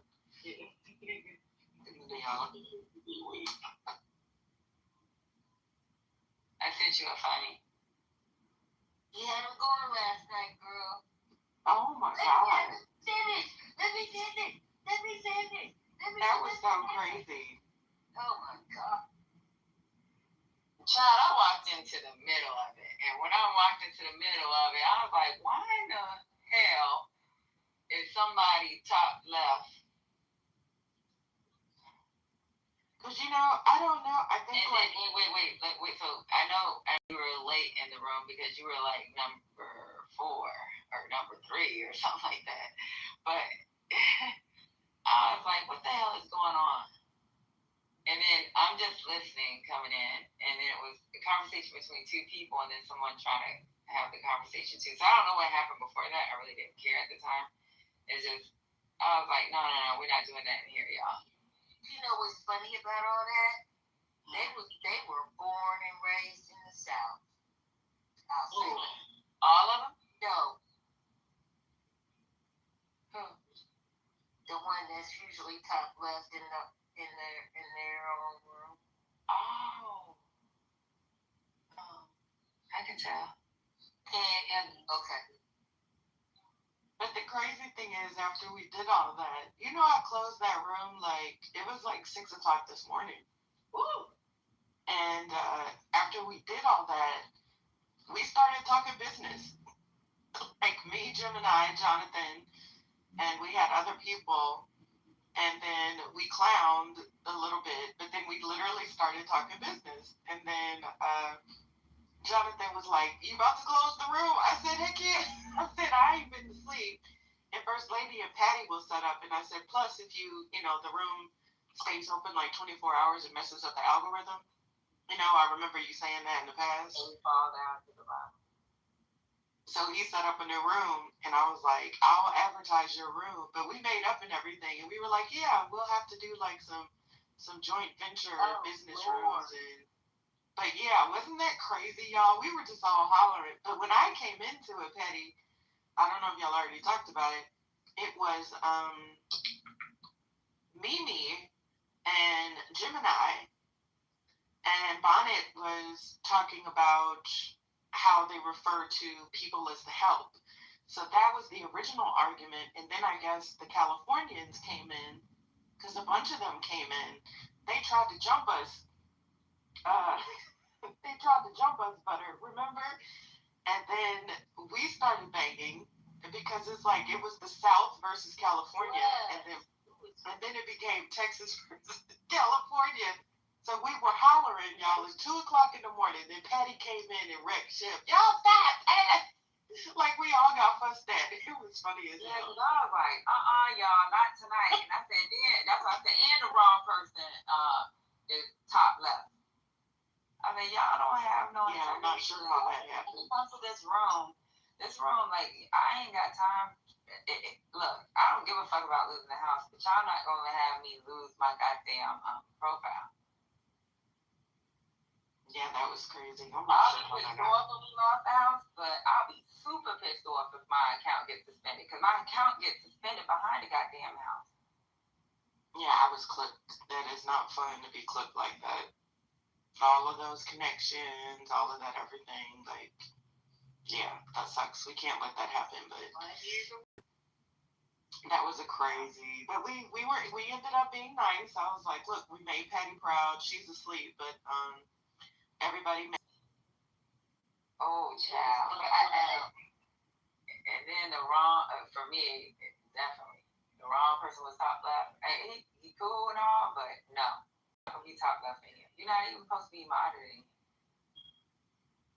So I was like, the hell y'all fighting about? I turned over at 3 in the morning and saw where they were opening, and it was 3 something, and they were opening another room. I was like, oh, hell no. They opened the room? Yeah, they opened another room after they closed this one. Oh, Lord. Oh, that had to be around 6. Well, this is the first time I've seen this. I think Hurricane, Reformed, and all of them stayed together in that room until she closed it. Because when I went to sleep, Hurricane was still with. 3 is like 6 o'clock East Coast time. Oh yeah, I'm on the East Coast. I'm on the West Coast. West Coast. Sorry. I think sometimes, like, if there's an evening shift. Now, I do remember. Sorry, y'all.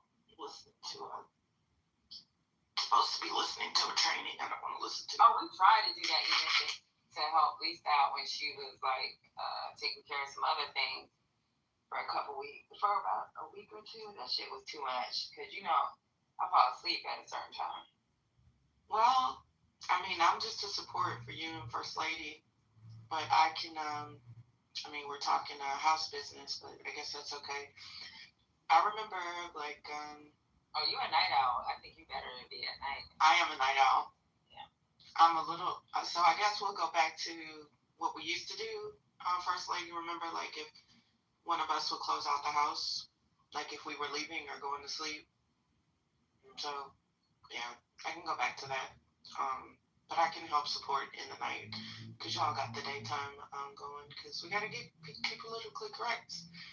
This is the jewel of Clubhouse. And so many people tell me how important this room is to them.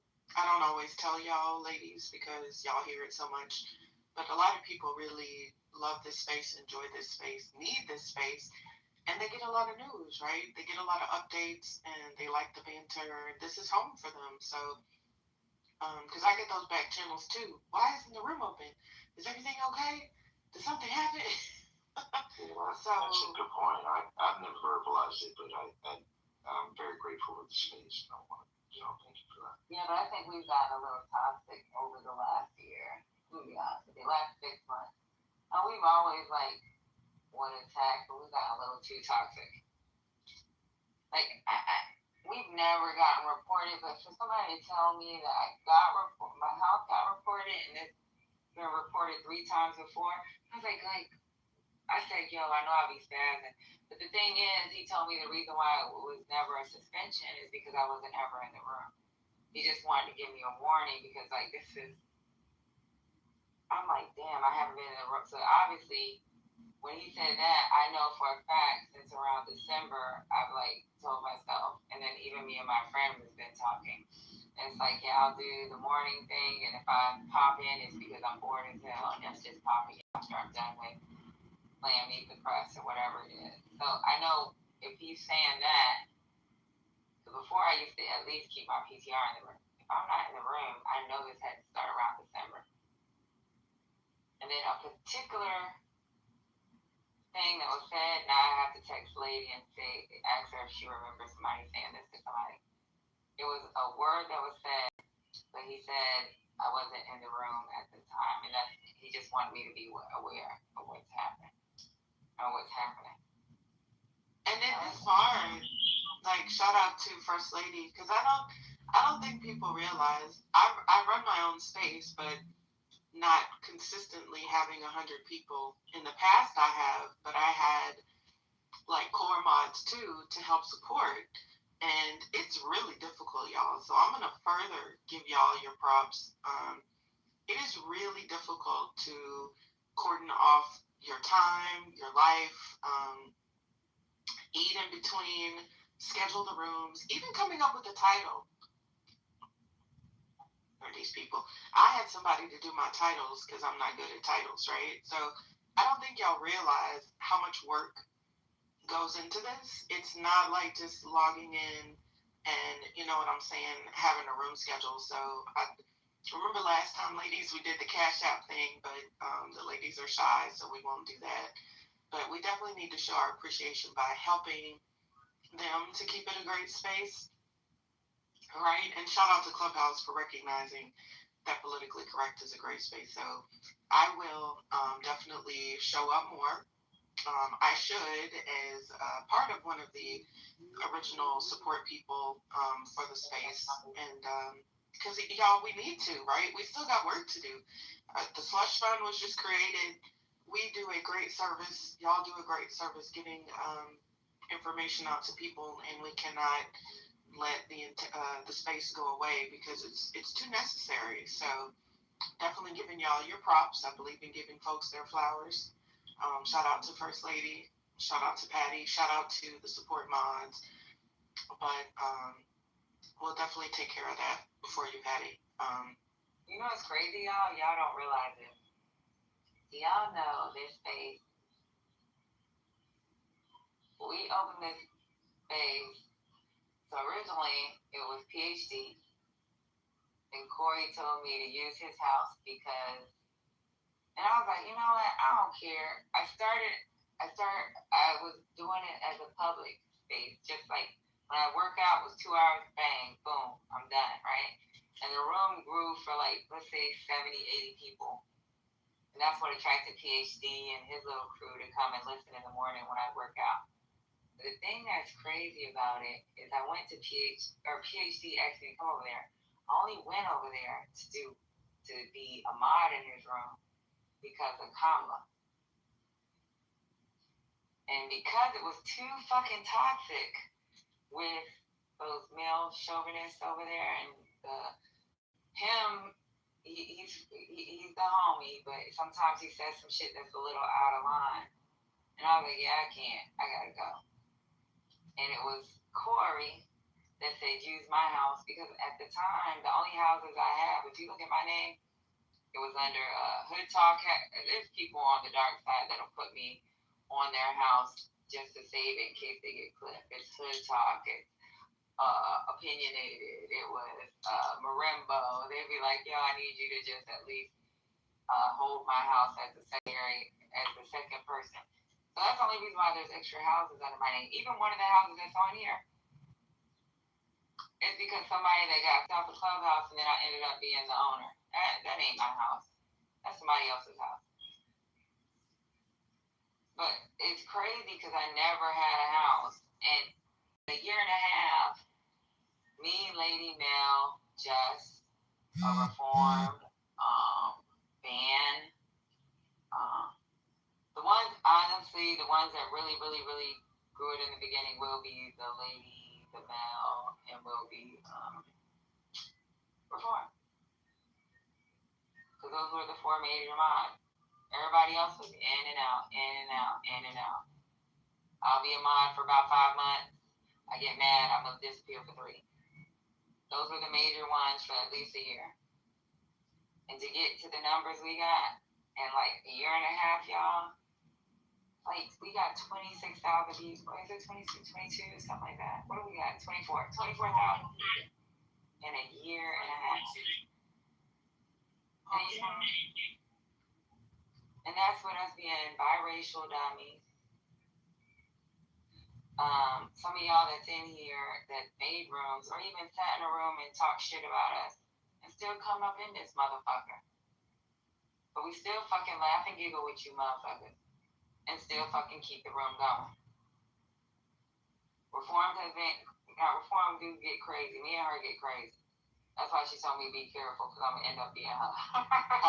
Yeah. We're family, y'all. We get on each other's nerves, but then we take breaks. And it's necessary. Y'all know this app can be a lot. Even Reform has been there every time. Even if it's a problem, it's like she might disappear for a week, but she come back. And a lot of times she just don't disappear from here. She just on the app because she got to take her mental health break. Oh, yeah. She come in, even if she's pissed off, even if for an hour or 2 hours, but she come in. There's 4 major people that actually built this room, at least up until 16K up until last September, that was here every fucking day, all day.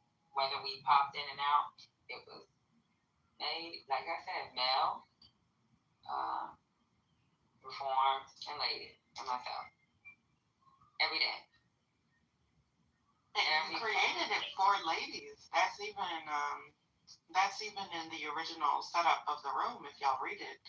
And shout out to Patty for basically creating a space for women. And remember, that was a huge part that she wanted women to have a safe space to come and have these conversations. Because it was not safe for women always across other rooms. And First Lady to them. Yeah. I remember how bad those other rooms got. Like really, really, really bad. Like women don't know what to fucking talk about. Women don't know politics. Like we don't fucking know how to fucking lead. Like, do you know what's so sad about this situation? Even up until now, sometimes we rely on some of these men to have the conversation. Because even if a woman has an opinion based off of some factual information that she may have read, y'all motherfuckers don't bow your head up and down like, yeah, she might be right, until another man says it. And that burns me up. Don't it? But that's the only reason why we have male minds, honestly. Because a lot of times we need the males to be like, yep. And then we can say in our head, we said it first. Right? We don't have to say it on when we just said the same fucking thing. No. Because he was saying, you know what? I don't care now. Because a lot of y'all don't want to hear it. Go ahead. That's what they do. They end up crashing out on each other. Most of the time, they end up crashing out. Yeah, there's a lot of smart women on here. Katrina Smart. I love Katrina. When it comes to Ukraine, let me tell y'all a secret. You know why me and Katrina are attached to him? Because she's one of the females. She knows more about motherfucking y'all motherfuckers be on here, including Brad. And Brad know I love him. I know a lot of y'all hate them and call them racist. But we talk about weapon systems and shit. That's the only other chick I can talk to on this whole app. I can't even talk to another male about fucking weapons.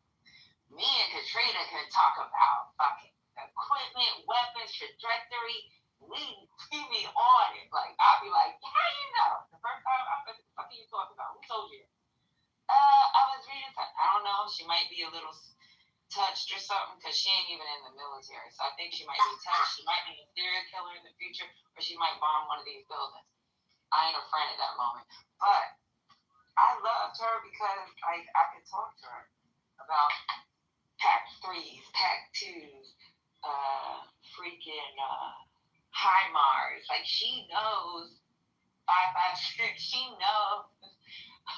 She knows stuff when it comes to fucking weapons. And I hate guns, but I love knowing about trajectory. I love watching shit go boom. I just don't want it in my house like that. But women are smart, and sometimes we just ignore what we're saying because we can get really emotional. Some of us, I know I do. Oh yeah. Men be getting emotional too. Yeah, but they only know when we get emotional. Shit, Ashton get emotional too. My poor Ashton. And she be trying to defend us. I do say that. Sometimes she try to defend us. Sometimes be like, Ashton, what the hell you talking about? Get off that conversation. When she be like, women, you get along with all the women in here. So you need to stop saying that. Keep that shit to yourself. And women in the past, them ain't real. They not real. You get along with all the ladies in here. We all fucking I used to come on this app in the morning, man. I can't do that no more. I told people, man, I can't be getting up in the morning arguing. I said, I'm gonna go down here and go to a pool. So that's why y'all don't see me on this app in the morning or go unload the truck. I'm not. Some people on this app can be mean. I was in a room last night in the news talking about you're gay, you look like a man. I said, bro, how old are you? I ain't 25. I'm 40 years old. I've heard all this stuff, and I just when you become a certain age, it's not to say it doesn't hurt you, but you just don't care. You know what I mean? And when you're out here living your life, you really honestly can't care what people think about you because they ain't paying the bills. And like these old folks say, they ain't Motel 6. They ain't keeping no lights on for you, man. So, let's stay putting money in your pocket. Don't listen to most people unless it's good advice. It's some of the people being mean. I don't listen to people on this app. It's good advice. Y'all have given me good advice and things like that.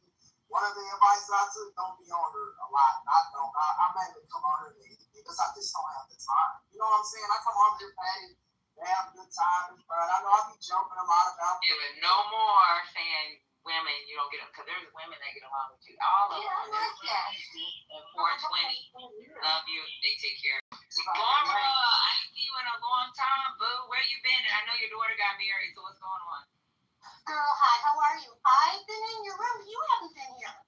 I've been here for the last 2 days, and you weren't in here. I don't know where you were, but I was in here listening to everybody. I hope everyone's doing well. And Ashton, I just wanted to say to you, I remember you, and we met in nearly a marathon. You are one of my favorite people on this app. So don't get it twisted. Women support women. So we got you, girl. And it's great to hear from you, Pat. I miss my girl. Lauren's my sister from Million Marathon to 10, Pop Up and Lou's Room, Pop Up and You don't remember her? She got changed her name. She be fighting. Laura a little fighter, or her little be fighting. Yeah, I still am. Don't get it twisted. I listen a lot. I don't come up. I listen. But if I got something to say, I'm raising my hand, Patty.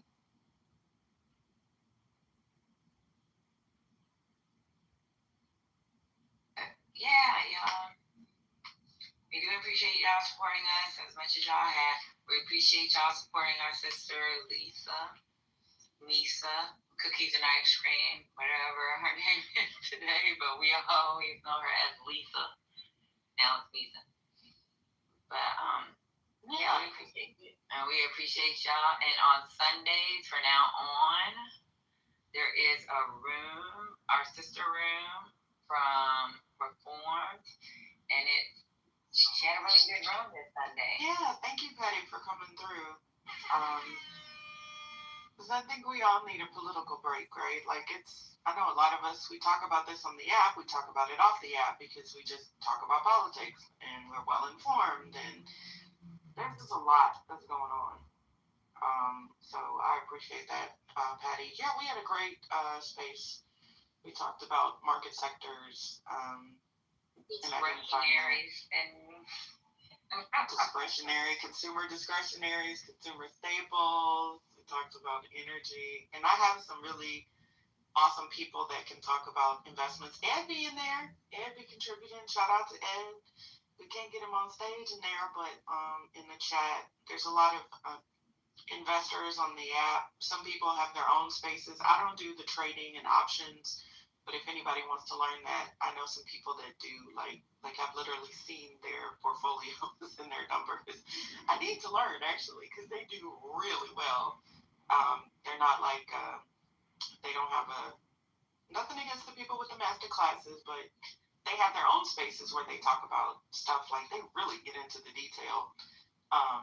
My house is called Money Markets and Power. And y'all know Obama. So people get started. Oh, well, thanks, Patty. Obama is crazy, but Obama is Haitian, young, married, let's see, double income, no kids. Y'all know a lot of young people have that. He basically came from being impoverished to having a net worth over $2 million, and he tells the world about it. He's like my little brother. We argue like how we argue, y'all. I argue with Obama. Obama is crazy, but he is happy to teach anybody about. He just loves investing and how it basically learning about it really helped him. Yeah, because do you think that you grew up poor in this country until you really hear from someone grew up in Haiti that had it really, really, really hard? His history is crazy. Shout out to Haitian too. I don't know. Every single Haitian that I know, there's something about their resilience, y'all. I don't know what it is. I mean, even like ML, it just, business minded, I guess.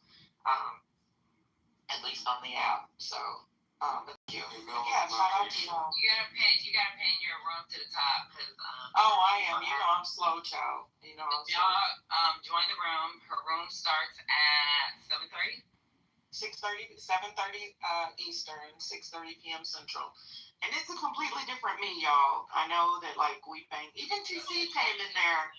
Yeah, TC came in there one day and we were talking business. And y'all know I can't stand his ass. So, yeah, it's a good educational space. And that comes through Jane, so we appreciate it.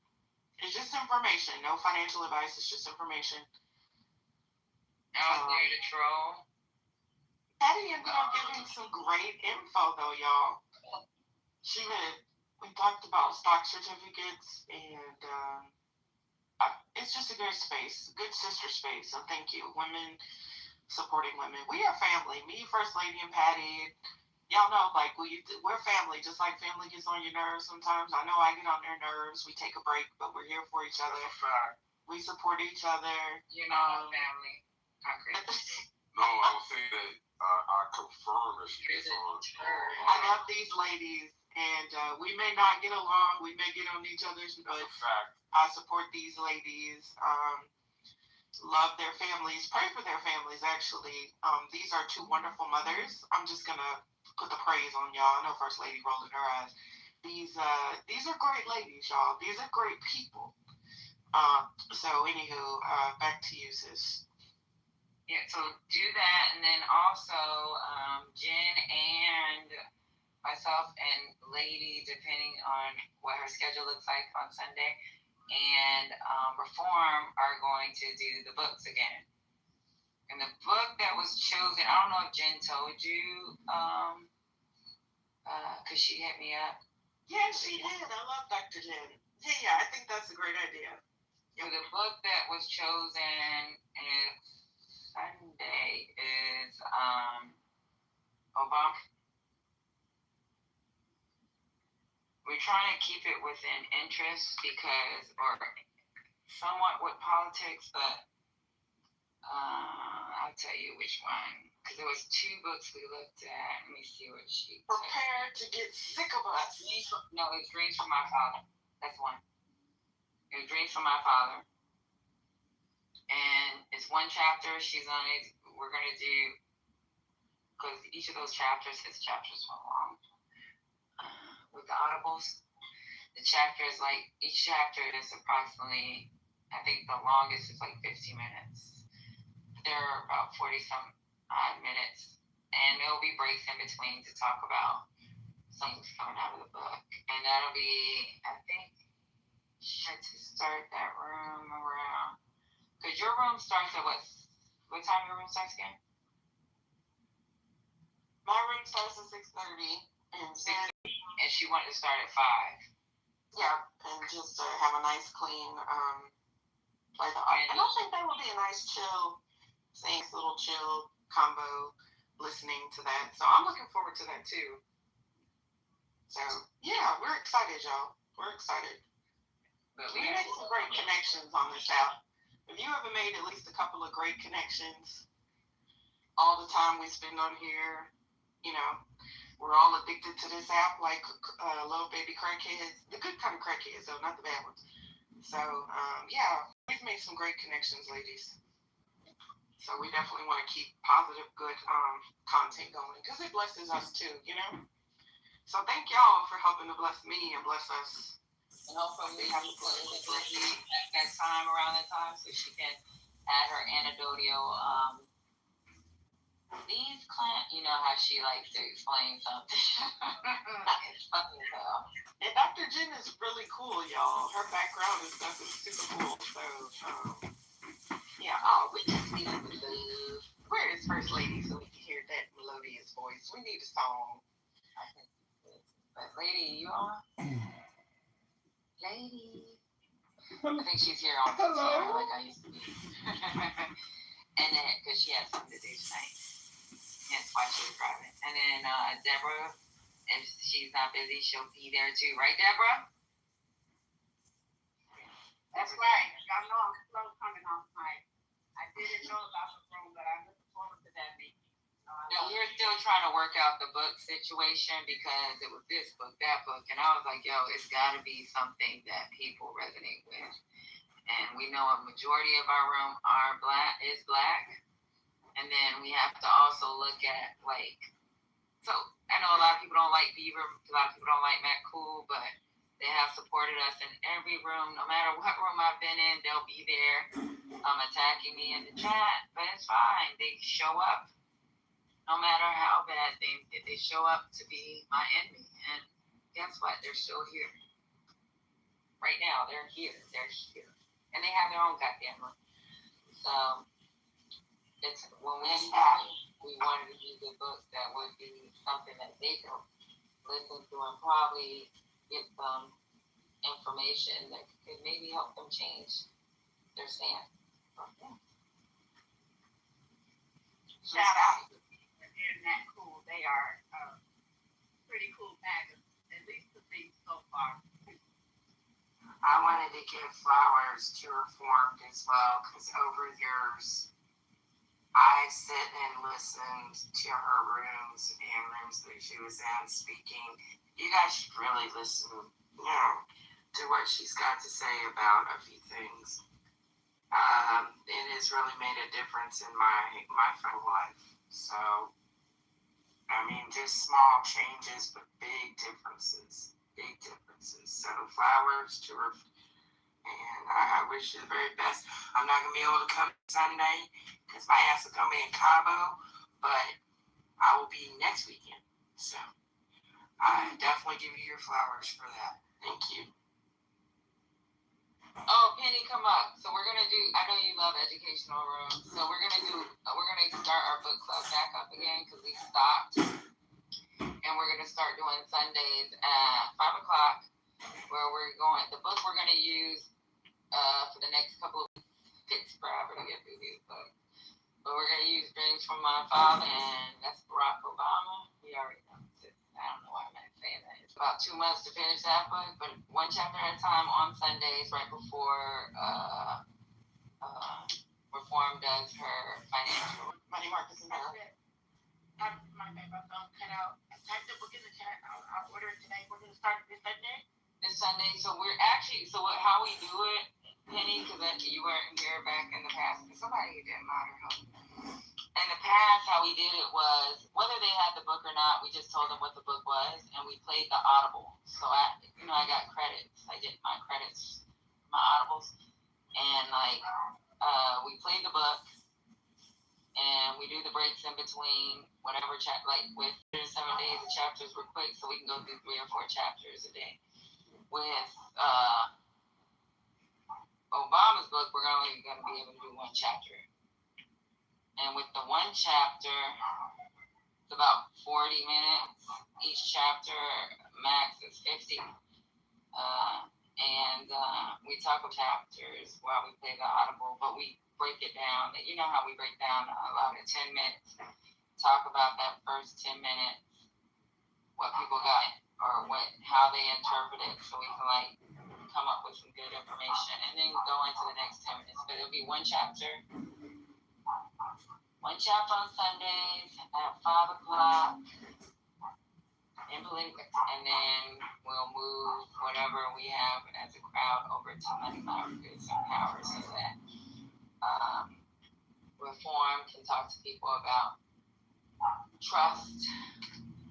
She has special people that'll come in the room that'll help you if you got questions about certain things that you're investing in, and then basic teaching of basic stock teaching, just basic teaching. Something as simple as her having a conversation with me back in the days about, you got this why haven't you set this up and that up? And I was like, oh.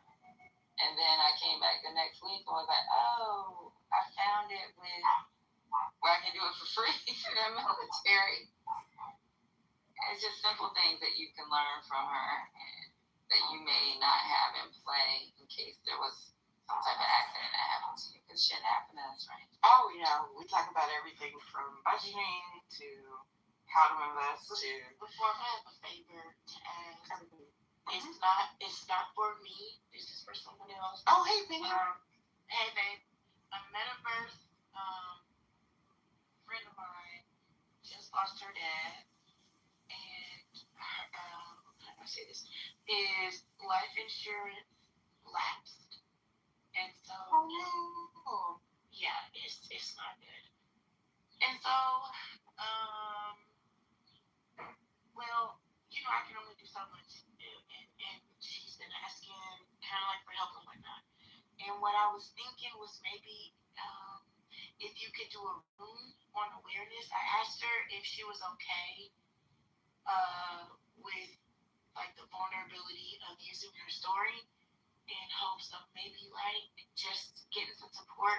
I think she said she only needs $1,800 more. It's not a lot. But basically kind of just spreading awareness on how to keep up with things like that. What you need, and then what we need to do as adults with older parents, sort of thing. She can bury her dad because she can't even breathe right now. That's not fair. We can also do that in IGB here. Those crazy used to be an estate planning attorney out of Florida.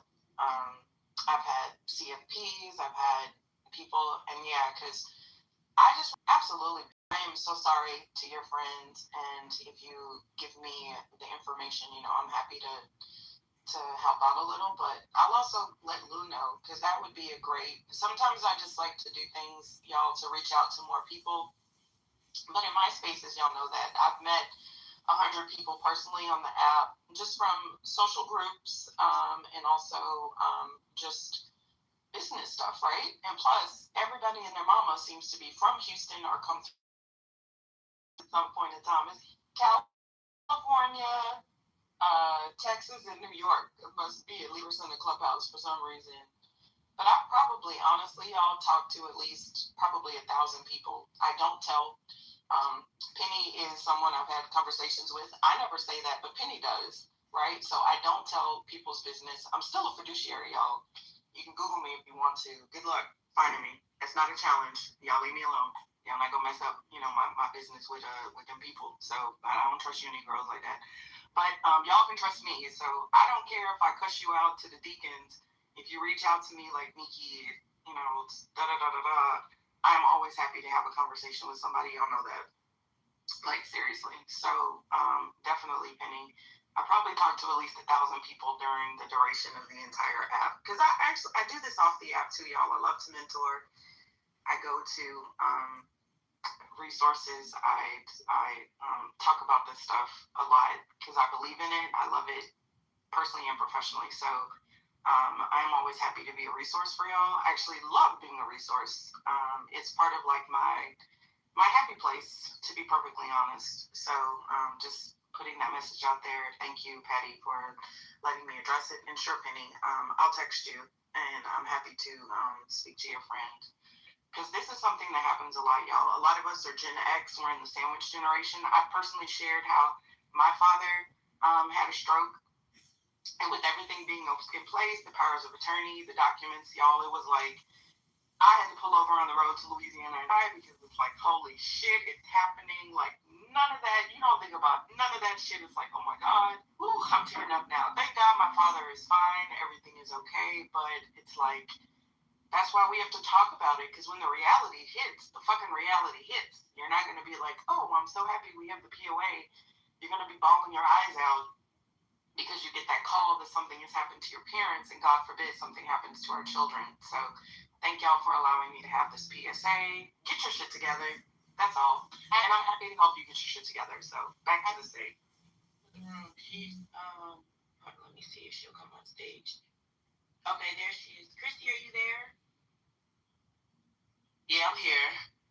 Okay, y'all. This was and I was just telling y'all about. This was dealing with a very unfortunate circumstance. Miki, if you guys connect and do a room or something. Wait, I'm happy to meet you. Nick, do you keep going on about this? I don't just have a high school diploma. I don't have a Series 66. You have been perpetuating this for years. And I have people that are in real investing rooms, sir. Do you not know that Marcus and Vintage? Marcus is in my room, sir. You're literally in the Telegram with Marcus. So you're saying that Marcus doesn't come in my rooms? Marcus is a mod in my rooms, boo-boo. Do you want to speak to that? You just said no one who goes into real investing rooms doesn't know Miki. I have Marcus's number. Do you want me to ping him in here? Because you're in Marcus's Telegram, sweetheart. Do you have anything to say now? Who, Marcus Bowers? No, Vintage Marcus. Oh, okay. Yeah, Marcus that has... Oh, and of course I know Marcus Bowers. Right. So you got anything to say now, Nick? Anything to say now? Or are you trying to say that Marcus prays on the... Because, y'all, he goes saying this, him and Beaver, which is why I have Beaver blocked. Just because I read his ass, like, about the economy, like, season 2, and he's been going around saying shit like this. I don't charge people for my information, but you cat got your tongue, Nick? You need to block him. No, because I love these opportunities. Cat got your tongue. Him and Beaver go in these because Beaver is just in love with me so much. So, Cat got your tongue, Nick? Huh? Yeah, I'm going to screenshot this and send it to Vintage. Uh-huh. Yeah, whatever, Craig kid. Ooh, child, you little mega racists get on my nerves. I actually mentioned to Vintage that you were in his spaces. And you know what he told me? He was like, Beaver is a A1. He was like, you behave in those spaces. Because, yeah, I told him how you were a mega person and you call people the N-word. So you're tolerated in those spaces with the black man, sweetheart. Yeah. Oh, you didn't know that? You didn't pay attention when I joined the Telegram? Yeah, I just had to tell him about himself, y'all. Talking about don't go to me. And what are you going to do, crackhead? I want to let y'all know, Nugget's a white man. I got beef with Nugget. Oh, you talking about my dog. Leave Nugget alone. I am talking about Nugget. I can't stand it. Leave him alone. He didn't do nothing to leave my dog alone. And also, just think somebody only has a high school diploma. Don't we have like tons of people who are like college dropouts? Yeah, Mickey doesn't have a high school diploma. Yeah, but that's because they don't have high school diploma is stupid. Before Mickey, this is not totally whatsoever. Just a girl, right? Trying to insult somebody by saying, "Oh, you just have a high school diploma." Like, I only have a high school diploma, but that doesn't mean I'm on the up with the No, but this is big.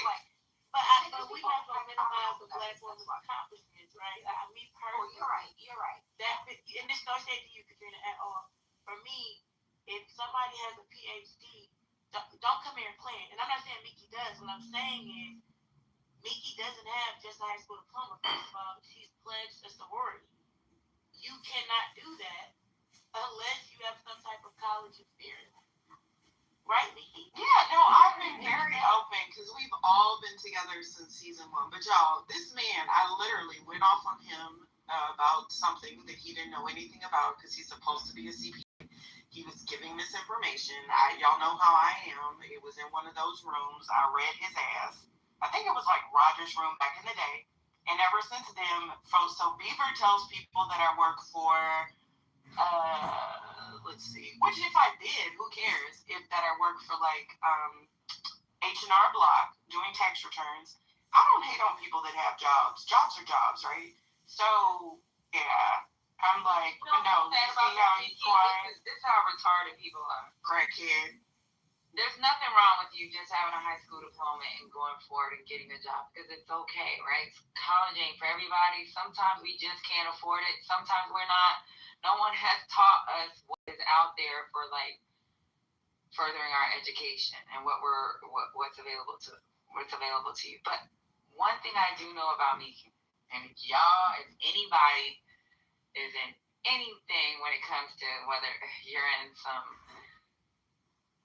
other sorority or you're part of the Divine Nine, she hasn't changed her name. That's her real name.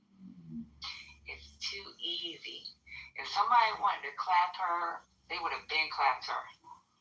All your business is on. She got sisters on the app that could have been outed her. No, we have had all of those discussions. Everybody knows season 1, we all had our damn resumes, our LinkedIn profiles. Everybody remembers. Thank y'all. I'm fine. But I have gone toe-to-toe with this fool. He always says this dumb shit. Let me tell you something else, Nick. Since you hate on securities licensed individuals, Donald Trump, because he's a felon, couldn't take a fucking Series 66. And I have a Series 65, crackhead. Get it straight. The Series 66 is a combination of the 63 and 65. I dare you to come up here and challenge me on any fucking thing because you already know that. In one of my rooms, I had 3 estate planning attorneys. 3. You want to Google them too, motherfucker? Like, I'm tired of you. No, bring this shit on because I hate this shit. Nobody who knows me, who talks to me, believe your little goofy ass. So you're the only one looking stupid going and saying this stupid shit, crackhead. I literally had vintage yesterday, Patty, the person he says no one who knows.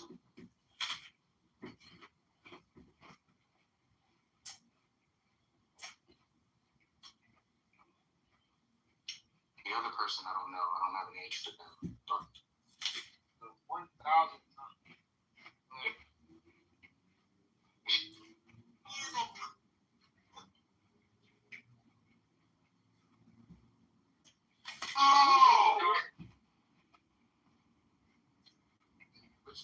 This is like public knowledge. Y'all know that DARPA actually shook.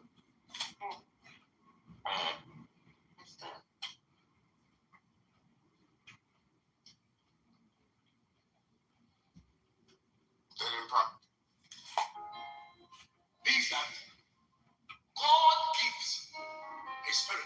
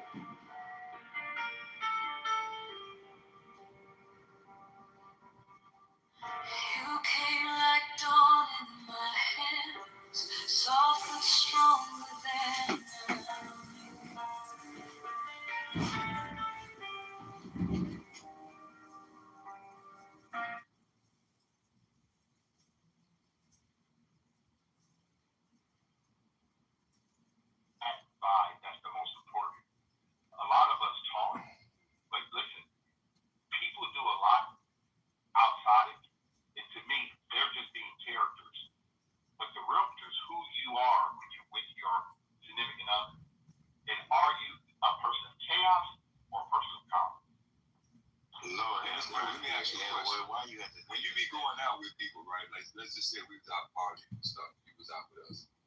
If we was like, I don't know, probably at the bar buying like 2 or 3 drinks, would you come up to the bar and be like, guys, that's too much. Okay, it's too much, guys. Would you do that the whole night? I would just leave because one thing I'm not going to do is be in a public. No, I'm just listen. For me, I like peace and I like calm. I'm not a chaotic person. I don't want arguments. I like peace. That's it. Yeah, but do you understand that people can go to a section, get drunk and have nothing but peace and fun the whole night? I mean, I say good and drunk. Let me take that away because that's how. But I'm saying, yeah, but I'm saying, say you come out, find this one without, and you were invited, and you came out, and we all having dinner, whatever we're doing. We're in a little lounge, chill spot, safe environment, no ghetto shit, right? Everybody chilling, and then say, I'm like, hey, I got the first round, right? I get around, and then say, Billis. All been on this. He's doing another one like this week. Why is he debating a mentally ill? Yeah, I don't know. I'm called Ayn Rand. That's crazy. He's kind of old now. John, is it you an audience? He's the type of atheist who have room for arguments and reasoning. You're more like the scientistic type of guy. We call it Oh my God, Tim, he's not. Like, trust me, he's not. See him as the scientist. We would say he's in the category of the scientism. To him, This is why. This is crazy. No such thing It's as crazy science. how much these people always think so highly of PhD for you, students. knowledge is based on science. Not a PhD student. You're Doctor, not a professor. Being a professor, you need a tenureship. Oh, hey, I'm not. You don't have I'm that. a senior lecturer. You're just some professor you admit to it. He's a mathematician. Tim, I know that, but he's like a fucking retard at the same time. Hello? Somebody in a flat earth called me that. I'm gonna change my name to Sam to Dr. Professor. Okay, do whatever you want. Nobody cares. Your voice is Just gonna go give with me away. retards. Well, I'm just like, Tim, like, I swear he's not that what you think he is. I understand. Once you're in academia, trust me, you I've would had, understand. like, I don't need anybody to tell me about my. Well, apparently you don't know. We had enough. Well, when I don't know, I wouldn't say I don't know the experience. I don't have so many fans, right? I kind of like at first. I have so many fans. Like, I'm a fucking gossip girl, and then everyone gets upset with me when I make gossip about people. But then, you know, I don't know why everyone so upset with me. Again, Fatima literally followed me around. YouTube. We were here before you came in. No, I know. Well, because You were in our room the whole day. You were in my own room. Fuck up, man. Fucking annoying bitch. Yeah, You're about to see? get blocked. Block me. Do it. I don't give a shit. Abby. You're getting blocked, man. Oh, thank God. Thank fucking God. I literally begged God, like, let's see him, please block me. You sound like a woman scorned. See, God exists. It literally gives me You what I sound need. like a woman scorned, Abby. If you want me to attack you, just ask me. Why would you have to attack me? That's what I'm If you want that, I can do it. And you will not shut up afterwards. I can literally handle everyone in this room, so. You don't have to attack anyone. You can just say, you know what? No, I'm not. Or, you know what? I am. That's why I'm going to attack you too. No, I prefer to attack. Whoever it was, don't worry. One door shuts, another one opens. Exactly. So whoever he was, forget about him. Let him go. Hey, Fatima, are you there? I'm literally biting my tongue. I'm on to And something. you should be grateful I'm biting my tongue. I'm on to Because something. if I didn't, like, you would like also block me. No. Don't hold on to it. Well, you want me to be honest? Is it she? He? Am I wrong with the gender? Listen, I'm the libertarian, so You want me to be you've got me convinced. No, not It's a little piece. not right. Okay. I would say. He is. Christian, Homophobic, like everything. Hey, she keeps it real. Sorry, I'm not looking to hire her.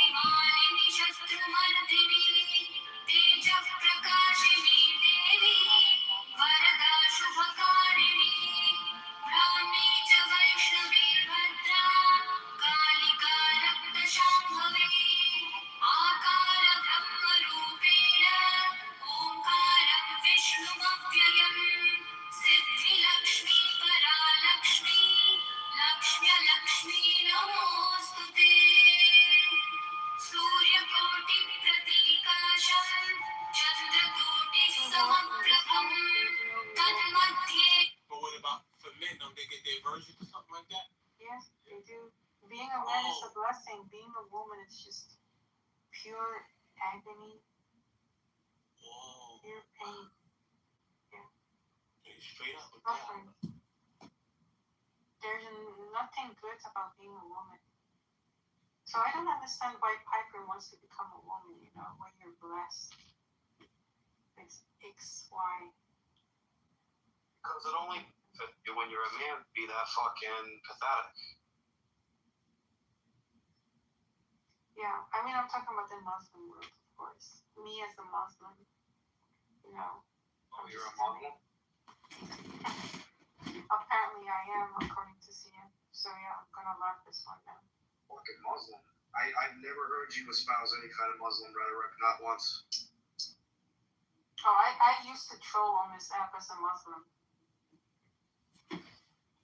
But there is a judgment. I don't know. Non-refundable. It was like an ongoing troll. Back in the days when I was holding I get 50% face value. He was calling me Palestinian. It's an He was autistic. Israel. So that's why I became quote unquote Muslim. But For a rich man to end of heaven. And continue the role play. But yeah.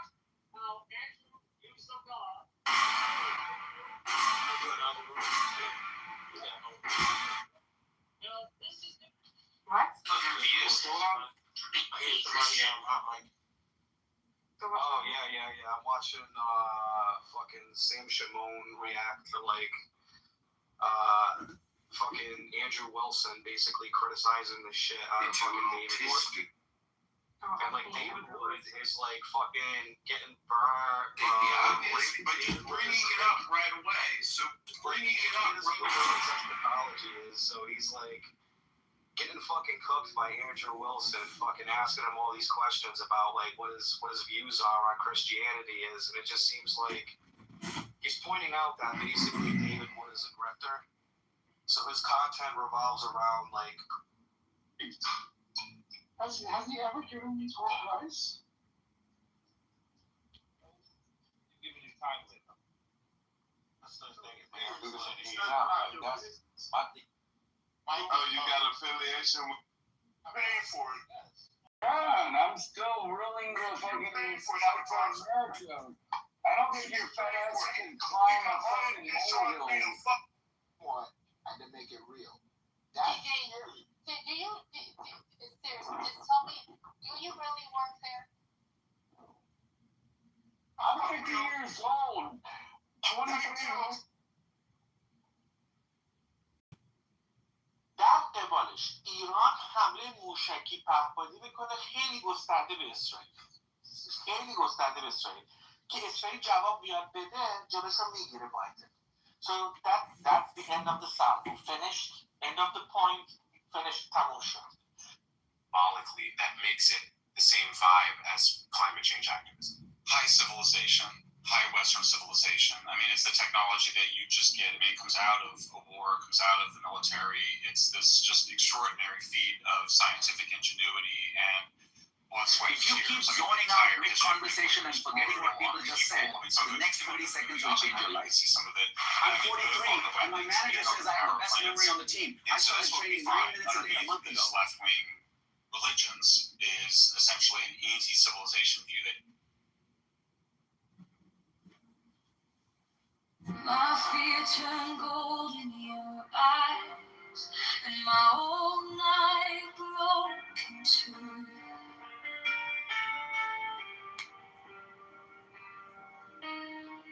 I was lost in the noise, now I'm learning how to stay close to your quiet light in the middle of the day. Stop thinking, let it fall.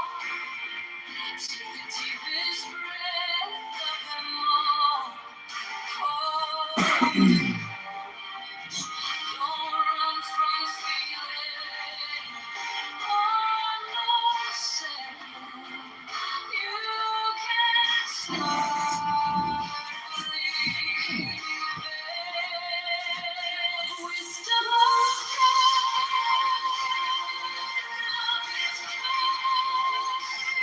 Wisdom of God, love is God. Wisdom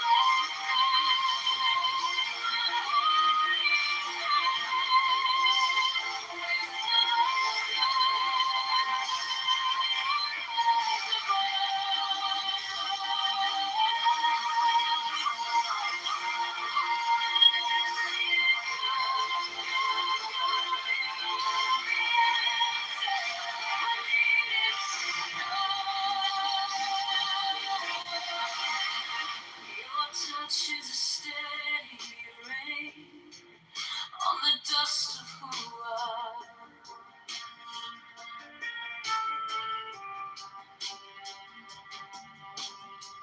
Every wound gets named, then it fades in the hush.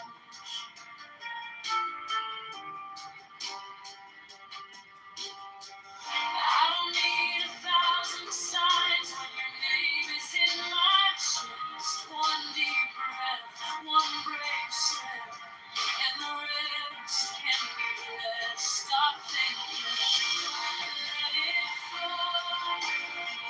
Take the deepest breath of them all. Hold it close. Don't run from the feeling. One more second, you can start believing. Wisdom of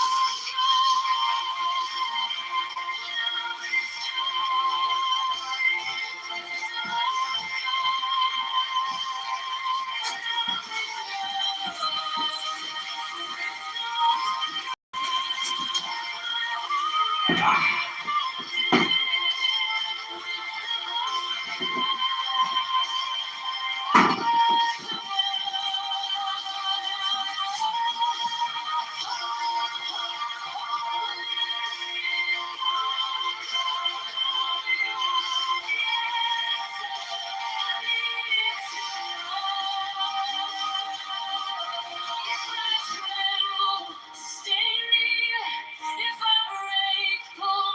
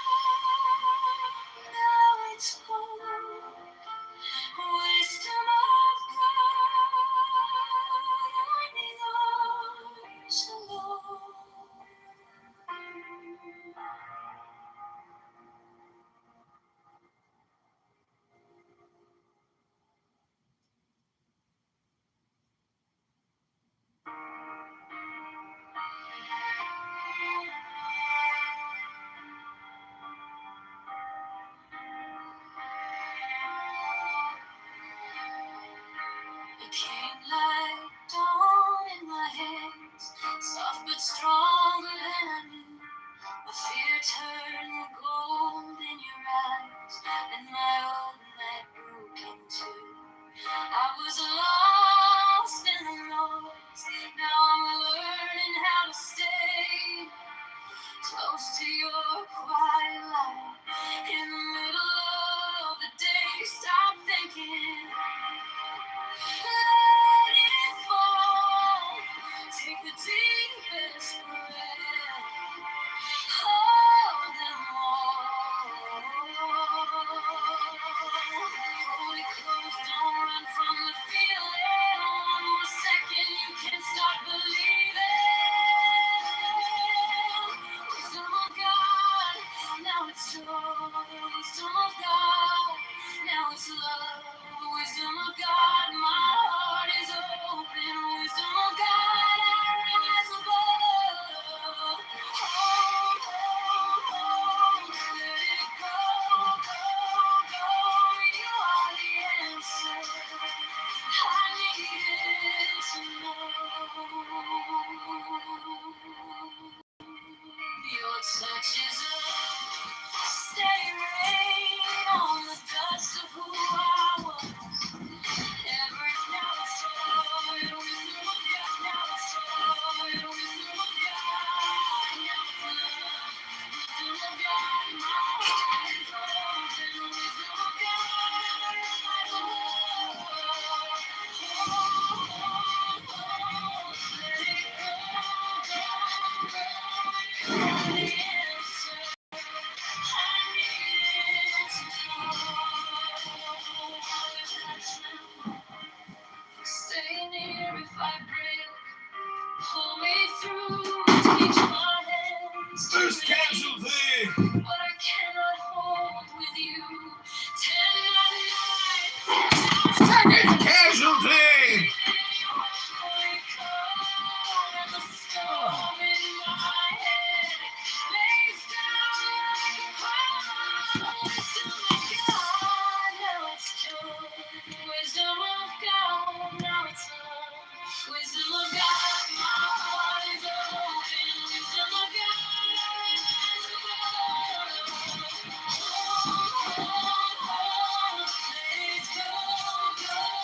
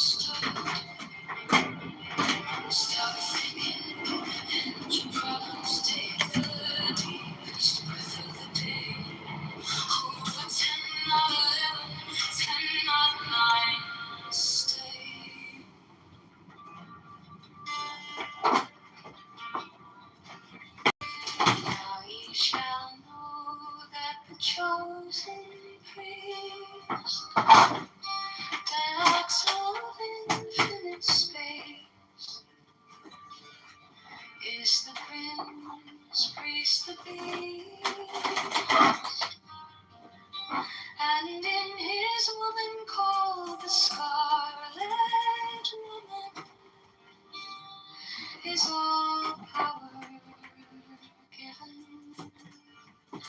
They shall gather my children into their fold.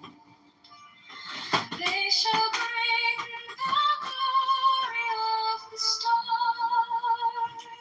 into the hearts of men.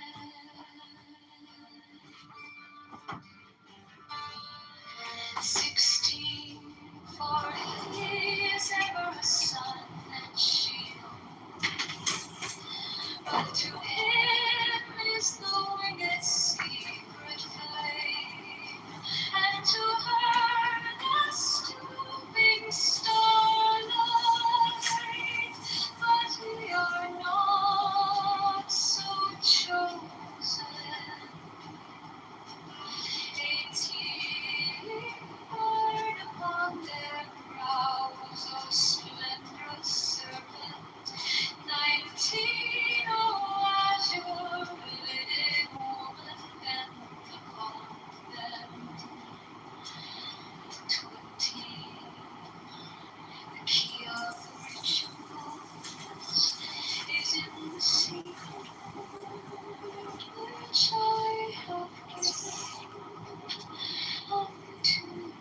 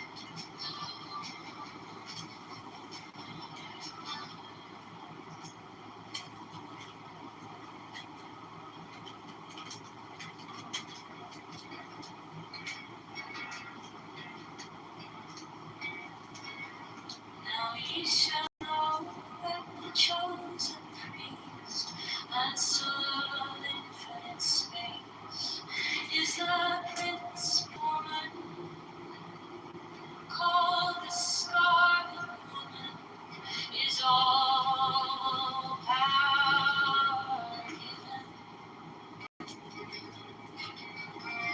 They shall gather my children into their fold.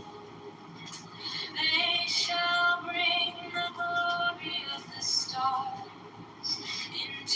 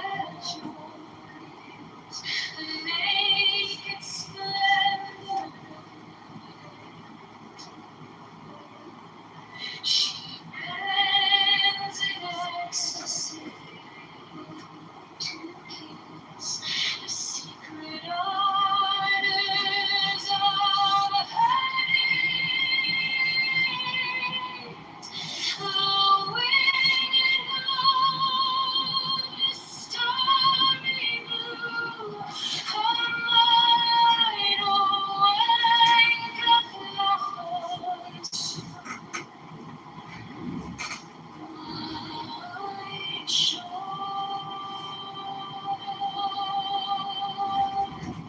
is to see your joy.